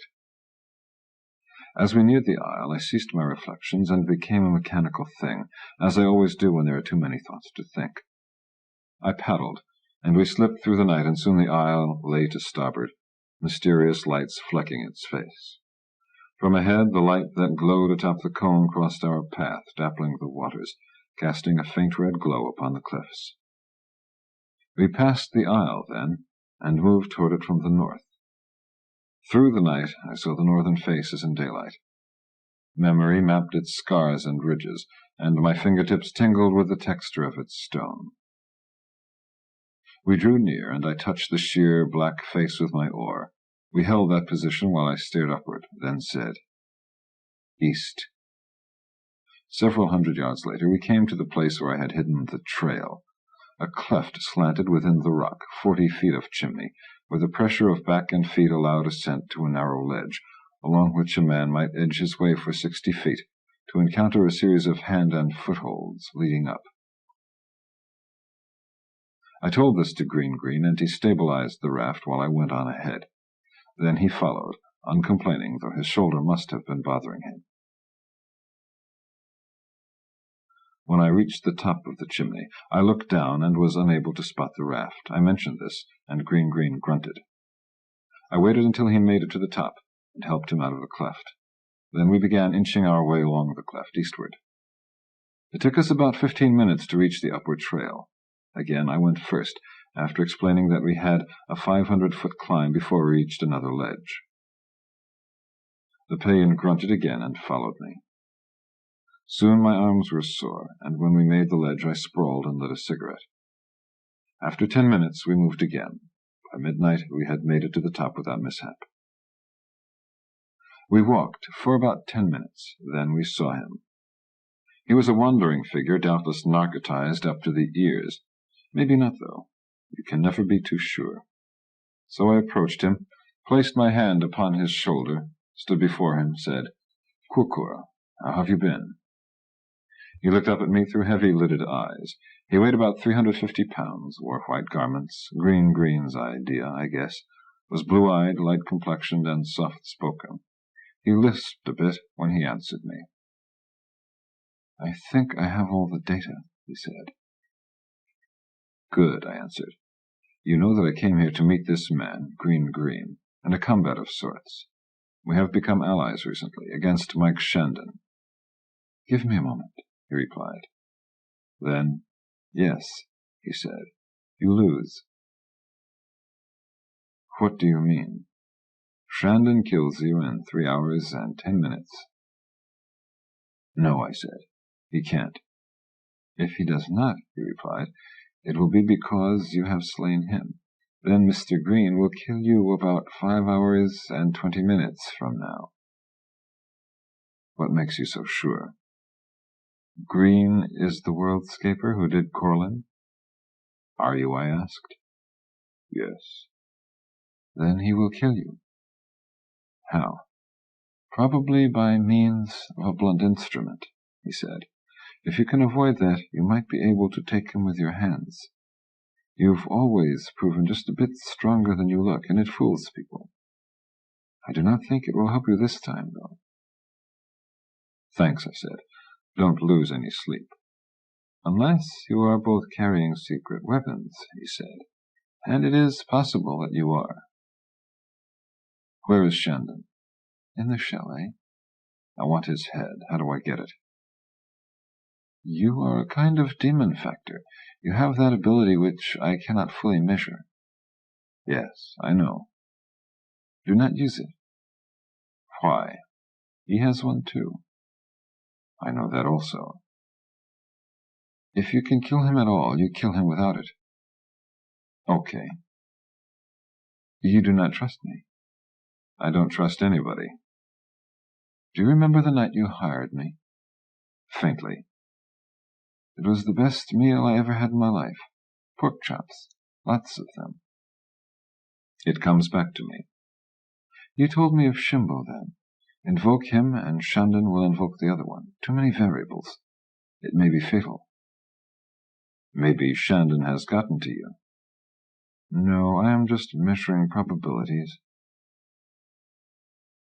"Could Jarl the Omnipotent create a stone he could not lift?" Green asked him. "No," said Kurkur. "Why not?" "He would not." "That is no answer." "Yes, it is. Think about it. Would you?" "I do not trust him," said Green. "He was normal when I brought him back, but I believe that perhaps Shandon has reached him." "No," said Kurkur. "I am trying to help you." "By telling Sandow he is going to die?" "Well, he is." Green raised his hand, and suddenly he was holding my gun, which he must have teleported from my belt, in the same fashion as he had obtained the tapes. He fired twice, and handed it back to me. "Why did you do that?" "He was lying to you, trying to confuse you. trying to destroy your confidence. He was once a close associate of mine. He had trained himself to think like a computer. I think he was trying to be objective. Get the tape, and you can resurrect him. Come on, I've got 2 hours and 58 minutes. We walked away. Should I not have done that? He asked me after a time. No, I am sorry. Great. Don't kill anybody unless I ask you to, huh? All right. You have killed many people, have you not, Frank? Yes. Why? Them or me, and I'd rather it was them. So? You didn't have to kill Bodges. I thought... Shut up. Just shut up. We walked on, passing through a cleft of rock. Tendrils of mist snaked by, touched our garments. Another shadowy figure stood off to the side, at the place where we emerged upon a downward-sloping trail. Coming to die, she said, and I stopped and looked at her. Lady Carl. Pass on, she said. Hasten to your doom.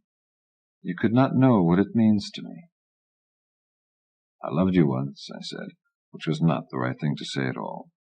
She shook her head. The only thing you ever loved, besides yourself, was money. You got it. You killed more people than I know of to keep your empire, Frank. Now there has finally come a man who can take you. I am proud to be present at your doom. I turned on the torch and shone it upon her. Her hair was so red and her features so white. Her face was heart-shaped, and her eyes were green, as I remembered them. For a moment, I ached for her. What if I take him? I asked. Then I'm probably going to be yours again for a while, she replied. But I hope not. You are evil, and I want you to die. I'd find a way myself if you were to have me again. Stop, said Green. I brought you back from the dead. I brought this man here to kill him. I was usurped by a human being who, fortunately or unfortunately, is possessed of a similar intention with respect to Sandow. But Frank and I have our fates cast together now. Consider me. I restored you, and I will preserve you. Help us to get at our enemy, and I will reward you. She moved out of the circle of light, and her laughter came down upon us. No, she called out. No, thank you. I once loved you, I said. There was silence then. Could you do it again? I don't really know, but you mean something to me, something important. Pass on, she said. All debts be cancelled. Go to Shandon and die. Please, I said.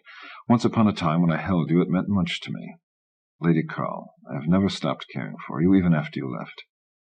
And it was not I who broke the 10 of Algol, though this is often said. It was you. I think I could convince you that it was not. Don't bother trying. Pass on. All right, I said. I won't stop, though. What? Stop what? Caring for you some, I said. Pass on, please, pass on. And we did. All that time we had been speaking her language, Dralman, and I hadn't even realized that I had switched from English. Funny. You have loved many women, haven't you, Frank? Asked Green. Yes. Were you lying to her about caring for her? No.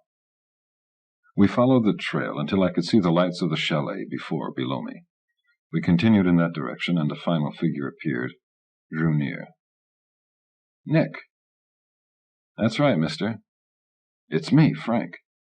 By God, I think it is. Come closer, huh? Sure. Here's a light. I spilled it all over myself so that he could see. Jesus, it's really you, he said. That guy down there is a nut, you know, and he's after you. Yeah, I know. He wanted me to help get you, and I told him to go indulge in autoeroticism. He was mad. We had a fight. I busted his nose and got the hell out. He didn't come after me, though. He's tough. I know. I'm going to help you get him. Okay. But I don't like that guy you're with. Nick, all out of the past and storming. It was great. What do you mean? He's the one responsible for the whole thing. He brought me back, and the others. He's a sneaky son of a bitch. If I were you, I'd take him out of the picture real quick. We're allies now, he and I. Nick spat. I'm going to get you, mister, he said to Green. When this whole thing is over, you're mine. Remember those days when you questioned me? It wasn't fun. And now my turn will come. All right. No, it isn't. It's not all right at all. You called me Shorty, or the Peian equivalent thereof, you dumb vegetable. When I get my turn, I'll roast you. I'm glad I'm alive again, and I guess I owe that to you. But I'll croak you, you bastard. You've got it coming, and you'd better believe it. I'll take you with anything available. I doubt it, little man, Green said. Let's wait and see, I said. So Nick joined us, walking on the other side of me from Green. Is he down there now? I asked. Yes. Do you have a bomb? Yes. That would probably be the best way. Make sure he's inside and lob it in through the window. Is he alone? Well, no, but it wouldn't exactly be murder. Once you get the tapes, you can bring back the girl. Who is she? Her name is Kathy. I don't know her. She was my wife, I said. Oh, well, I guess that idea's out. We have to go in. Perhaps, I said. If we have to, I'll take care of Shandon, and you get Kathy out of the way. He wouldn't hurt her. Oh? It's been several months since we woke up, Frank. We didn't know where we were or why, and this Green guy said he didn't know any more about it than we did. For all we knew, we were really dead. We only found out about you when he and Mike had the argument. Green dropped his guard one day, and Mike picked his brains, I guess. Anyhow, Mike and the girl, Kathy, yes, sort of have a thing going between them. I guess they're in love. Green, why didn't you tell me this? I did not deem it important. Is it? I didn't answer because I didn't know. I thought quickly. I leaned my back against a rock and pushed the gas pedal of my mind to the floor. I had set out to find and kill an enemy. Now he stood by my side while I sought a different enemy in his stead. Now to find out that he was shacking up with a resurrected wife I'd come to rescue. This did change things. How, I was not sure. If Kathy was in love with him, I was not about to burst in and shoot him down in front of her. Even if he were just using her, even if he didn't care anything for her, I could not do that, not with him meaning something to her.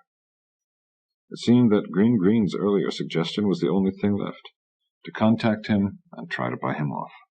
He had a new power and a pretty girl. Add to that a wad of money, and he might be persuaded to lay off. It still troubled me, though, that he had tried to kill me with his hands. I could just turn around and go back. I could climb aboard the Model T and in less than a day be scooting toward home free.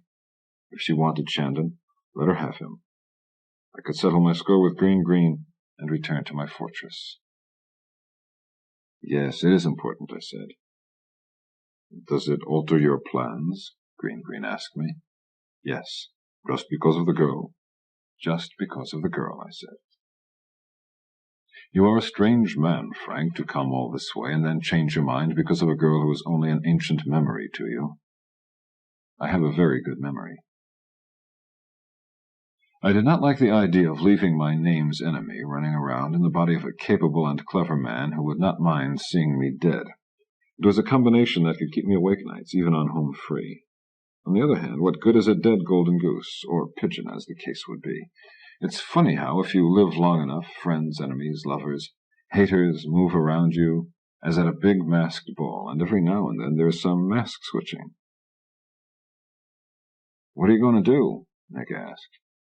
I'm going to talk to him, make a deal if I can. You said he would not sell his Paibundra, said Green. I thought so when I said it, but this thing with Kathy now makes it necessary that I try to buy it. I do not understand. Don't try. Maybe the two of you had better wait here in case he starts shooting. If he kills you, what are we to do? Asked Green. That'll be your problem, then. See you in a little while, Nick. Check, Frank. I moved on down the trail, maintaining my mental shield. I used the rocks for cover, crawling among them as I neared. Finally, I lay flat on my stomach about 150 feet above the place. Two huge boulders shielded me and cast heavy shadows. I rested the pistol on my forearm and covered the back door. "Mike," I called out. "This is Frank Sandow." And I waited. Perhaps half a minute passed while he decided. Then, "Yes?" "I want to talk." "Go ahead."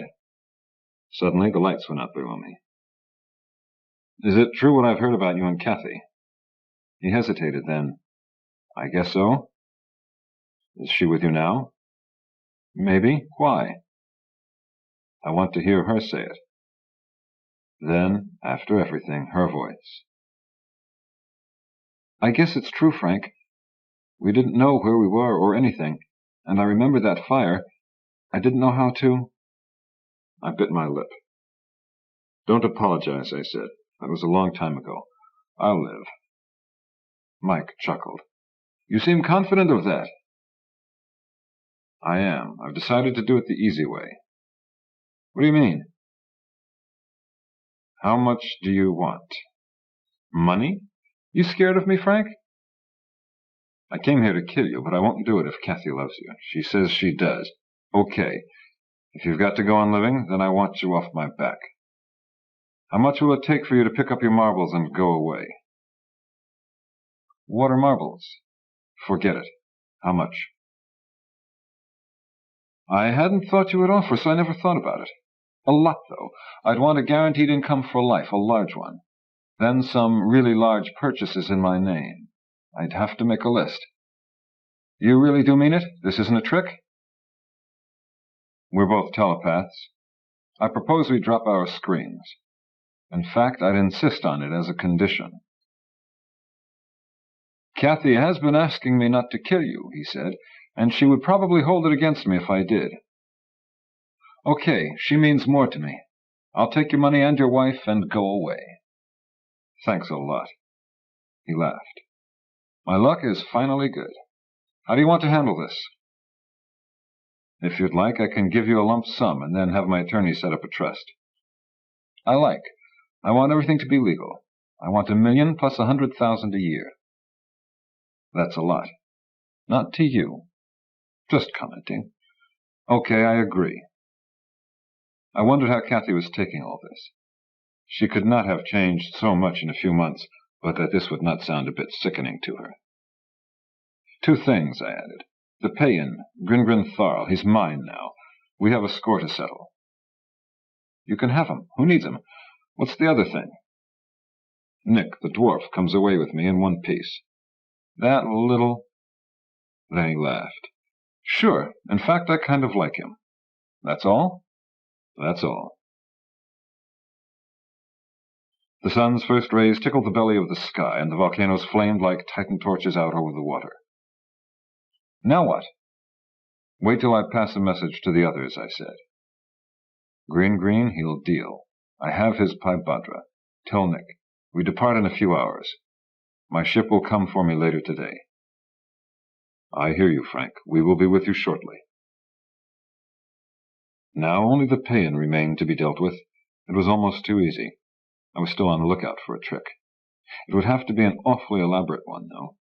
I was inclined to doubt the possibility of collusion between Green and Mike. Anyhow, I would know in a few moments when Mike and I dropped our screens. But after all my preparations to settle the whole thing like a couple of businessmen, I could not tell whether I had chuckled or snorted. It was something that felt somewhere in between. Then I felt that it was wrong.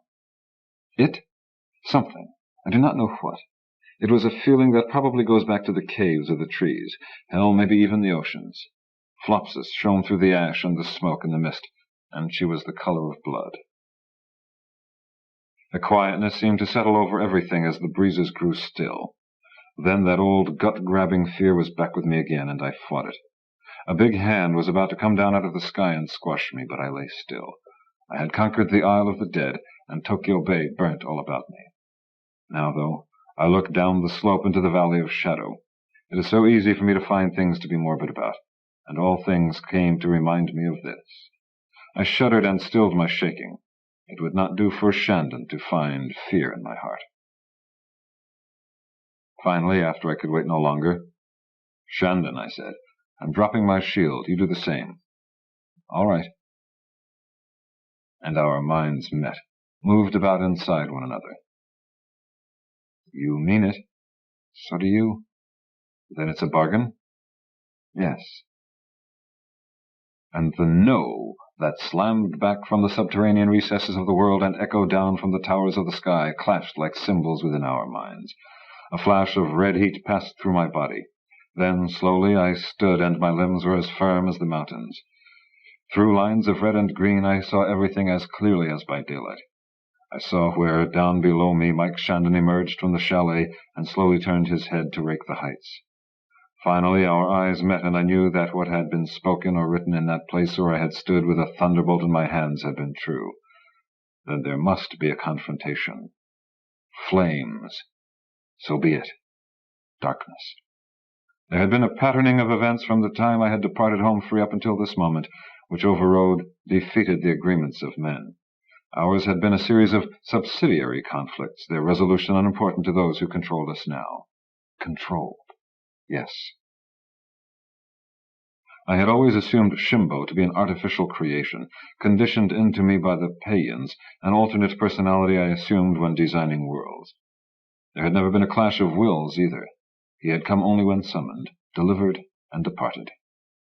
He had never taken over spontaneously, forced any sort of control upon me. Perhaps, deep down inside, I wanted him to be a god, because I wanted there to be a gods, somewhere, and perhaps this desire was the animating force, and my paranormal powers the means for what was happening. I don't know. Once there was a burst of light when he came, so bright that I cried, not knowing why.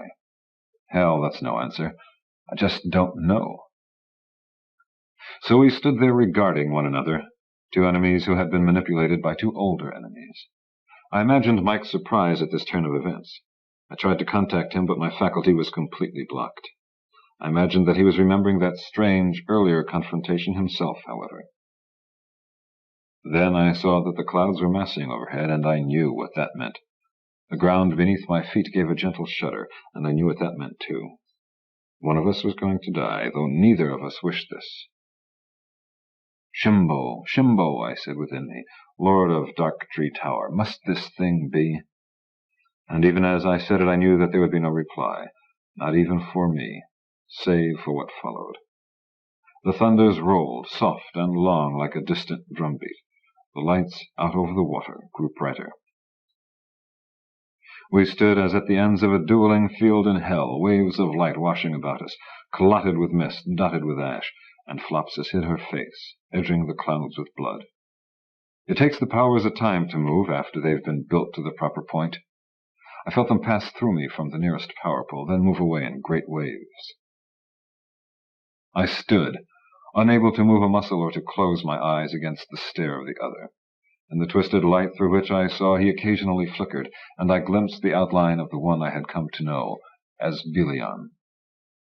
I was diminishing and expanding simultaneously, and long moments passed before I realized that it was I, Sandow, who was becoming more and more inert, passive, smaller.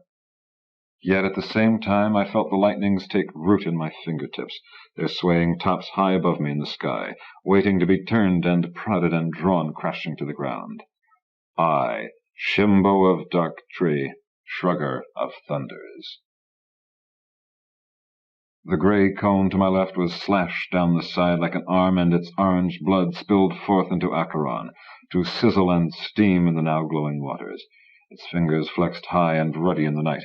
Then I split the sky with my lines of chaos and sent them down below me in a deluge of light, as the cannons of heaven saluted, and the winds of the sky rose again, and the rains came. He was a shadow, a nothingness, a shadow. Then he stood there again when the light died, my enemy. The chalet was burning behind him, and something cried, "Kathy!" "Frank, come away!" cried the green man, and the dwarf tugged at my arm, but I brushed them both aside and took the first step toward my enemy. A consciousness touched my own, then Belian's, for I could feel the reflex that shrugged off the latter. Then the green one cried out and drew the dwarf away. My enemy took his first step, and the ground shuddered beneath it, slipped in places, collapsed upon itself. The winds beat at him as he took his second step, and he fell to the ground, causing fissures to open about him. I fell with my second step as the ground gave way beneath me. As we lay there, the isle gave a shaking, shrugging twist to our shoulder of rock, and it slid and settled, and smoke came up from the cracks within it. When we rose and took our third step, we stood in a nearly level place. I shattered the rocks about him as I took my fourth step, and with his he toppled rocks toward me from above. 5 was the wind, and 6 was the rain, and his were the fire and the earth. The volcanoes lit up the lower sky and fought with my lightnings for the upper. The winds lashed the waters below us, and we continued to sink toward them with each jogging of the isle. I heard their splashing within the wind, the thunder, the explosions, the constant plit-plit of the rain. At my enemy's back, the partly crumbled chalet still burned. With my 12th step, the cyclones arose, and with his the entire isle began to sway and creak, the fumes coming heavier and more noxious now. Then something touched me in a way that I should not be touched, and I looked for the cause. The green man stood on a crag of rock, holding a weapon in his hands. A moment earlier it had hung at my side, not to be used for the gaining of cycles such as this. He pointed it first at me. Then his hand wavered, and, before I could strike him, jerked to his right. A line of light leaped forward, and my enemy fell. But the movement of the isle saved him, for the green man fell as it shuddered, and the weapon fell away. Then my enemy rose again, leaving his right hand on the ground beside him. He held the wrist in his left and stepped toward me. Chasms began to open about us, and it was then that I saw the girl. She had emerged from the burning building and edged around to the right of us in the direction of the trail I had descended. Then she had been frozen for a time, watching our slow advance one upon the other. Now she caught my attention as the chasm opened before her, and something cried out within my breast, for I knew that I could not reach her to save her. Then it broke, and I shuddered and ran toward her, for Shimbo was gone. "Kathy!" I screamed once as she swayed and fell forward. And from somewhere Nick leaped up to the edge and seized her outflung wrist. For a moment I thought he would be able to hold her. For a moment. It was not a matter of his lacking the necessary strength. He had plenty of that. It was a question of weight and momentum, of balance. I heard him curse as they fell. Then I raised up my head and turned upon Shandon with the death fury lighting up my backbone. I reached for my gun and recalled as in a dream what had become of it. Then the falling stones caught me and pinned me as he took another step, and I felt my right leg break beneath me as I fell. I must have blacked out for an instant, but the pain brought me back to consciousness. By then he had taken another step, which brought him very near, and the world was going to hell all around me. I looked up at the stump of his hand, at those manic, depressive eyes, at the mouth open to finally speak or laugh. And I raised my left hand, supported it with my right, and performed the necessary gesture. I screamed as my fingertip flared, and his head fell from his shoulders, bounced once, and rolled past me, those eyes still open and staring, and followed my wife and my best friend into the chasm below. What remained thudded to the ground before me, and I stared at it for a long while before the darkness sucked me down. Chapter 8. When I awoke it was dawn, and I was still being rained on. My right leg throbbed about 8 inches above the knee, which is bad, the place and the pain. The rain was only rain, though. The storm was over. The ground had stopped its shaking. When I was able to raise myself, however, I forgot my pain in a moment of shock. Most of the isle was gone, sunken into Acheron, and what remained was unrecognizable as my handiwork. I lay perhaps 20 feet above the waterline on a wide shelf of rock. The chalet was gone, and a mutilated corpse lay before me. I turned away from it and considered my own predicament. Then, as the torches of last night's dinner of blood still sputtered and blazed, befouling the morning sky, I reached out slowly and began removing the rocks that lay upon me, one by bloody one. Pain and monotonous repetition of an action numbed the mind, free it to wander. Even if they had been real gods, what did it matter? What was it to me?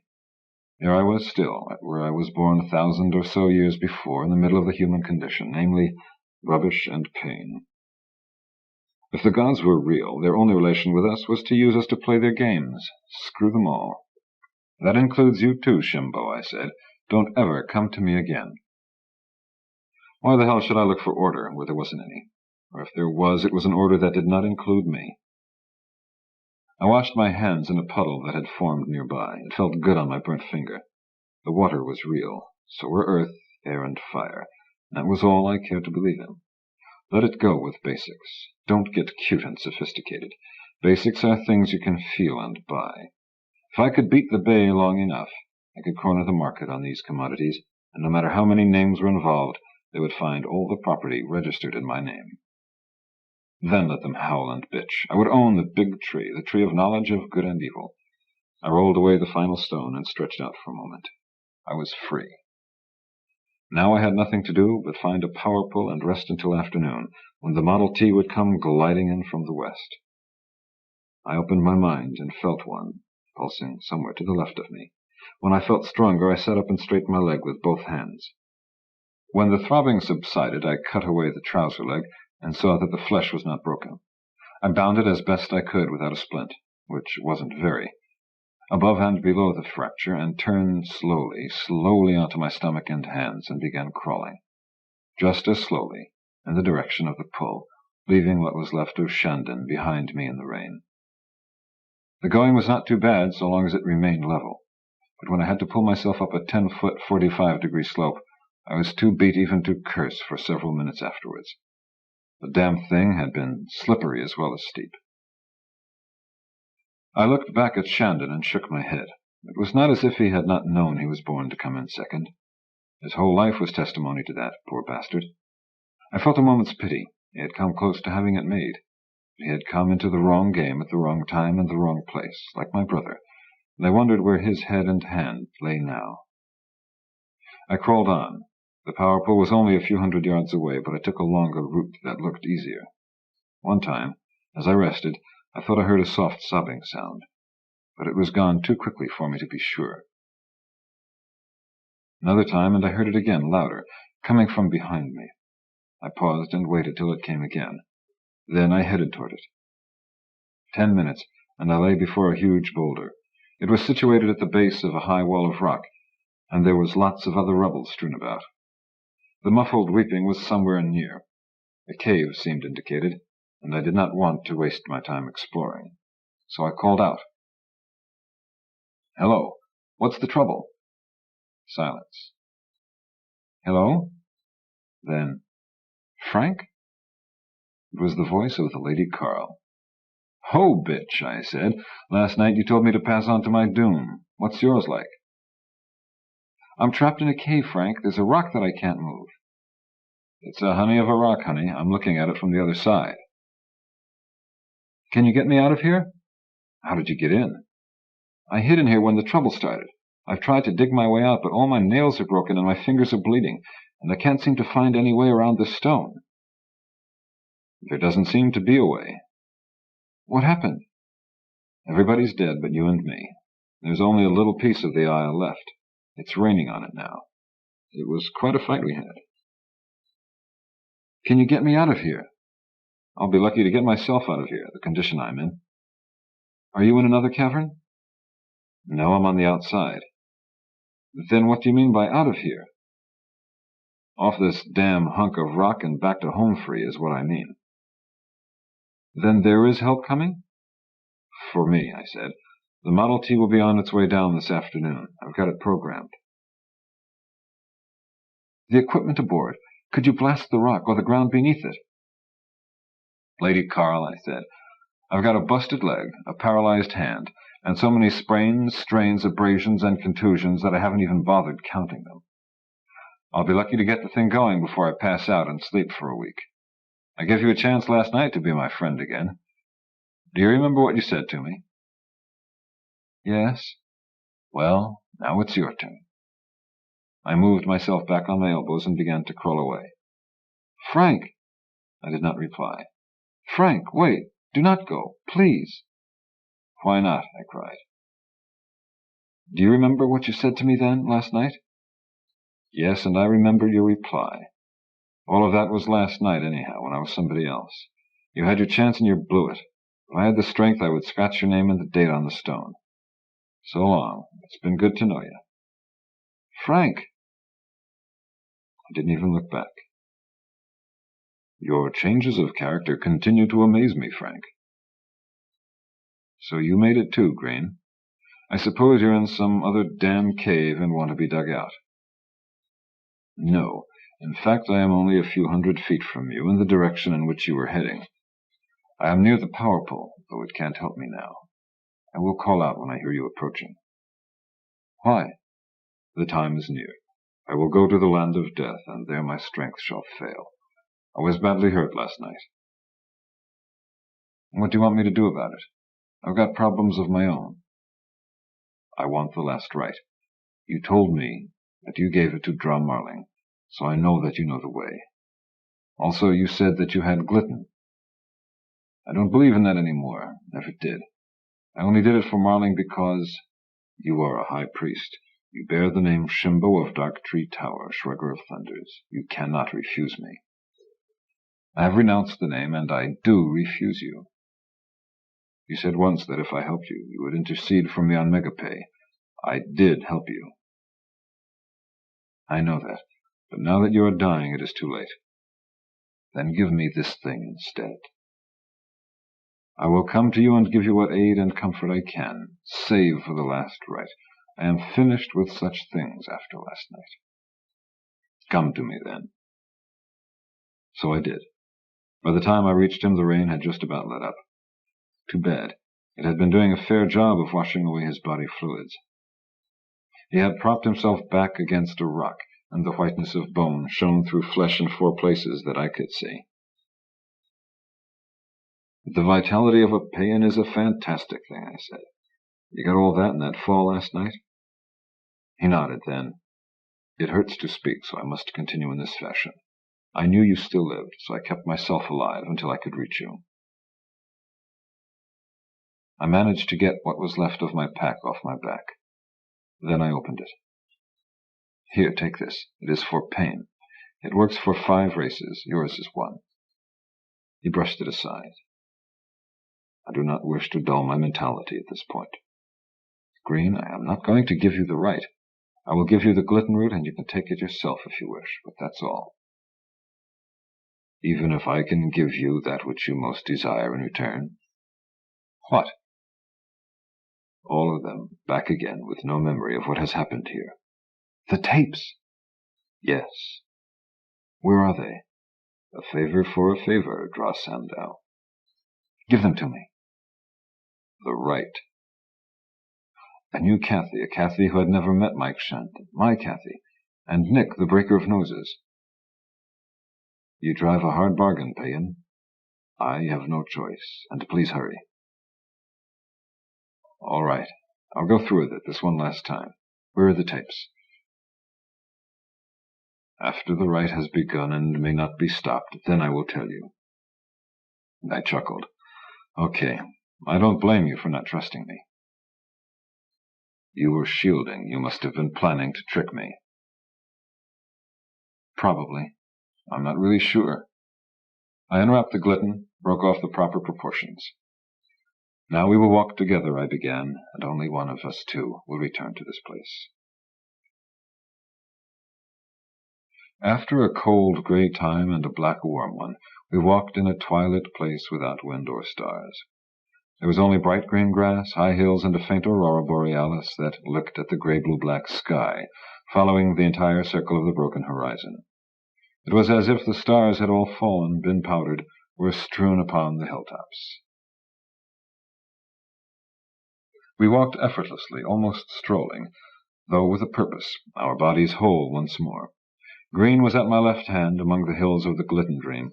Or was it a dream? It seemed true and substantial, while our broken, tired carcasses lying on rocks in the rain now seemed a dream remembered, out of times long gone by. We had always been walking here, so, Green and I, or so it seemed, and a feeling of well-being and amity lay upon us. It was almost the same as the last time I had come to this place. Perhaps I had always really been here. We sang an old Peian song for a time, then Green said, I give you the Pai Bhadra I held against you, Dra. I hold it no more. This is good, Dratharl. I promised, too, to tell you something. It was of the tapes, yes. They lie beneath the empty green body I was privileged to wear for a time. I see. They are useless. I called them to me there with my mind from a vault where I had kept them. They had been damaged by the forces let loose upon the isle, and so also were the tissue cultures. Thus do I keep my word, but poorly. You gave me no choice, though. I could not come this way alone. I felt that I should be upset, and knew that for a time I could not be. You did what you had to do, I felt myself saying. Do not be troubled. Perhaps it is better that I cannot recall them. So much has gone by since their times. Perhaps they would have felt as I once felt, lost in a strange place. They might not have gone on as I did, to embrace it. I do not know. Let it be as it is. The thing is done. Now I must tell you of Ruth Laris, he said. She lies in the asylum of Fallon in Cobacho on Driscoll, where she is registered as Rita Lawrence. Her face has been altered, and her mind. You must remove her and hire doctors. Why is she there? It was easier than bringing her to Illyria. All this pain which you caused meant nothing to you, did it? No. Perhaps I had worked with the stuff of life too long. And poorly. I am inclined to think it was Belion within you. I did not wish to say it because I did not want to offer excuses, but I feel this way also. This is why I tried to kill Shimbo. It was this part of me that you faced, and I wished to strike at it too. After he left me for Shandon, I felt remorse for many of the things I had done. He had to be sent away, which is why Shimbo of Darktree came. Belion could not be permitted to create more worlds of cruelty and ugliness. Shimbo, who cast them like jewels into the darkness, sparkling with the colors of life, had to confront him once again. Now that he has won, there will be more such as these. No, I said, we can't operate without each other, and I've resigned. You are bitter over all that has happened, and perhaps justly so, but one does not easily abandon a calling such as yours, Dra. Perhaps with the passage of time. I did not answer him, for my thoughts had turned inward again. The way that we walked was the way of death. However pleasant it seemed, this was a gluten experience, and while ordinary people may become addicted to gluten because of the euphoria and the brain-bending, telepaths use gluten in special ways. Used by a single individual, it serves to heighten his powers. Used by two persons, a common dream will be dreamed. It also is always a very pleasant dream, and among Strantrians it is always the same dream, because this form of religious training conditions the subconscious to produce it by reflex. It is a tradition, and two dream it, and only one awakens. It is therefore used in the death rite, so that one need not go alone to the place I've spent over 1,000 years avoiding. Also, it is used for dueling purposes, for unless agreed upon and bound by ritual, it is only the stronger who comes back. It is the nature of the drug that some sleeping parts of the two minds are set in conflict, though the conscious portions be all unaware of this. Green had been so bound, so I did not fear a last-ditch trick for the gaining of Peian vengeance. Also, even if it were a dueling situation, I did not feel that I had anything to fear, considering his condition. But as we walked along, I considered that I was probably hastening his death by several hours, under guise of a pleasant, near-mystical ritual. Telepathic euthanasia. Mental murder. I was glad to be able to help a fellow creature shuffle off in such a decent way, on the condition that he wanted it.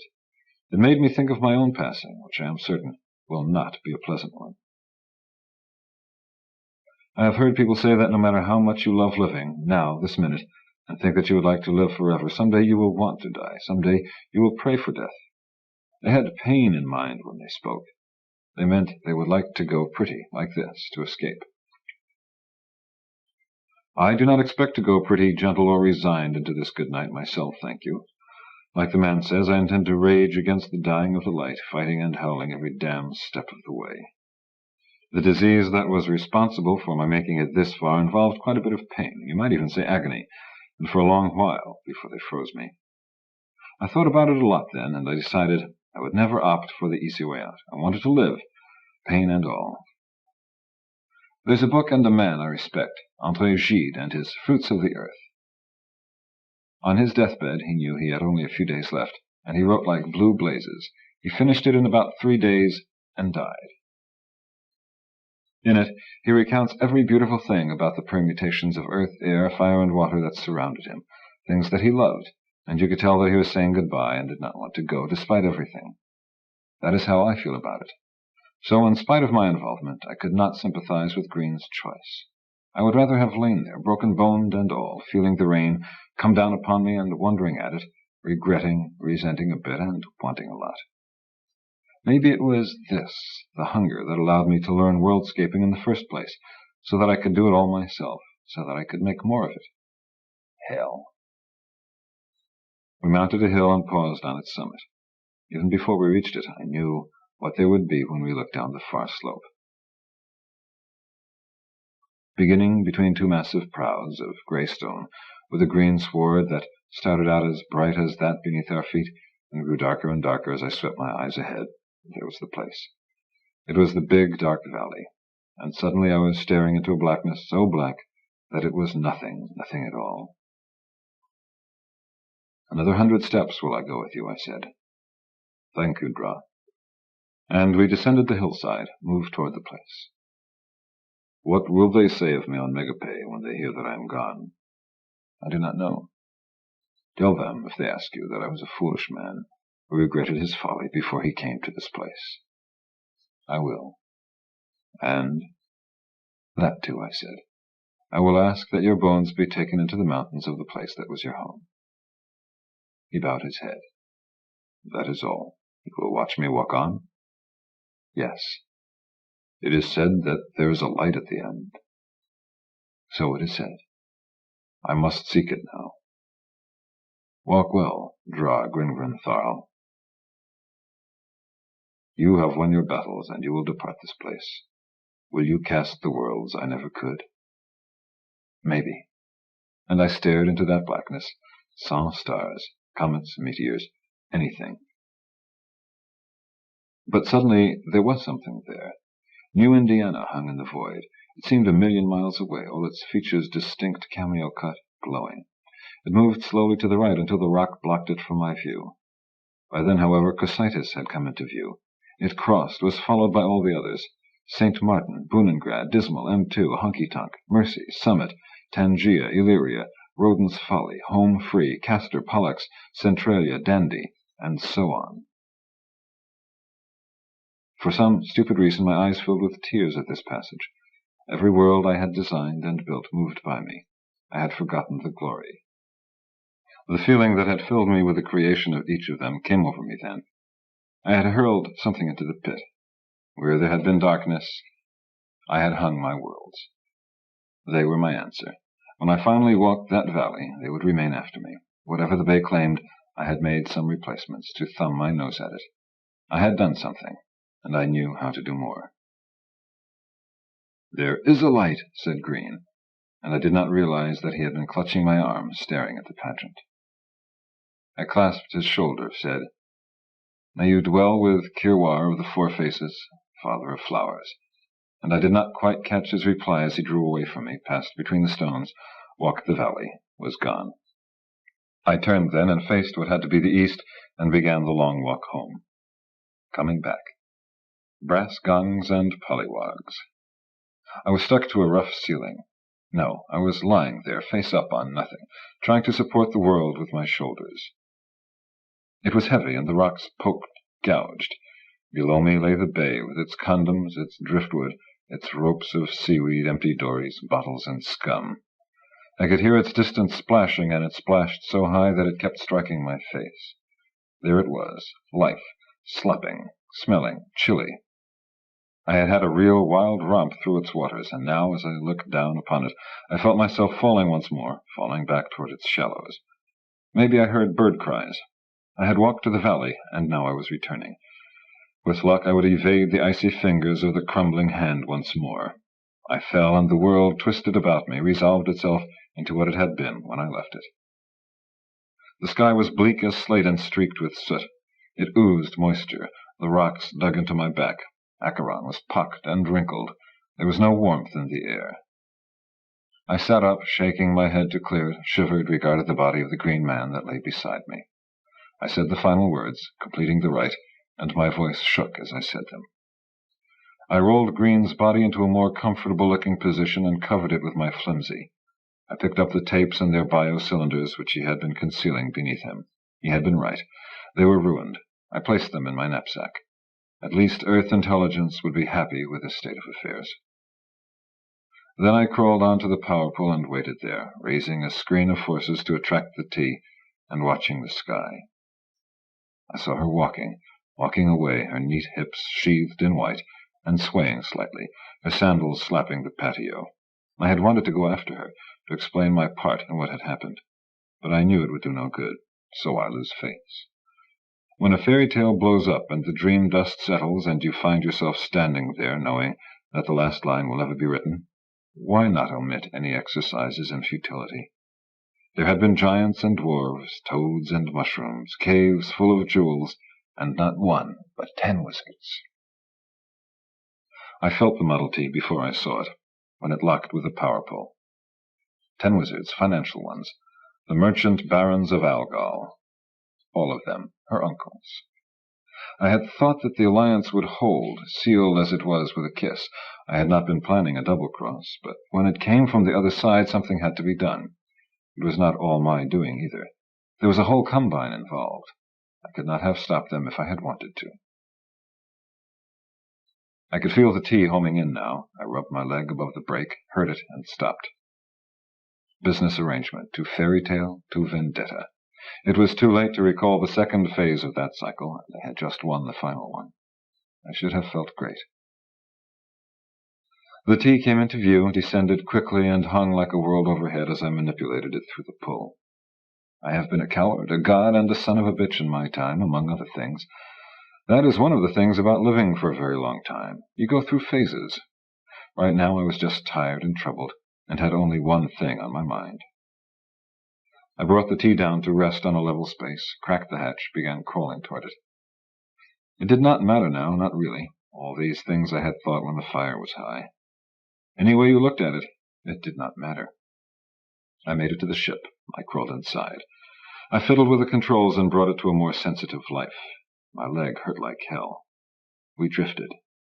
Then I answered us, picked up the necessary equipment, crawled outside once more. Forgive me my trespasses, baby. I positioned myself carefully, took aim, dissolved one big rock. Frank, is that you? No, just us chickens. Lady Carl rushed out, dirty, wild-eyed. You came back for me. I never left. You're hurt. I told you about it. You said you were going away, leaving me. You've got to learn to know when I'm being serious. She kissed me then and helped me to stand on my one good leg, drawing my arm about her shoulders. Kind of like playing hopscotch, I said, as we headed for the tea. What is that?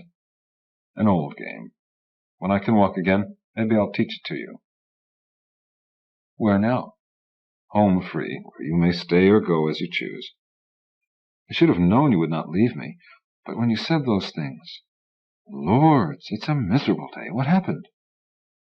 The Isle of the Dead is sinking slowly into Acheron. It's raining on it. I looked at the blood on her hands, the dirt, then her messed hair. I did not mean everything that I said, you know. I know. I looked all around me. Some day I would fix it all up, I knew. Lords, it's a miserable day, she said. Upstairs the sun is shining. I think we can make it if you help. Lean on me. I did. End of Isle of the Dead by Roger Zelazny. Narrated by Steve Grad in the studios of the American Printing House for the Blind, Louisville, Kentucky, for the Library of Congress, March 1979. For special distribution as authorized by Act of Congress under Public Law 89-522, with the permission of the copyright holder and the publisher, Ace Books. End of book.